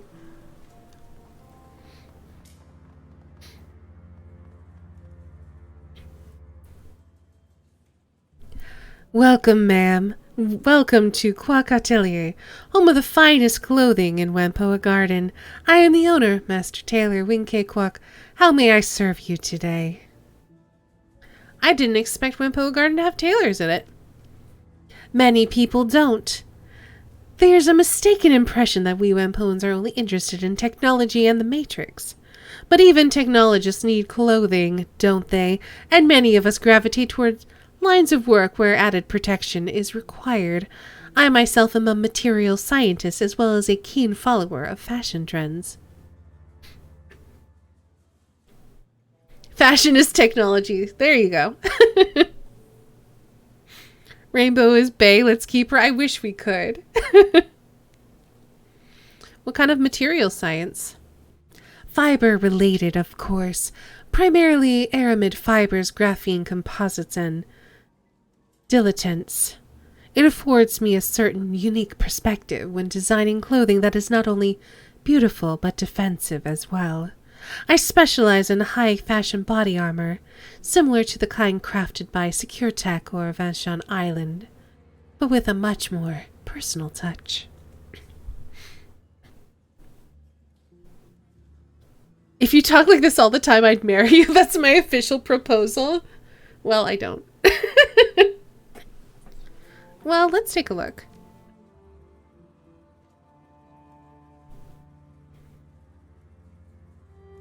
I have no clue what a rat king is in Shadowrun perspective. I presume devil rats, but fatter? Maybe? It's okay, I'm a straight lady, so we're both safe. I'm pointing down at my LGBTQIA tags.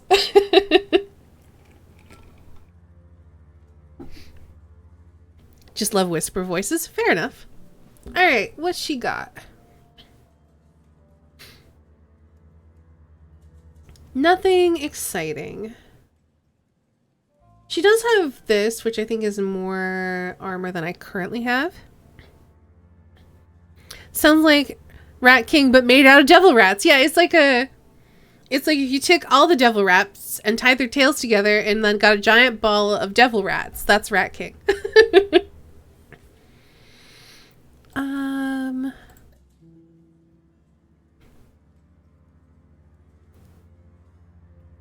Nah, I'm good. Bye.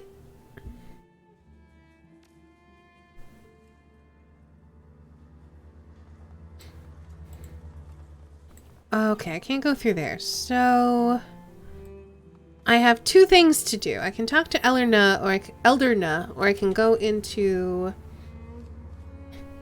the Red Spear Gangers. I'm gonna save it just in case I screw something up. Isn't that a thing, like rats getting their tails tied together by accident? I'm not sure. Expected to be literally kingly devil rat with a crown and stuff? I'd be down with that. Wait, you googled it and it's really sad? Oh no.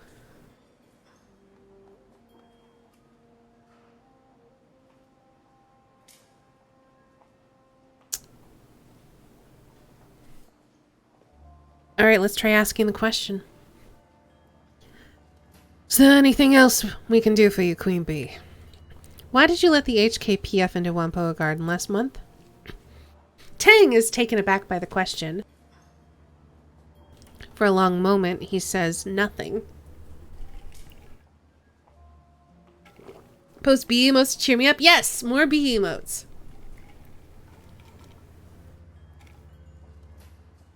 They're very cute. When his composure does return, he speaks deliberately and with great care. Oh, well, we generally don't let the police into Wampoa Garden, it's true. But in this case, we made an exception. The police were very polite and offered to look the other way over some of our deals with Lohojoa pirates.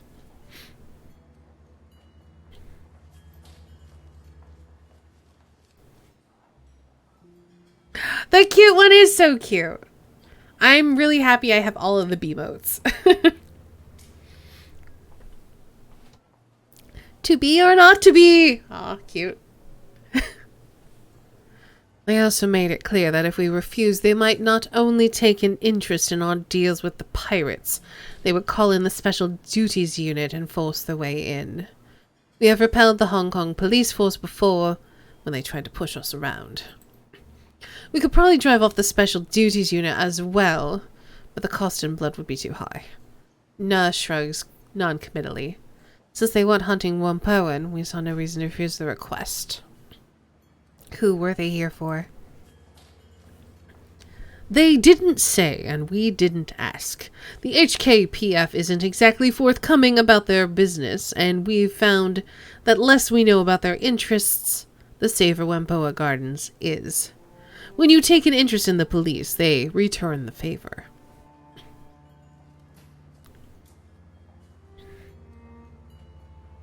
I will hydrate. Thanks for the reminder.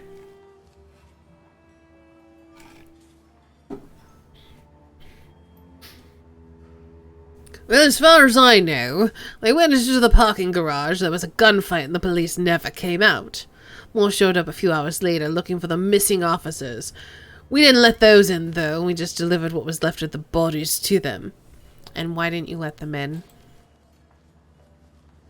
We were willing to allow the group of 4 in because they asked politely. When the reinforcements arrived, there were over 30 of them. We couldn't risk the rest of the police setting up a camp in our streets. It would have been a circus and disrupted our lives and businesses. I'm glad you're enjoying the voice acting. Alright, well, I'm gonna go now. Bye. Alright, there's not much I can do here. So I guess we have to investigate the, garage park. I don't want to. I want to find, it says something about, a key fob. I want to find that first, but it may not be possible. Thought you were leaving after my compliment. Alright, bye! Stream's over. Bye! Nah. Let's see. I think we have to go this way. That's a shame.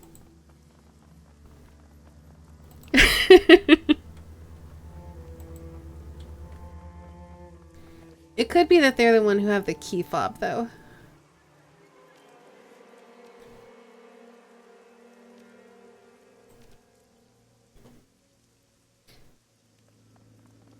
Alright, let's be polite, everyone.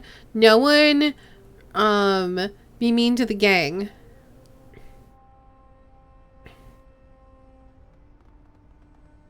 Doesn't look like there's anyone there I can talk to.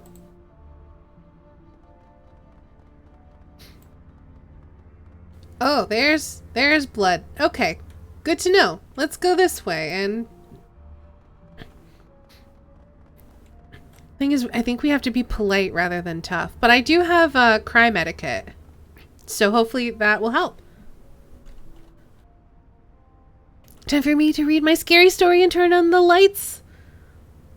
You had to turn on the lights last night? Well, have fun with your scary story, That Lost Sock. Have a great night. Sleep well. How many people died in this case? A lot of people. A lot of people.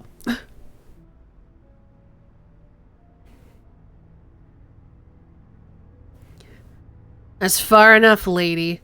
The woman hefts her weapon, tossing a nod towards the gangers behind her. This lot's our turf. You're looking for a fix, you're welcome to trade. If you're not here for business, clear the hell out. You try and wander around our turf, we're gonna have to air you out. Now what do you say? You looking to pick a little pick-me-up? A little nitro to give you some pep? Maybe you want chips, take the edge off? You want it? I got it. Attack them! No.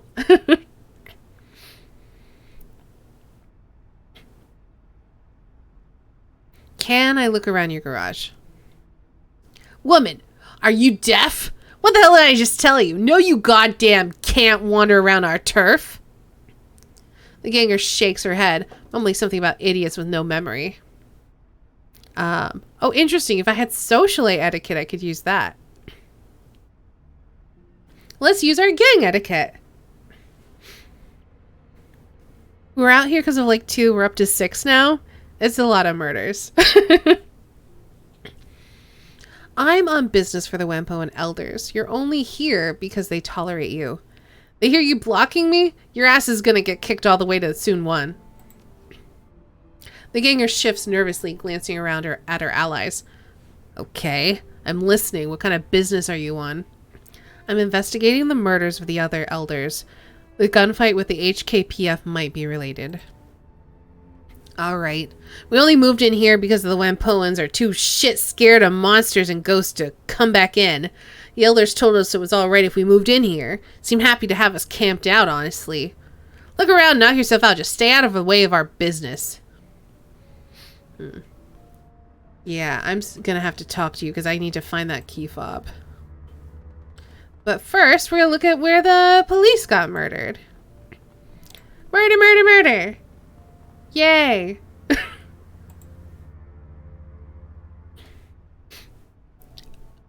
Murder etiquette. Might need a bot to count the kills and deaths. Let's see. There's 4 cops. There were 6 elders. Because I think there were 5 and then we added Magpie. Magpie's definitely been murdered.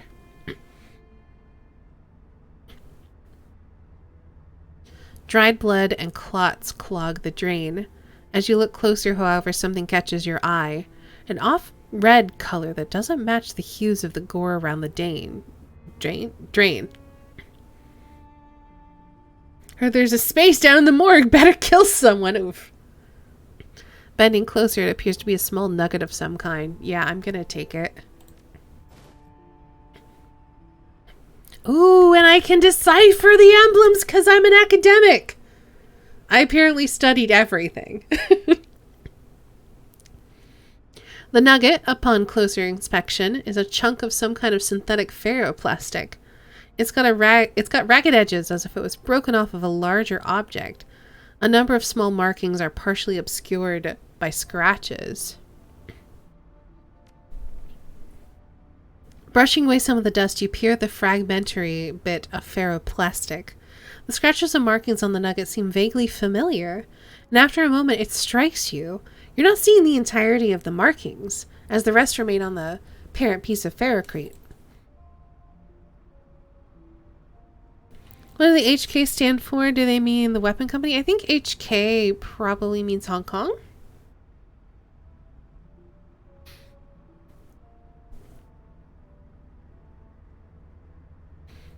Were the scratches to be completed, they would read Renraku Kagaku Kabushiki Gaisha. The Japanese name for Renraku Applied Sciences, the branch of Renraku Asia responsible for materials science. Interesting. Dried blood and bullet holes pockmarked the floor, pillars, and walls of the parking garage. Judging by the amount of blood staining the floor, multiple people died here. To call the scene bloody would be to do it a disservice. This was a massacre of tremendous proportions. Hey, look at this, Queen Bee. Duncan points to several scratches on the floor and the pillar. These scratches look like they're from long-bladed weapon like swords or machete or something. Yeah, Hong Kong takes place in Hong Kong, so. I was gonna say, yeah, this game takes place in Hong Kong, and then I remembered, oh right, it's called Shadowrun Hong Kong, and we're in Hong Kong. But yeah, Returns is the Seattle area, right? And then Dragon Falls in Germany, and then this one's in Hong Kong.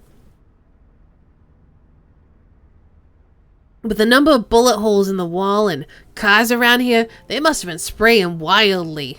Our killer must have fought the HKPF in here and cut them apart.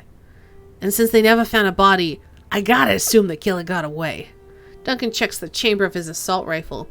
I tell you what, I don't want to fight this maniac at close range. Interesting.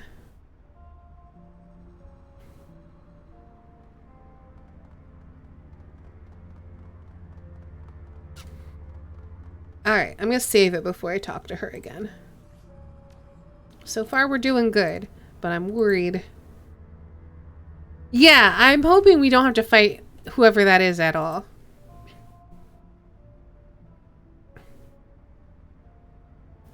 Hey, welcome back. What you looking for? What happened in the fight here? As far as I know, some police showed up looking for somebody. They got here, all of them got killed. Whoever they were after is long gone by the time we showed up. Used to be a lot of Wempoans living here. They all cleared out, muttering about ghosts and shit like that. Have you heard anything else about the murders? Nothing much. Tell you what, though. I got a guy named Kang. He said he was down the storm drain system last week. Something about moving. Someone was moving down there. Big, too. Man-size. But wasn't speaking any language Kang understood. Kid beat feet back here as fast as he could. Renraku is a computer company in this setting, but they also have a weapons department. Yep.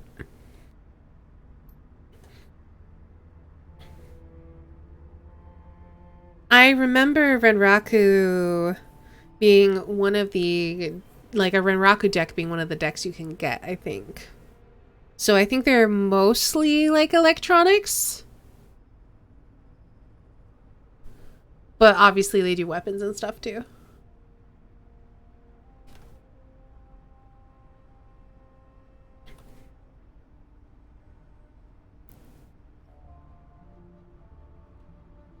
Dumbass dropped a storm drain key on the way out, though. You want to go looking for whatever it was, you have to get a new key from somebody else. Kang stole his from a city worker, who might have a key to the storm drains.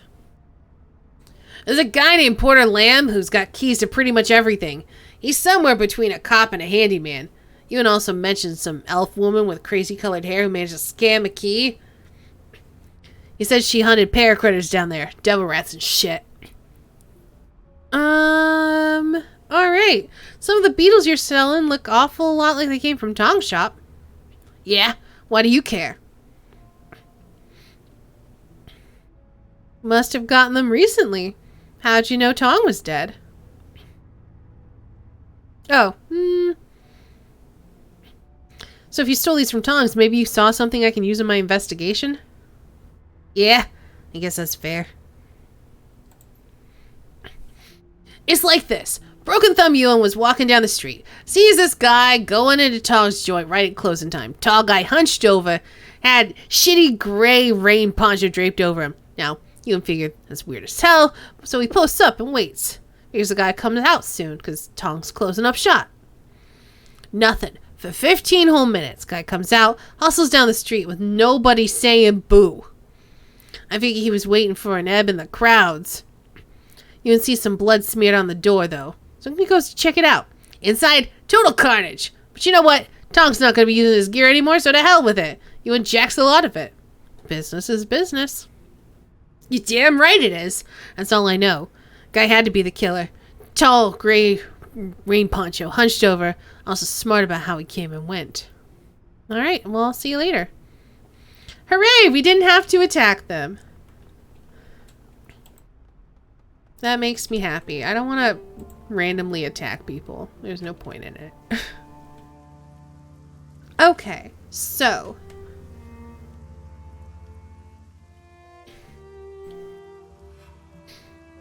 we still need to get a key to the storm drains. We want to talk to Rainbow about that. Who is the guy who deals in keys? Anyone with a poncho? I'll see if I recognize the name. It wasn't you. It wasn't you. It wasn't Zippy. Porter Lamb! You might have a key. I don't remember your voice. I think he was like a lower version of Gun Show, because I can't remember his actual name. Duncan. There we go. Hey there. Need anything else? What can you tell me about Elder Magpie? Wempo snorts, shrugging his shoulders. He was Northeasterner, if I recall correctly. Yeah, he was basically like Duncan, if Duncan wasn't leaning into his accent so hard, and also like slightly lower register. She was a bitch. Never met anyone as deliberately contrary as a... There's not much to say. No one wanted to hang out with Magpie.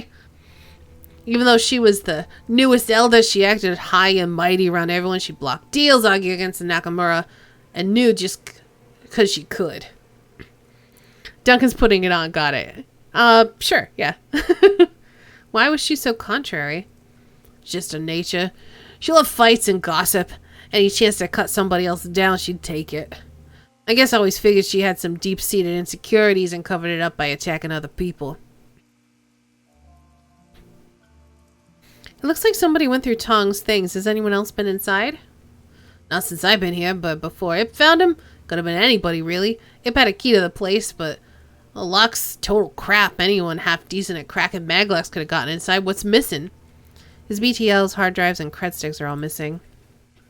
Sounds like the killer looted his place to me. All this talk of monsters. Yeah, sure, there are scary things that go bump in the night, but most of the scary bumps I hear are from handguns and gangers. But Duncan, you're from Seattle. Look, you don't park your car in a Space Needle.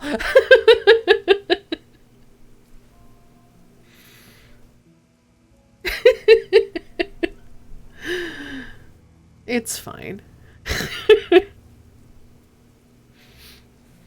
So what do you do around here, Porter? It's a casual category, I guess. I work for Elder Ip, but like being a deputy, make sure people don't break the rules, protect people who need protecting. Mostly do whatever I ask me to. It's a pretty quiet job most days. Today's not one of those days. You're welcome. I also handle a lot of maintenance. Don't actually do the repairs, but I got most of the keys. Makes it easy to ensure that only authorized people get into sensitive places. Electricity goes down, I let in the electrician who does the fixing. Toilet's clogged, I let the drone guy who opens it back up. Alright. Let's go talk to Rainbow.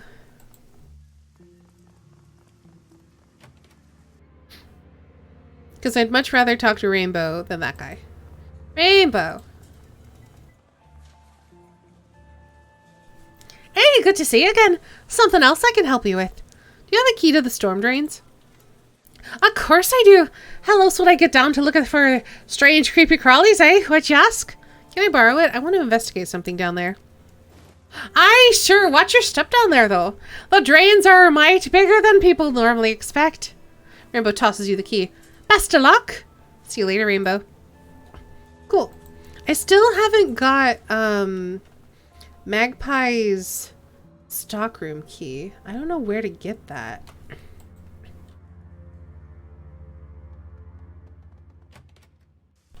Alright, how do I get to the storm drains? I think it might be through... Oh, I can't go back in there. Oh, there's access right there. What about you? Do you have anything to say to me? Oh, there we go. DeMargo's got himself a new cup of soy calf. You must run on that stuff. As you approach, he lifts it in salute. Hey again! Any little developments you'll need my help with? Whoever fought the police in the garage did it at close range with a blade. That is definitely unusual. There are a lot of people in Hong Kong who can fight with a blade, but not many of them could take on 4 police officers and win. It is a losing fight even for the best gangers out there. Whoever you're looking for, they are no common killer. Yeah, I figured that out. Bye!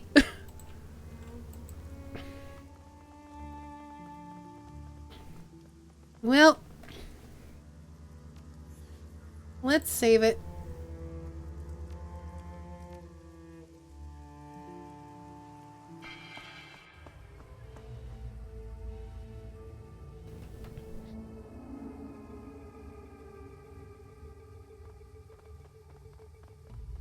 Oh, something to... Oh, it's another storm drain, huh?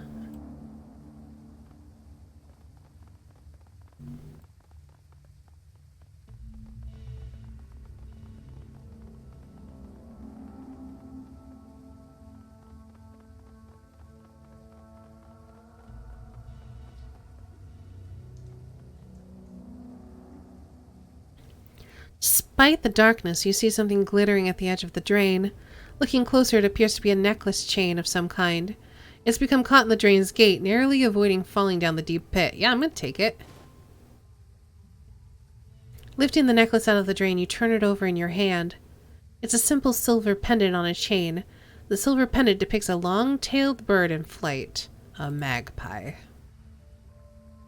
That's suspicious. I will hydrate, thank you. Need to get some sleep? Then get some sleep, Divine. Thank you for hanging out today.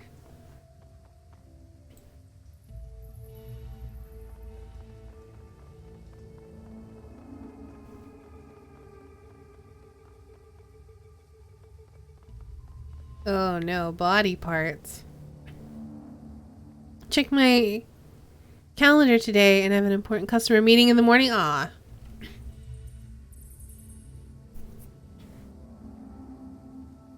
Boo, waking up early. The disgusting pile of stinking human remains smells strongly of blood and the first stages of decay. The arms, legs, and organs here are heaped together like stacked firewood, leaking blood and gore across the floor. The parts contained therein appear to have been sliced away from the parent body, rather than torn or bitten. Judging by the clean edges of the cuts, the blade used to sever these parts was extremely sharp.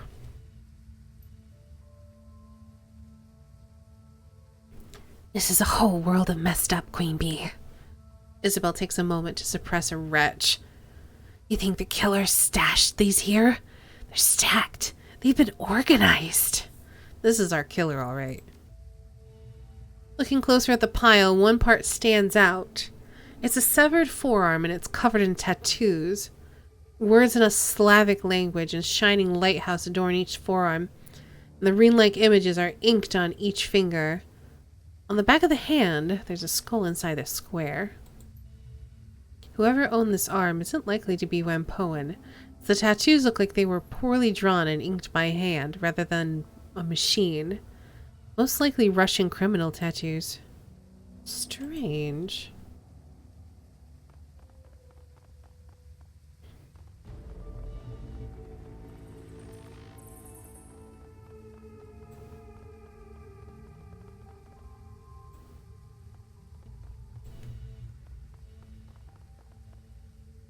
Oh, there's dudes down here.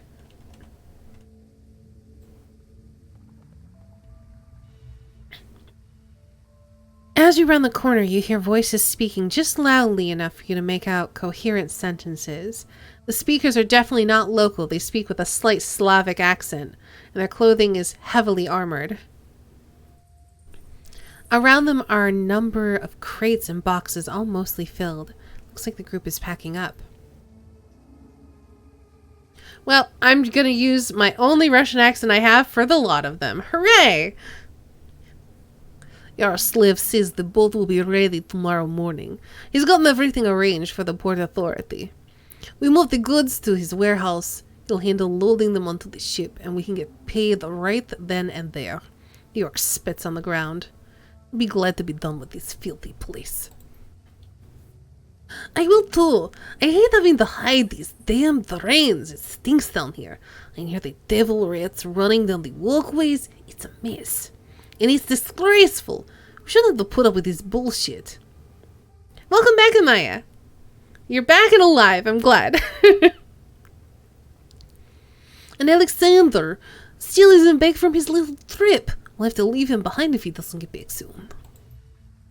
I know, Galina. Until Audrey says we're in the clear from the triads, we can't be seen with the goods on the street. They find us, we go back to Vladivostok in sausage casing. Those red dragons, Mudaki, don't screw around when it comes to protecting their turf. Who knows, maybe Alexander was stupid and they caught him. Either way, we'll have to lug this crap to the drains for a few clicks. Had to go to the store to get dinner. What did you get for dinner? And why am I going to be jealous of you?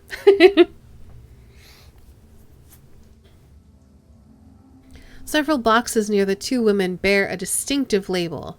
A magpie in flight. The same emblem you saw stamped on Magpie's equipment in her shop. The orc woman sniffs the air suspiciously, and her eyes dart towards the dark tunnel you stand in. Before you have a chance to get out of sight, she locks eyes with you. Rotisserie chicken and chicken wings, and some bread and buffalo sauce. That sounds so good. That sounds very good. The orc lifts her chin as she regards you, cracking her knuckles. What have we here? A curious little pest coming looking for things that don't concern her? What do we do with pests, Galina? Galina pats her hand on the shotgun's barrel. We break them, Vasilisa, and then we hammer a spike through each of their throats so anyone who sees their bodies knows not to meddle in our affairs. I suggest you stay where you are best. I'm not here to meddle in anything. I'm just looking for a serial killer. Well, you found some friend. Us. You think you can just walk out of here after finding us? Think again.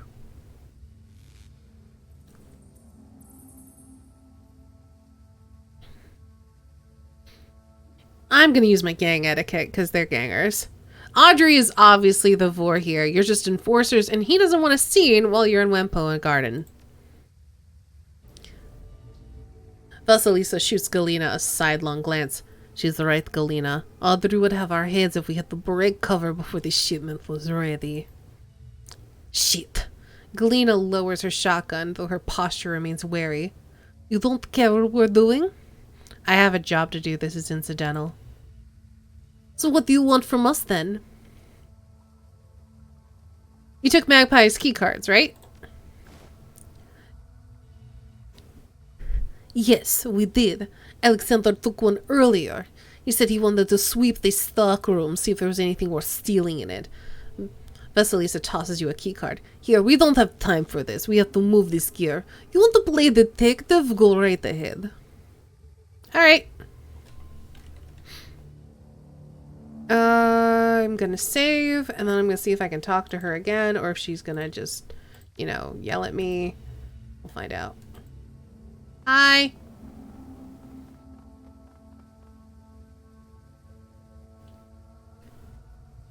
Vasilisa grunts by way of greeting. You again? What now? You were looking for fried chicken? Nice. Hey, April. How are you doing today? Is there anything you can tell me about the murders that I might not know? You think we get out a lot? I wouldn't have even known there were murders if I hadn't bothered to come out for some soy calf last week. It's none of our business, and it isn't our problem, and I like it that way. Alright then, bye.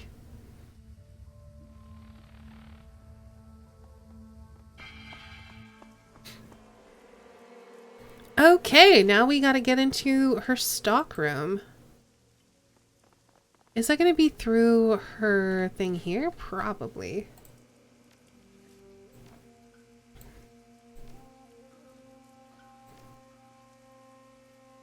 Alright.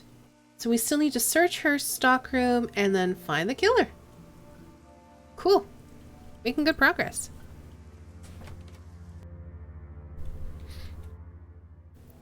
Her stockroom's not attached to this, though. Where is her stockroom, then?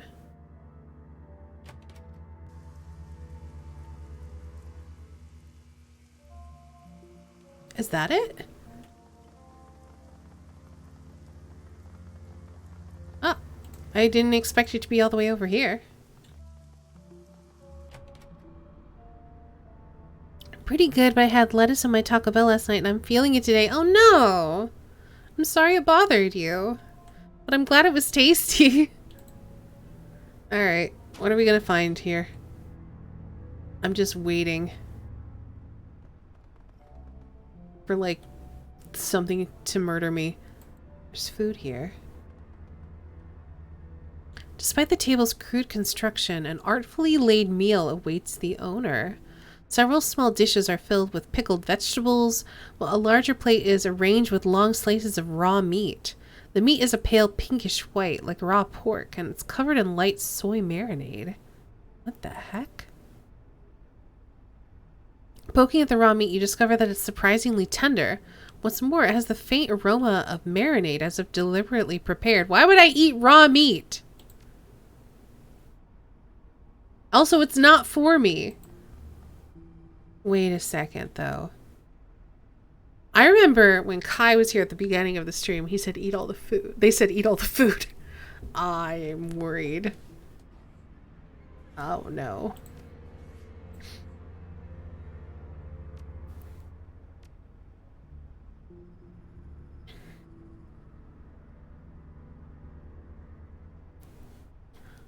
All last month was a migraine day in and day out, compounded with dizziness, fatigue, and nausea, so I'm absolutely much better. Mild headache is much better. That is much better. Oh, I don't have the option now. Shoot. Well, I've already saved over it, so it's too late now.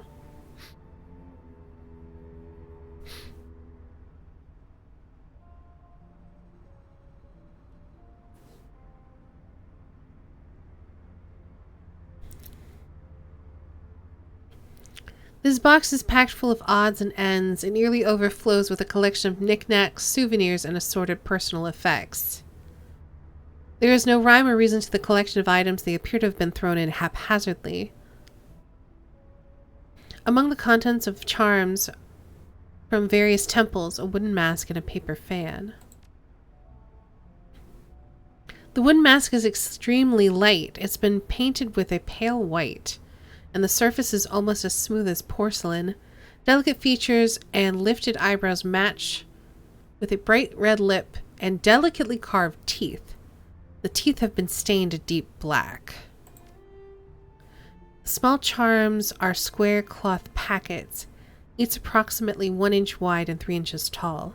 They come in a variety of bright colors and are embroidered with characters for prosperity, peace, wealth, and protection.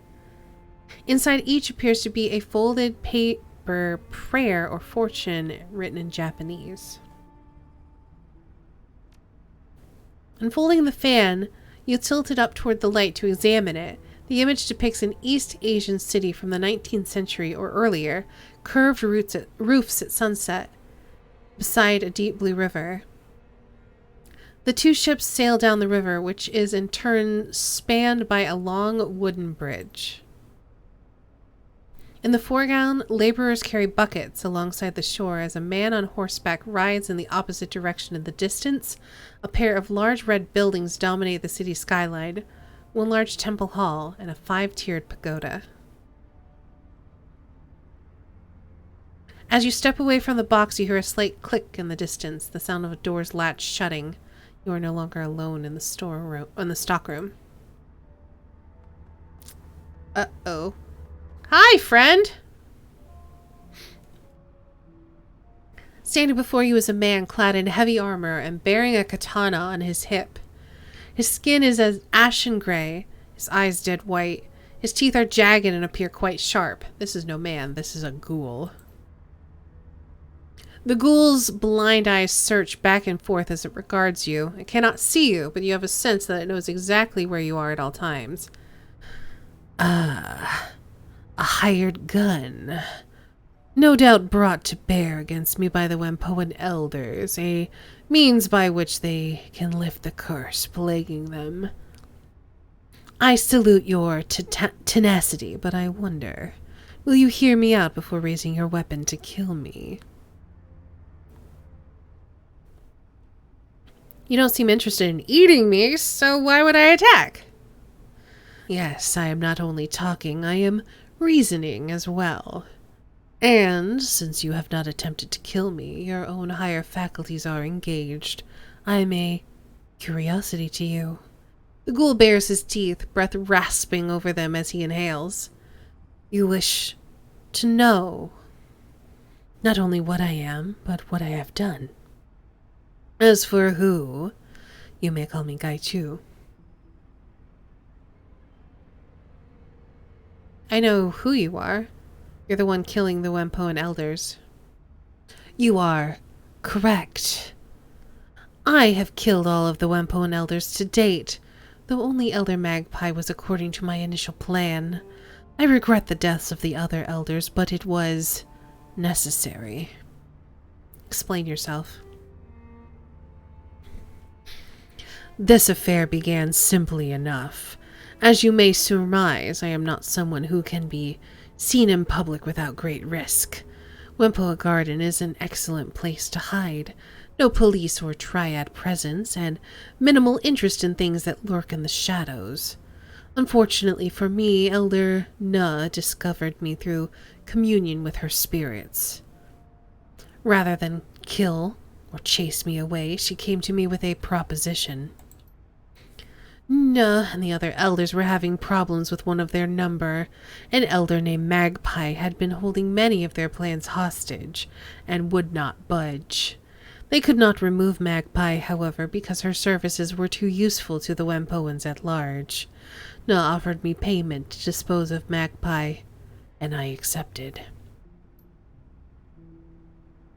Wu shoots you a sidelong glance, tusks bared, as he grits his jaw. Why the hell are we talking to this thing, Queen Bee? It's a goddamn ghoul, and you know what they're like! Really? Pray tell, what am I like? All teeth and claws and bad manners, I expect? Gaichu's tone is amused, despite the harshness of his rasping voice. No, I'm not rasping for you, game. It's gonna kill my throat. Despite the harshness of his words. Really? You want crack jokes, you cannibal? Who takes an involuntary step forward, raising his rifle.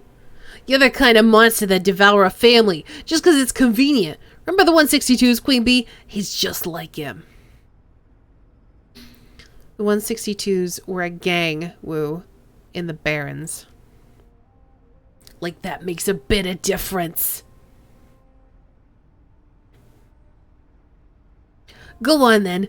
Talk to the monster, but I'm keeping my finger on the goddamn trigger. I believe that we were speaking of the Elder's plans to have Magpie killed. Surely you must be a little curious about that. You didn't clean up all of her blood. I found some in her drain. Ah, unfortunate. I had thought I was careful enough. Having it on my hands must have obscured my sense of smell enough that I missed the last remnants in the drain.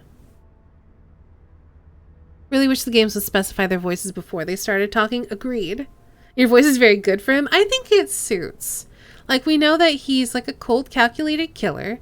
He's a ghoul, but he's also intelligent and rational.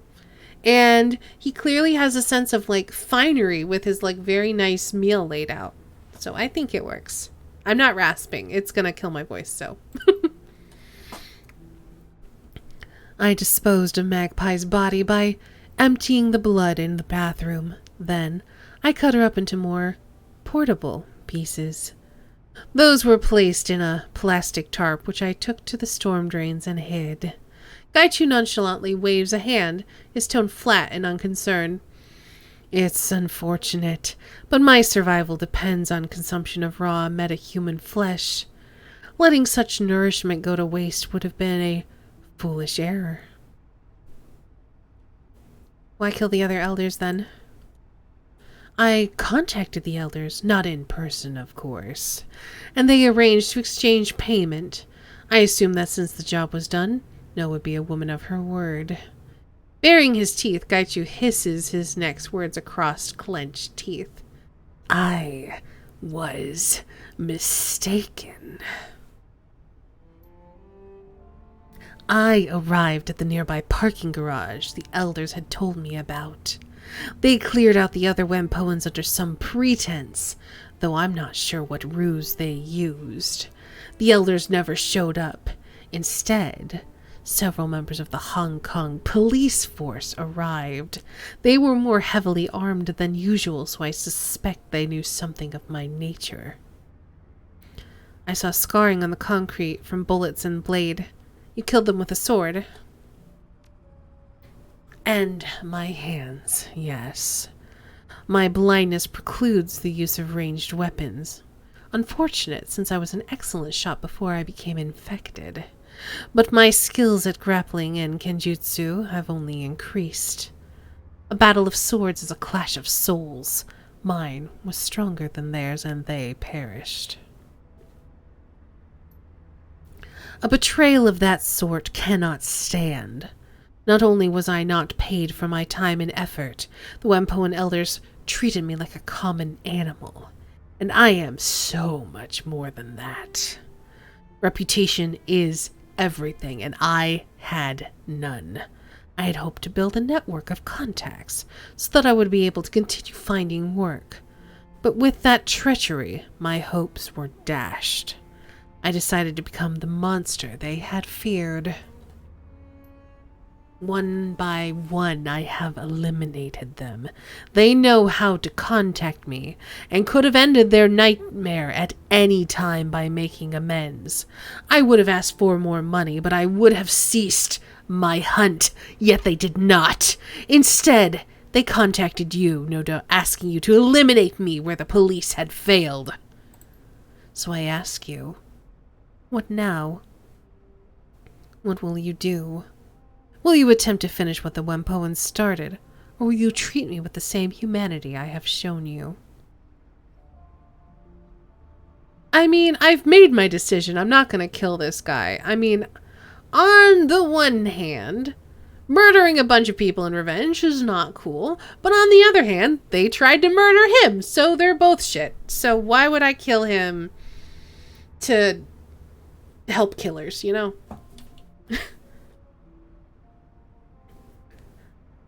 Let me ask you some questions, if you don't mind. Very well. What would you like to know? Is this from your armor? Ah, yes. We do so much crime, murder's fine. Yeah, but I don't want to fight this guy. I want to help him get justice. I felt a ragged edge on one of my shoulder plates. I assumed it was removed when one of the police officers shot me with his rifle. The hazards of war include unkempt attire, unfortunately. Why would the elders have you killed instead of paying you? Oh, I meant his murders. We're okay with those. I mean, kinda. Any number of reasons. They are notorious cheapskates and will always try to save money when dealing with outsiders. It could be their natural inclination toward profit. They may regard me as subhuman and therefore unworthy of respect. It could be that they felt I was too dangerous to allow me to live. It could even be that they simply did not like me. The net result is the same, however. They reneged on a deal we brokered and attempted to have me killed. A message must be sent. Blood must be paid. As they have hired you to kill me, they have obviously not learned their lesson. So, if I let you live, what will you do? Kill the rest of the elders and anyone else they send to exterminate me. It is a matter of survival. Should I ever have the opportunity to work freelance again, potential employers need to understand the price of betrayal. These murders are my curriculum vitae in revenge. So, did you eat the elders? Some of them, not all. My condition requires that I consume raw metahuman flesh. I do not require a great deal to survive, perhaps 3 to 4 pounds per week. Consequently, there is vastly more supply than demand. Alright, well, I've made my decision. Oh, what then will you do? How will this story end? Come and work with me. I can be your face. A curious offer.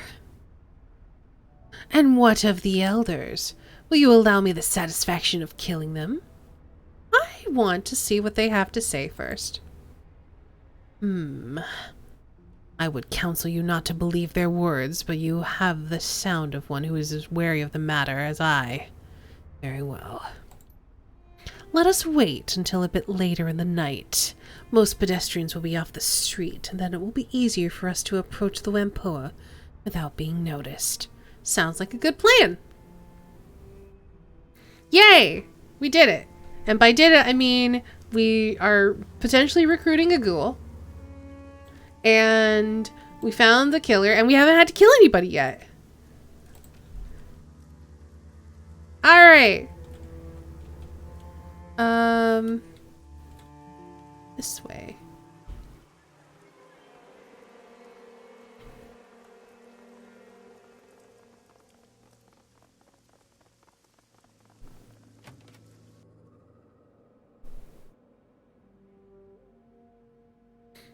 Hi.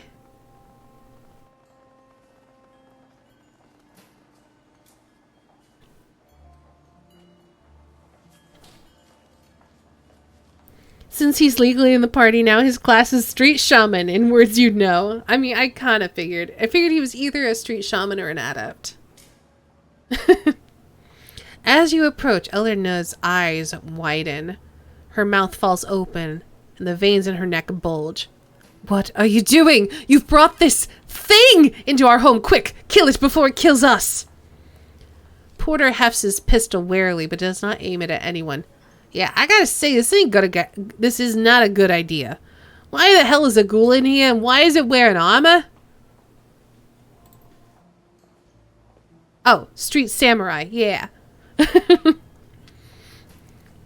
Calm yourselves, I am not an it, and your elders know this intimately. Gaichu bares his teeth in a rictus grin as he turns to face Na. Good evening, Elder Na. I can smell your fear, and I'm glad of this. It means you are learning the price of betrayal.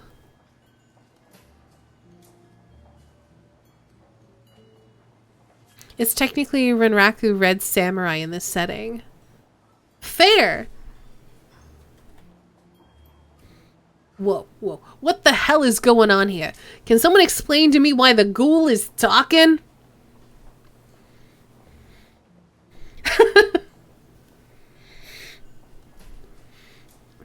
I was laughing at this option, like, let's just murder them all. Hooray! No, let's,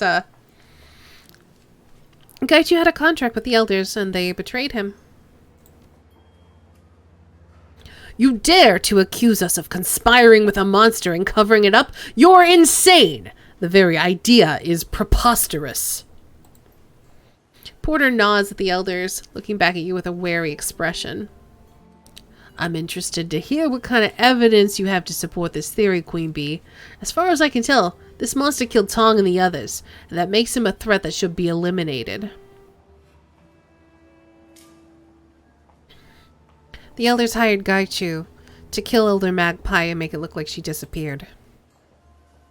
You believe this vermin, this creature that feasts on metahuman flesh, that kills and dismembers our tribesmen. You are a naive and foolish woman if that is the case. Na spits on the ground in front of Gaichu. What proof do you have that Magpie is dead? Na, please. It matters when an elder is accused of breaking a law, the other elders generally judge them. It matters where all of them have been accused. I am authorized to act as judge. Make your case, Shadowrunner. There was a large amount of blood in her shower drain. So what? Perhaps she cut herself and washed the cut off. Or perhaps you are mistaken about it being blood. You're simply guessing as to what happened. That's true. It's a guess. And even if it is a blood, that doesn't prove that the elders hired a ghoul to kill her. Porter gives Elder Ip a sidelong glance. The elders have always protected Wempoa Garden to the best of their ability. I found Magpie's necklace in the storm drains. Porter takes a moment to examine the necklace. He nods at you. This is definitely Elder Magpie's. If you found it in the storm drain, that's suspicious, but hardly proof on its own.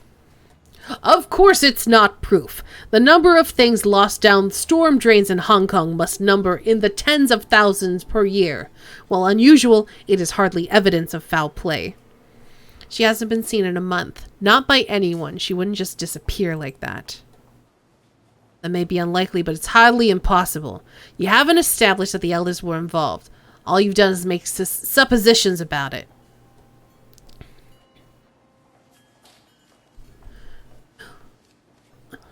Yes, what proof do you have that we hired and betrayed this creature? I won't sit by and listen to idle accusations without any kind of concrete evidence to back it up. What about the fight in the Hong Kong police force? How do you mean? What does that have to do with the elders and the ghoul?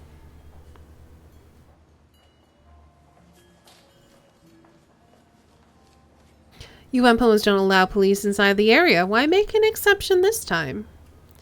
The police were polite and asked for our permission to enter. They were hunting a non-Wempoan. That is reason enough for us to allow them in. Porter considers this for a moment, then shakes his head. That doesn't add up, nah. Why would the police ask for entry now? They've never been polite before, and they always tried to force the way in. It just doesn't ring true to me. Did you ask them to come in order to hunt down this ghoul? Preposterous, Porter! You know that our community is like. We wouldn't lie over something like this. The ghoul has been lying the entire time, trying to cover his tracks. He still brutally murdered several elders. That's true. The murders were vicious and cruel. Porter fixes you with a hard stare. I don't see any way to explain that. The ghoul is a monster for how it killed Tong and the others. Tong wasn't tortured. There was no astral residue of pain or fear. He didn't even feel the blow. That is correct. I struck with a single blow while his back was to me. His death was instant. Regrettable that he had to die for your folly, Na, but necessary to protect my reputation. Na glares at Gaichu in stony silence before addressing Porter. You cannot believe what these people say. They are not to be trusted, and even if it is true, he still killed Tong. Porter looks back at Na, his expression flat and without emotion. Maybe so, Na, but a monster would not take Tong's suffering into account. He may be a killer, but he's not heartless. The scene of Tong's murder, like the others, was a deliberate sham. It was made to look more horrific than it was. I believe you. The blood smeared on the walls, the removal of his skin, that's a scene designed to evoke horror, not the scene of an actual fight. Elders, what do you have to say in response? This is a farce. We have dedicated ourselves to protecting the Wempoan tribe and everyone who lives in Wempoa Garden. Do you really believe outsiders are monsters over our word? We, who have only tried to end the killings, you've been duped, Porter. You and the Shadowrunner. I concur. Porter, you know me. You know the kind of person I am. I wouldn't be party to the killing of another elder.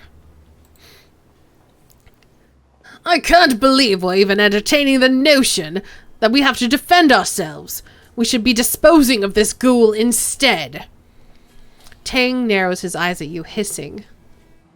You think I'll forget this? You're sorely mistaken. I won't tolerate this kind of insult.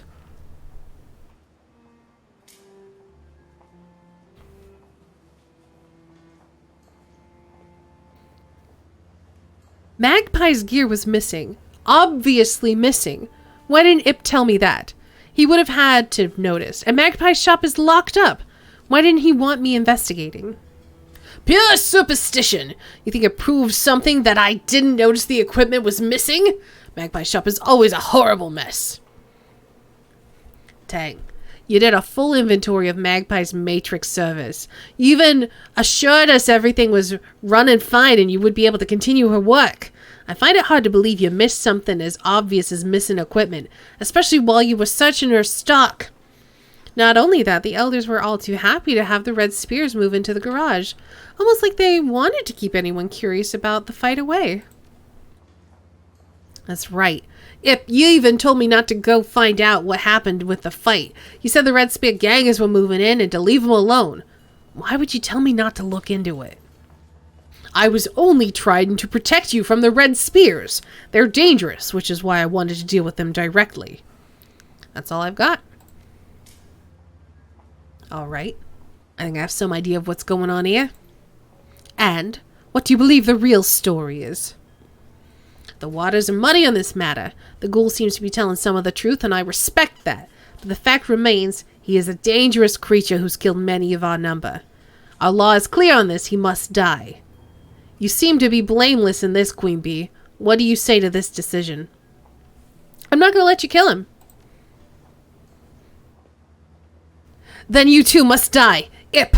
The Wempoans ready their weapons. Well.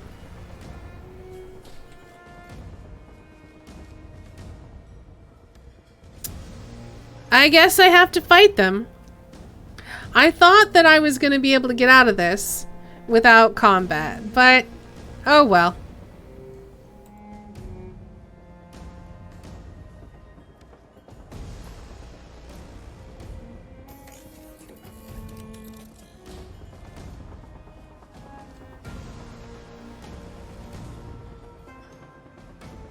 Let's see.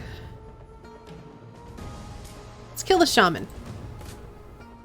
As much as we can.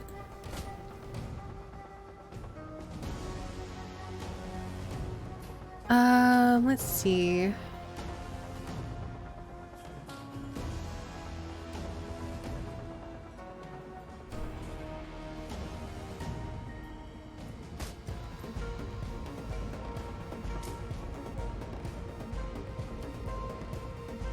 There isn't really any cover. I guess there's cover back here.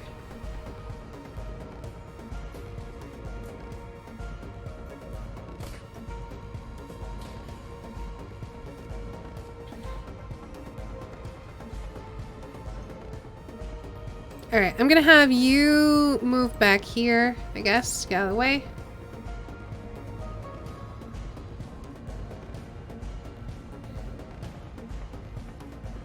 I'm probably gonna have to have her summon something.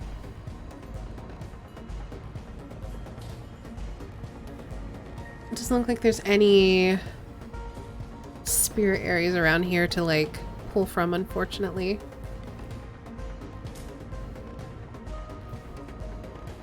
There must have been something else. If you sacrificed the ghoul, you'd been fine? Maybe, but I'm not okay with that. I feel like I missed some evidence somewhere. Oh, you know what? I didn't eat the food. Remember? At the very beginning, Kai said eat everything. If I had eaten it, maybe I would have had evidence that it was metahuman.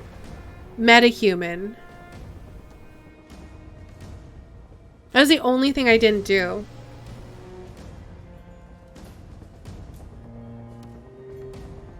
Did you save right before this? I think so.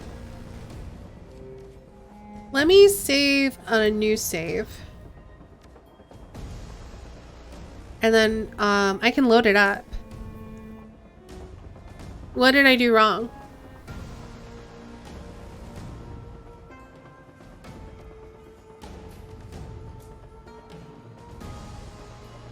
I I have an autosave, and I've got this save. Present your evidence in order top down? Really?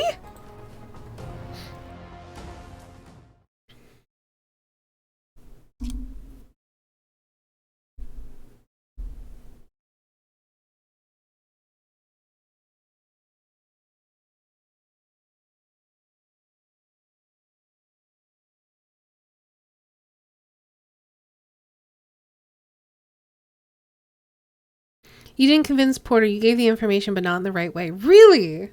Huh.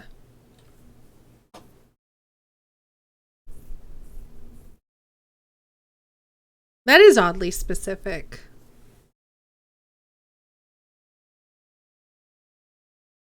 And not in like an interesting way.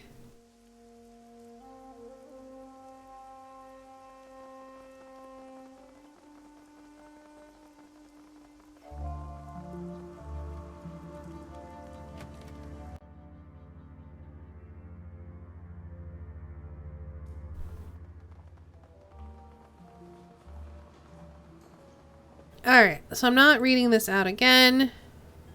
So I say this, right? They had a contract and betrayed him. I'll go with that. Hired Gaichu to kill her and make her look disappeared.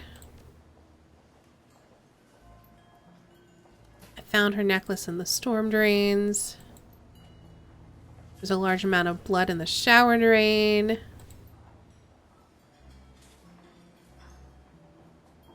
She hasn't been seen for a month. What about the fight?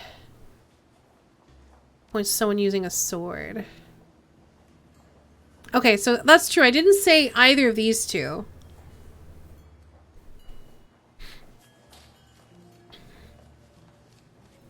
Whereas the one that I said, I went for the last one and that just advanced it, so I didn't get to present either of these two pieces of evidence. So that's fair.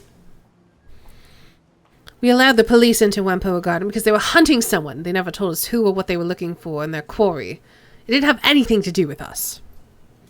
Gaichu hisses through clenched teeth, addressing Porter Lamb. I was only in the garage to collect payment from them. The ordinary residents were warned of the HKPF's arrival and were gone by the time I arrived. That's suspicious, I admit. It doesn't prove. There we go. Yeah, there we go. This is a piece of Gaichu's armor I found in the garage. The markings on it prove it. You point out the armor's markings to the porter. Oh, to Porter, not the porter. And he nods with some satisfaction. This is from his armor, definitely. But how does it prove that the elders knew of the ghoul's existence? The police officers were abnormally armed and armored, with much heavier gear than normal patrol. They were armed with armor-piercing, discarding Sabot rounds. That's hardly standard issue. Lesser weapons wouldn't have broken that armor plate. If all they were looking for was a common fugitive, why be prepared for a fight of that magnitude? Obviously, they knew what they were searching for. That doesn't mean we did. And then, don't allow police inside the area. Why make the exception? And then, that doesn't add up. And then, there was no pain. And it was made to look more horrific. And then they were happy to have the red spears move in. And the gear was missing, and he should have noticed. And that's all I've got. Let's see if that does it.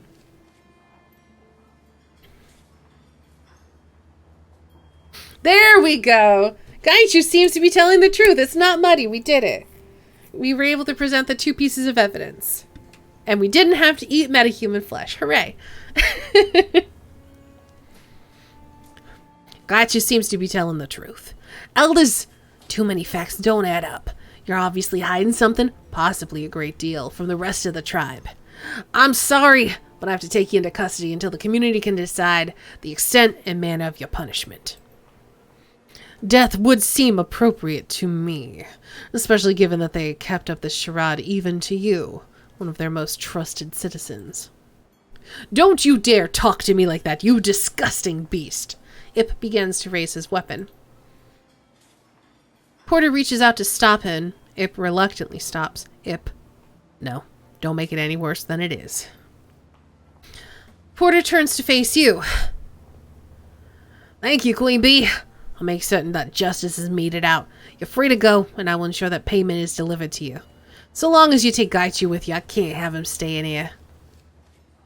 He'll be coming with me. Non-violence! As you exit the Whampoa into the sweltering night air of the Kowloon streets, Gaichu turns to face you.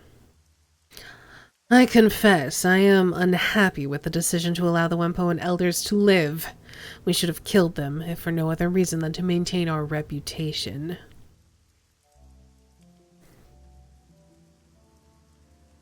That's why I let them live. That's not how we do things.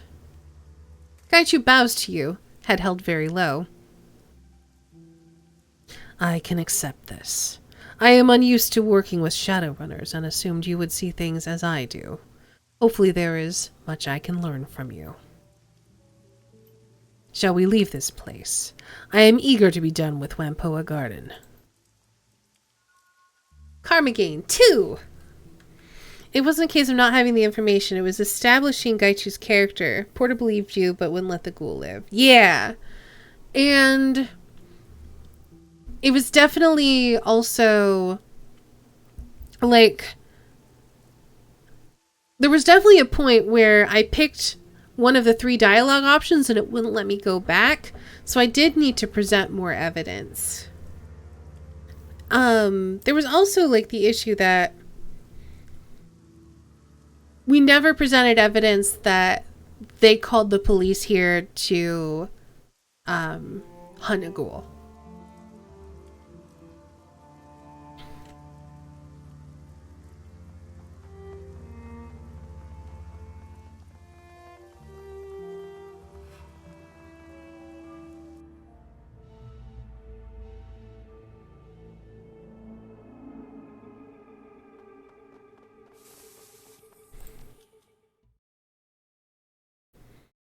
Job's done! Woo! Did it! Gaichu has a very interesting backstory. I'm excited to learn about it. The MTR rockets noiselessly towards Hioi, along the edge of Kowloon Bay. The black water glitters in the night with the light of 1,000 reflected storefronts. Gaichu stares sightlessly out the window, one hand pressed to the glass. The plot by the elders is exposed and Porter Lamb is in your debt. You have a new ally, and the respect of the Whampoans. Sometimes everything goes right in a job. You count yourself lucky that this was one of those times because of Twitch chat. Thanks, Twitch chat. Also brought him for many of the missions I went on. He seems like he's going to be useful.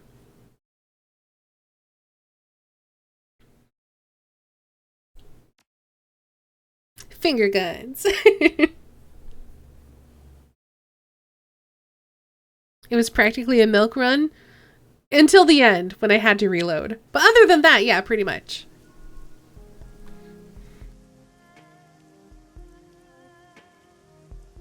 Claim payment for your runs at the mission on computer and get some rest. And talk to everybody. Oh, also. Hey, bud. Red Samurai. Active defense or rip. Let's see. Gaichu gains a defensive ability that adds +2 armor and 1 dodge. Costs 1 AP. Or Gaichu gains a claw ability, rip. Does an additional 2 damage and 2 bleeding damage for 2 rounds. I think I'd rather go Red Samurai.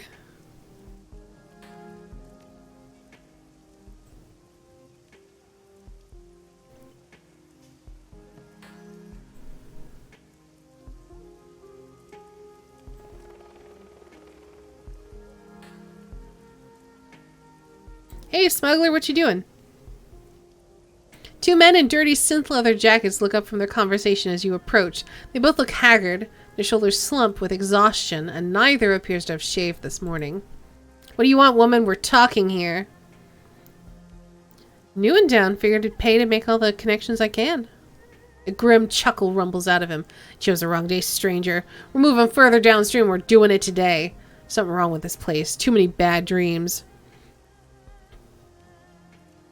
I know what you mean. The man blinks. His expression shifts from guarded to curious. Did you dream it too? The long corridor and the thing with the ivory crown? Yes.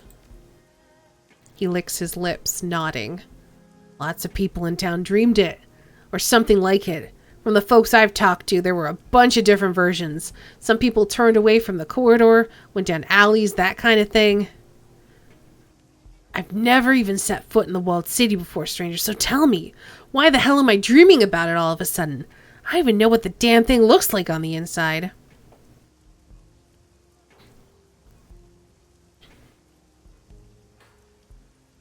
I think I went mostly with the red samurai parts of the tree. He's a good tank. He seems that way. I'm a fan of Rip. Melee classes in this and XCOM are always useful to me because of their enhanced movement. Also fair. They felt like they were both good choices, but I feel like having him being able to soak more hits is more like my style. I think that there's something strange going on, something magical. The walled city is where it's coming from. He grunts. It's a curse. Nothing else it could be. Everybody knows that place is haunted, a living hell full of evil spirits and poison chi. If you're not careful, you'll wind up trapped inside with the rest of the human garbage. His companion cuts in. You catch a healthy whiff of alcohol in his breath. This isn't gonna happen to us. No way. Only the lowest of the low end up in the walled city. So like he said, we're going further downstream. As soon as our things are packed, we're out of here. Damn right. This place is a dump anyway. Let's try our luck in Macau. To hell with this place. Best of luck then. Could say the same to you. You're staying in Hioi after all. Of the three of us, you're the one who's most likely to need it. Alrighty, bye.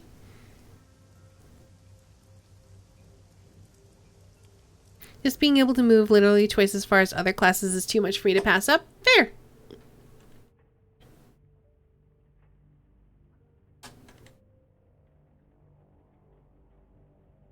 Hey, Dunk. You enter Wu's cabin to find him moving through some sort of stretching routine. His muscles ripple as he flows tranquilly from one pose to the next. You look different, Do I? Yeah. Like I flipped forward a few chapters instead of turning on a page. I mean, you look like you, just not the you I knew. Sounds like song lyrics. How's it dunking, Dunk? His room's in the basement also. Cool. I'm gonna talk to everybody. So it'll be all good. Wu chuckles. Nah. No more song lyrics for me. I gave up that dream a long time ago. Remember how Lockjaw used to make fun of my singing voice? He smiles. His teeth are perfect. He said I sound like a frog with a hat on.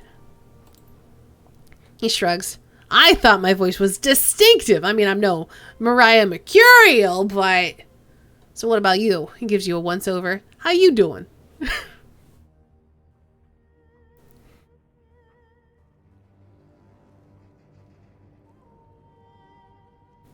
Not too good. Thinking about Raymond. I get that. Me too. That's one of the reasons I'm moving through my little routine. It helps me center myself. Still think he's alive? Maybe. Good enough for me. We keep running, keep looking. He picks up an ammo box and begins using it as a dumbbell. By the way, I gotta tell you, you're good at running this crew eye, but there's something I still don't completely understand. What do you get out of being a Shadowrunner?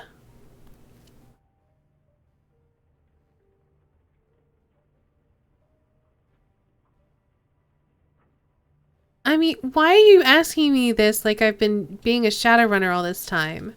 I never said that.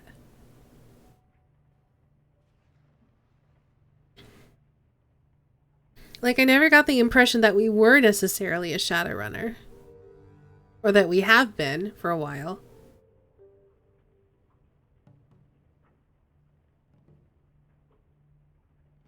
So none of these options really seem appropriate. Like, what we're getting out of it is information about Raymond. So I guess I'll go with this option. It feels like at least it's the most accurate to what she'd be about.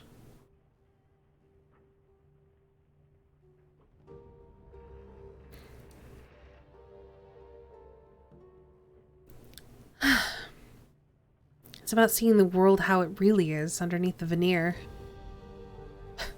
Most people don't want to know how the sausage is made. It's just fucked up bad. You can see it right there from the outside. No need to look beneath the casing to see what's inside. You're not gonna like it. And even if you're the type that needs to know, the type that can't help but go look into the abyss, what do you get out of it? Odds are you get nothing but a much shorter lifespan. The trade-off doesn't really seem worth it to me. At the end of the day, what are you? A Shadowrunner. A disposable asset. A sinless. Slithering through the cracks of society. Doing jobs that are too dirty for the corpse to do themselves. You don't even appear on a corporate balance sheet. Fight the power! I mean, you know what? Runners can be more than that. They can move their own agenda. Fight the power!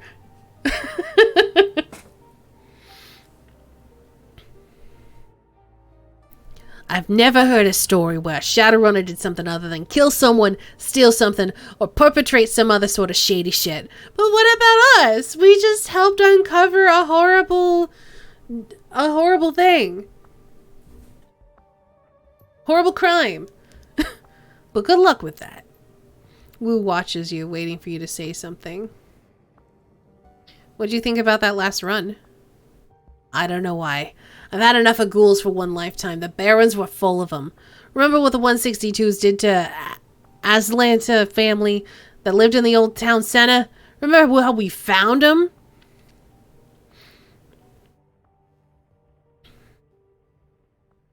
It's not the kind of thing you forget. Tooth marks and bones and all that. His face goes white as a sheet. Yeah, made my stomach turn. Nobody deserves to go out like that. I don't know why. I don't think I'll ever get comfortable with having a ghoul on our crew. Made sense to keep those elders alive, by the way. Good call.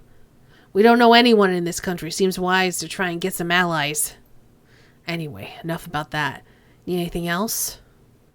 I want to talk about you and me. He rests his eyes on you a moment, his face neutral.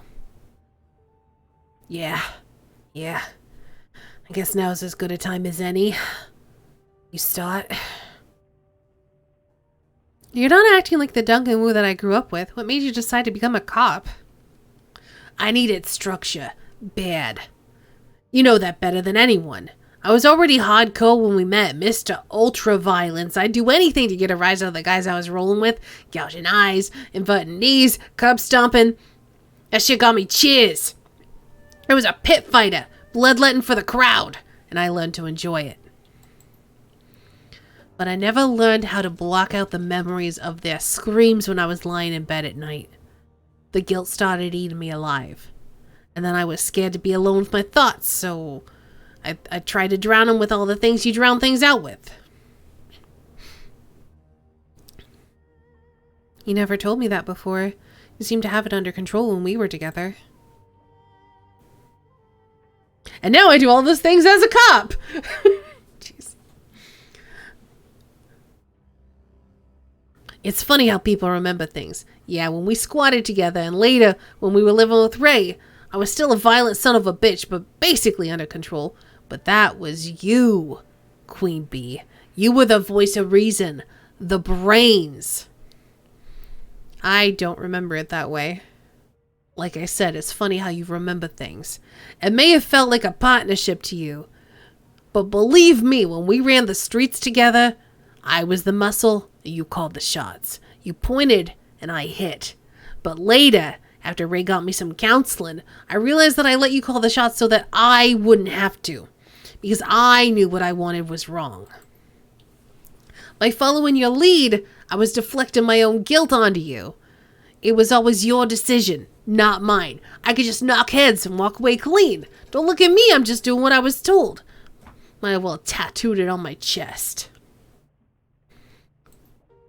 And then you left. Without you there, I knew I was in some serious trouble. The poster boy for anger management issues. Raymond could provide a stable environment, a decent therapist, and money for prescriptions, but, you know, Raymond, he's an egghead engineer with a philanthropic streak, not a drill sergeant, and a drill sergeant was what I needed. I needed structure and discipline in a way that he couldn't offer me. I needed a cage to keep myself in line. So I found myself a cage made of rules and procedure and training. Lone Star. Raymond helped me with my application and provided a decent character reference. I got in, and it helped a lot. Lone Star got me where I needed to be, and now it's all gone and you're back. Seems like Carter's death hit you pretty hard. Wu continued stretching. Yeah, she was a good one. We were a real team. Dwayne Lone Star helped me in all sorts of important ways, no doubt about it. I really embraced being a cop. I studied my ass off, but no matter how hard I worked, I was never more than a model cop with a brutal streak.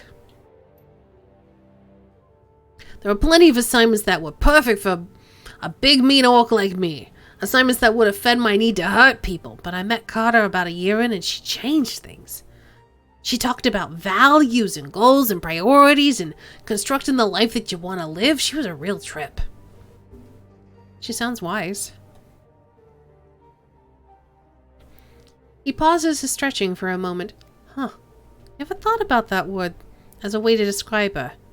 Wise. From outside perspective, yeah, I guess you'd say that, but to me she was just grounded. She knew who she was, where she was going, and what got her there. Carter understood the world, how the world worked, and compartmentalized it so she could focus on making a life for herself that made sense. She kept me focused. When Raymond asked me to meet him in Hong Kong, I had a feeling I was going to wind up off the reservation if I didn't bring Carter along. And now she's gone, and here I am.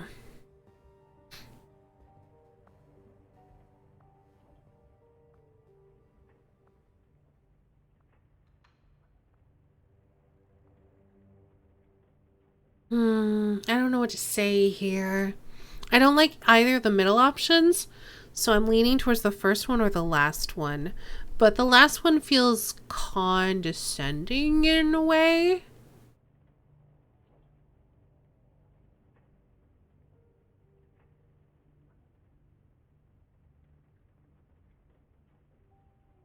Like, talking about honoring her memory, it feels like a platitude.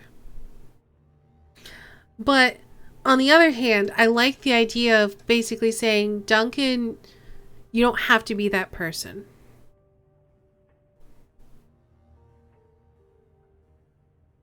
But not in an aggressive way. I don't want to say it like this. I'd rather say it like this. So I think I might go with this one. But I'm worried that it's going to come across the wrong way.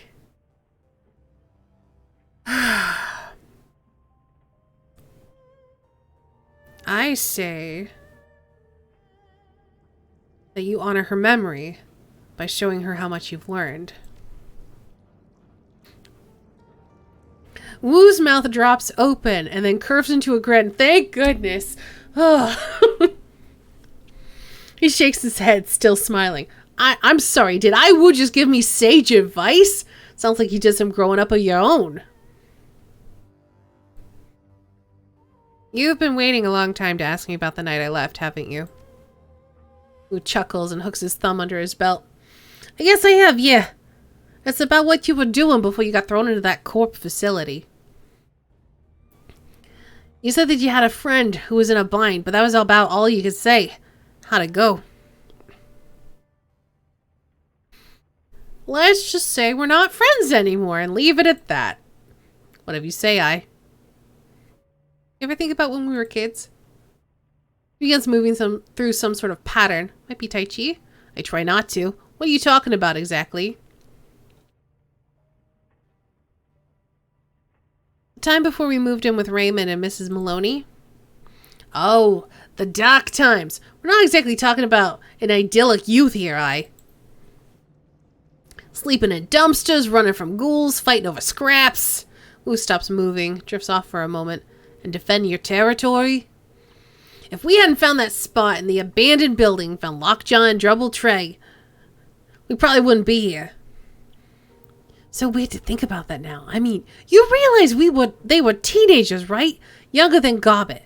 They felt so old back then. But Lockjaw couldn't have been more than 17 tops, and Double Tray was only 13 when... Wu pauses again, lost in thought. What were you thinking about back then?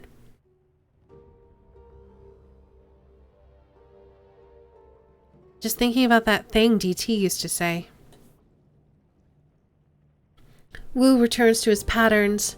He manipulates an imaginary soap bubble between his hands. Improvise, adapt, overcome. That's how you beat the street.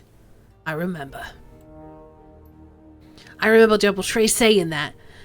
It was while we were living between the red-hot nukes and the 162s. Crazy half-dwarf anarchists on one side and flesh-eating ghouls on the other. Those are the days you long for?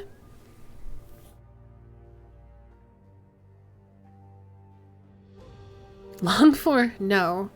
I was just thinking it's the same now as it was back then. His raspy baritone fills the space between you, bridges it. Survive and watch each other's backs. Yeah, I know. So you thinking about getting chromed up? What? With Cyber? He shakes his head. Oh my god, how many times are you going to ask me that? Oh, at least a couple dozen more times. You always have the best reactions. Wu grins. His teeth are blindingly white. I told you, one time I was thinking about it when I was 13. Let it go. I'm not going to pollute my body with that shit. You? I never know. I haven't decided yet. I always thought you might go for it if you had a good enough reason. Just be careful. I heard stories about folks that went too far with it and lost some of themselves. Alright, we'll talk later. Yeah, later would be good. Don't get me wrong, catching up is nice and all, but I'm not used to being as social as this. That's one of the reasons why it was so nice to work under Kata. We both appreciated the long silences. I'll clear out then. Give you personal space. Thanks, I'll bask in it. Oh, and good talk, I'll catch up with you later.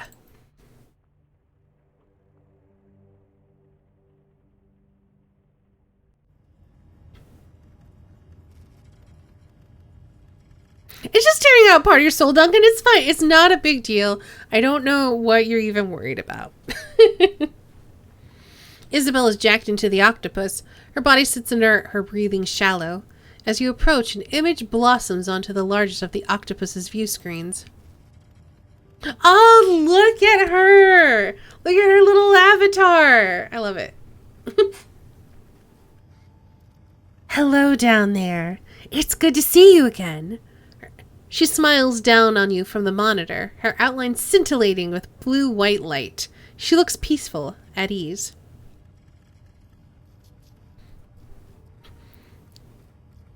You feel really at home in the Matrix, don't you? You look really happy in there. I suppose that I am. It's a comfort thing. As long as I'm jacked in, I can be whoever I want to be, whatever I want to be. Out there in meat space, I usually feel uncomfortable in my own skin. The avatar offers you a lopsided smile. I'd probably just live in here if I could. I've heard about deckers who've tried it. It never turned out well. Dehydration is a bad way to go. Speaking of which... I know. And of course I was joking, but truth be told, I do spend most of my time out there wishing I was back in here. If you were a Decker, you'd feel the same. It's hard to live in a cage of meat when you know how sweet it feels to leave your body behind. Any thoughts on that last run? She shakes her head. Nope, sorry. Jacking into the octopus is how I relax after a long day of work. Some people go into sports, bars, or strip clubs, and I do this. As a rule, I don't spoil my leisure with shop talk. Hey, that's fine. It is. So if you wouldn't mind changing the subject. She lets the sentence sing. Hey, Islander escaper, welcome. Anyway, nice avatar. Looks good on you. Isn't it? I've spent months customizing this avatar. She feels more real to me than my own skin. She pauses for a moment, considering. Then her avatar shimmers forward, filling the screen. A slight frown crosses her face. You know, Queen Bee, I've been thinking about the question you asked me a little while back. The one about the walled city. The avatar fidgets. The one that I dodged.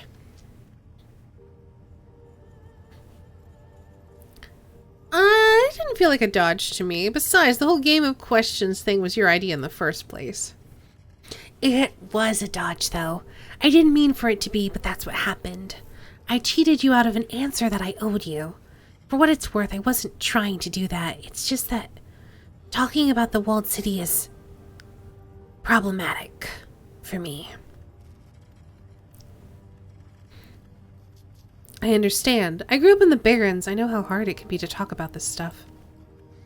No, it isn't that. I'm not explaining myself correctly. It isn't that I'm tortured by bad memories or anything like that. The problem is that I can't remember my childhood. The walled city, that entire chapter of my life, is nothing but a blur to me. I can give you general information about life on the inside, but the specifics of my own experience are gone. Gone? What do you mean gone? Do you have amnesia or something? Something like that. The avatar fidgets on the screen. There were a variety of factors in play. The upshot of all this is that there are things that I can tell you about, but only a few, and only in bold strokes. Don't expect any personal stories. I couldn't share them even if I wanted to. So if that's okay with you, if you'll be satisfied with just trivia and urban legends, then we can talk. Just say the word. Otherwise, well, at least now you know why. How did you lose your childhood memories? The Isabel avatar frowns. I'd rather not go into it. It's personal. Suffice it to say that I've never missed them. At least, not until now. Well, if you ever want to talk about it, I am a good listener. She looks away. Great, I'll keep that in mind. She's never going to tell us. She might tell us. Right now, she's thinking, great, I'm not going to tell you, but great. So then give me what you can about the walled city. At least, at this point, anything would help. All right. The avatar licks its lips, nods. I can do that. Isabel's avatar turns, begins to pace on the screen. Where she steps, spider webs of light spread across the tiled ground of the octopus's sculpted matrix hub. When I think of the walled city, the thing that stands out the most in my mind is the legends, the mythology of the place. If I hadn't lived with them, I might have found those stories fascinating. The scintillating figure turns to you on the screen. Did you know that Kowloon Walled City is supposed to be cursed? That's what the locals believe. We had ghost stories and everything.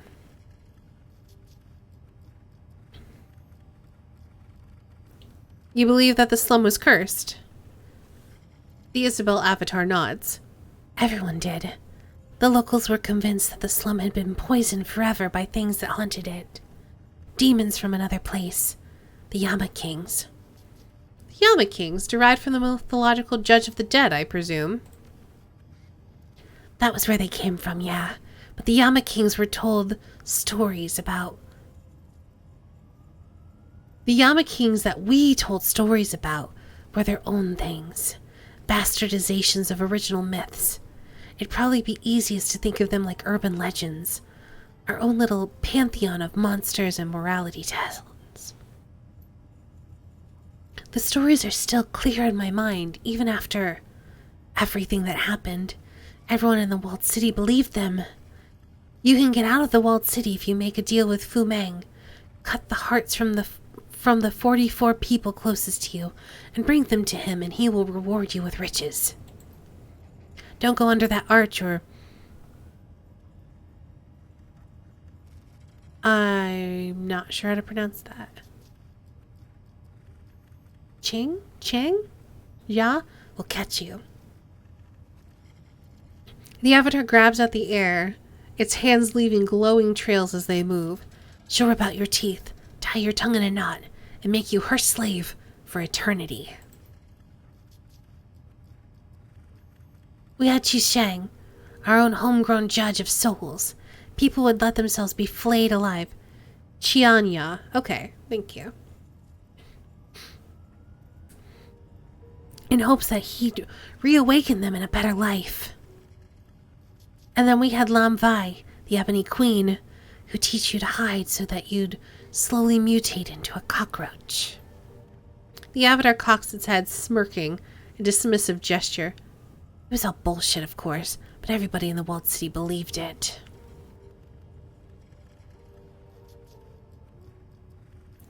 If you're so convinced that these things are all myths, why does everyone in the walled city believe in them?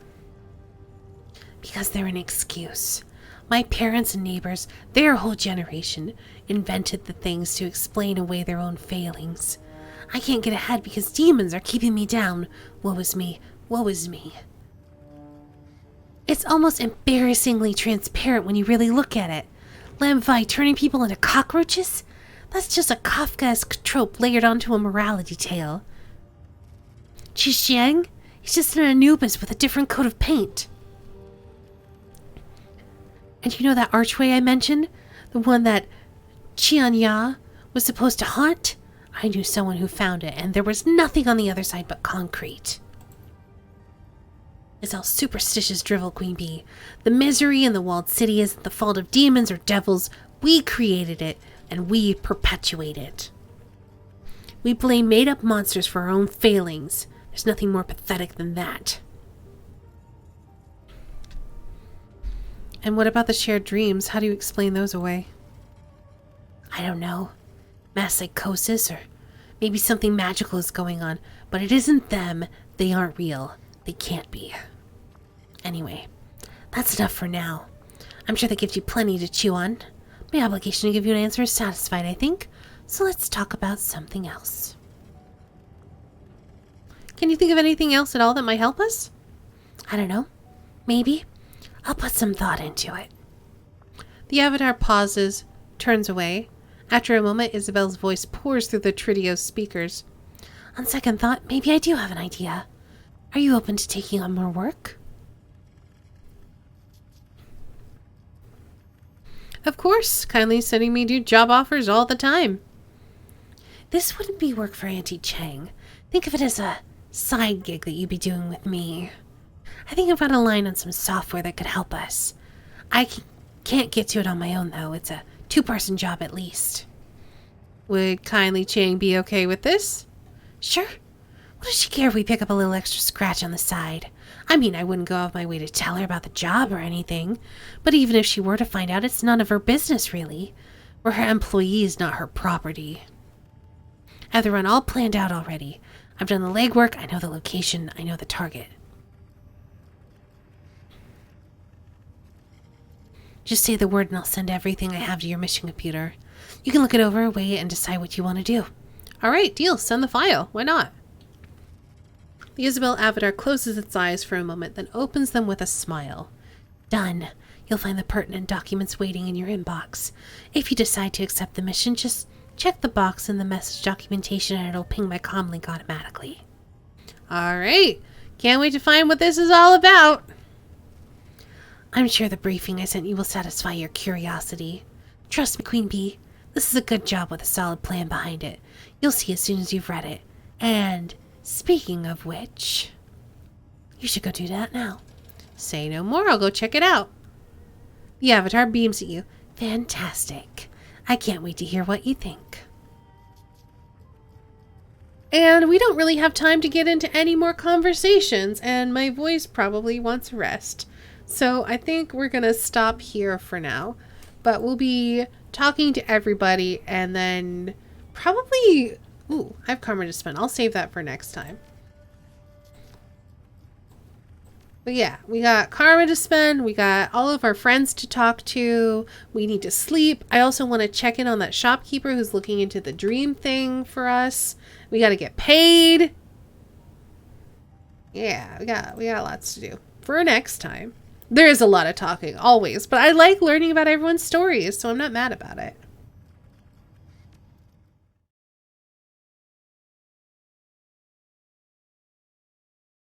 I will say, all the talking definitely makes it so we don't run late on a Thursday. Alrighty, that takes us to this part of the stream, where we say goodnight. Let's get some music going.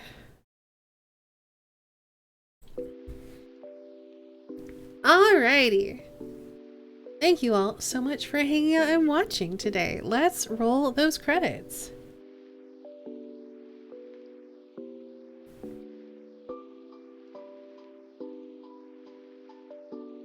Thank you so much to Divine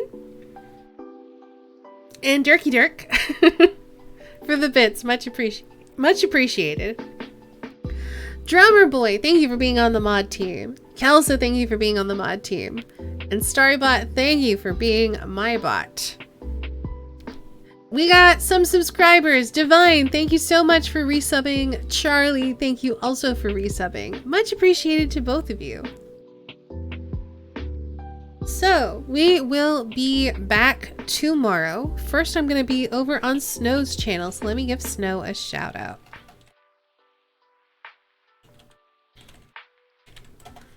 Where we are going to be continuing our Dungeons & Dragons 5th edition Tomb of Annihilation campaign.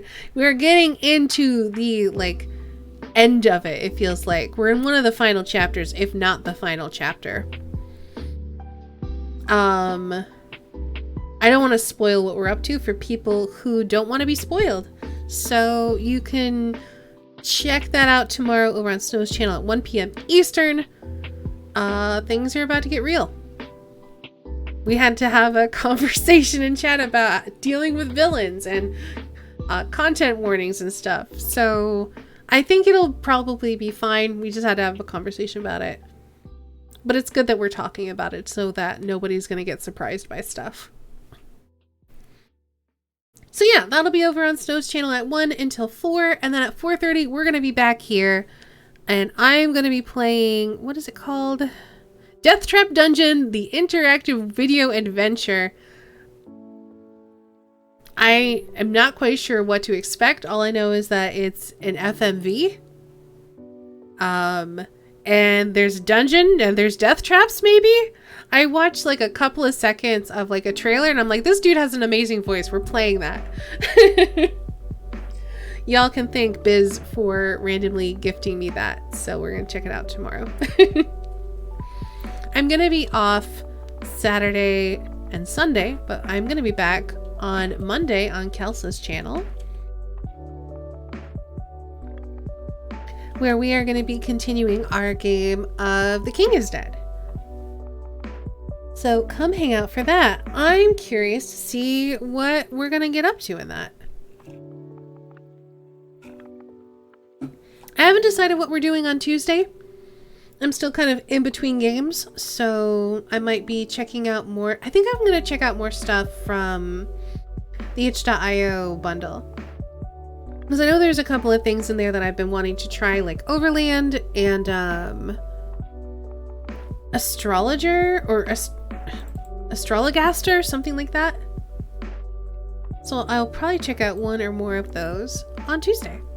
And then Wednesday is our weekly art stream. And then if you're just here for Shadowrun, that's going to be on Thursday. We'll continue it then. More itchy games. They've been fun to play. Yeah, so that's what to expect coming from me in the upcoming week. I guess let's do links and then I'm going to get out of here and figure out something for dinner and rest my voice.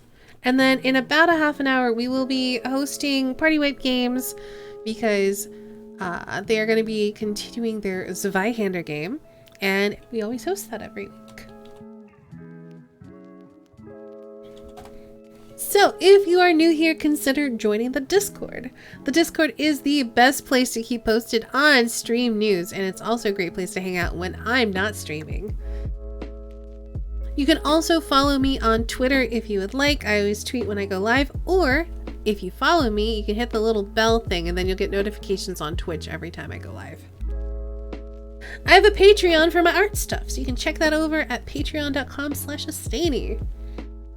I also have a store at Redbubble for art prints and merch, and last but not least, I am a Humble partner, so if you're looking for another way to support the stream, use that affiliate link whenever you're shopping in the Humble store. And yeah, that's about it. So again, thank you all so much for hanging out and watching. I hope you all have an excellent night, and I will see you all again very soon.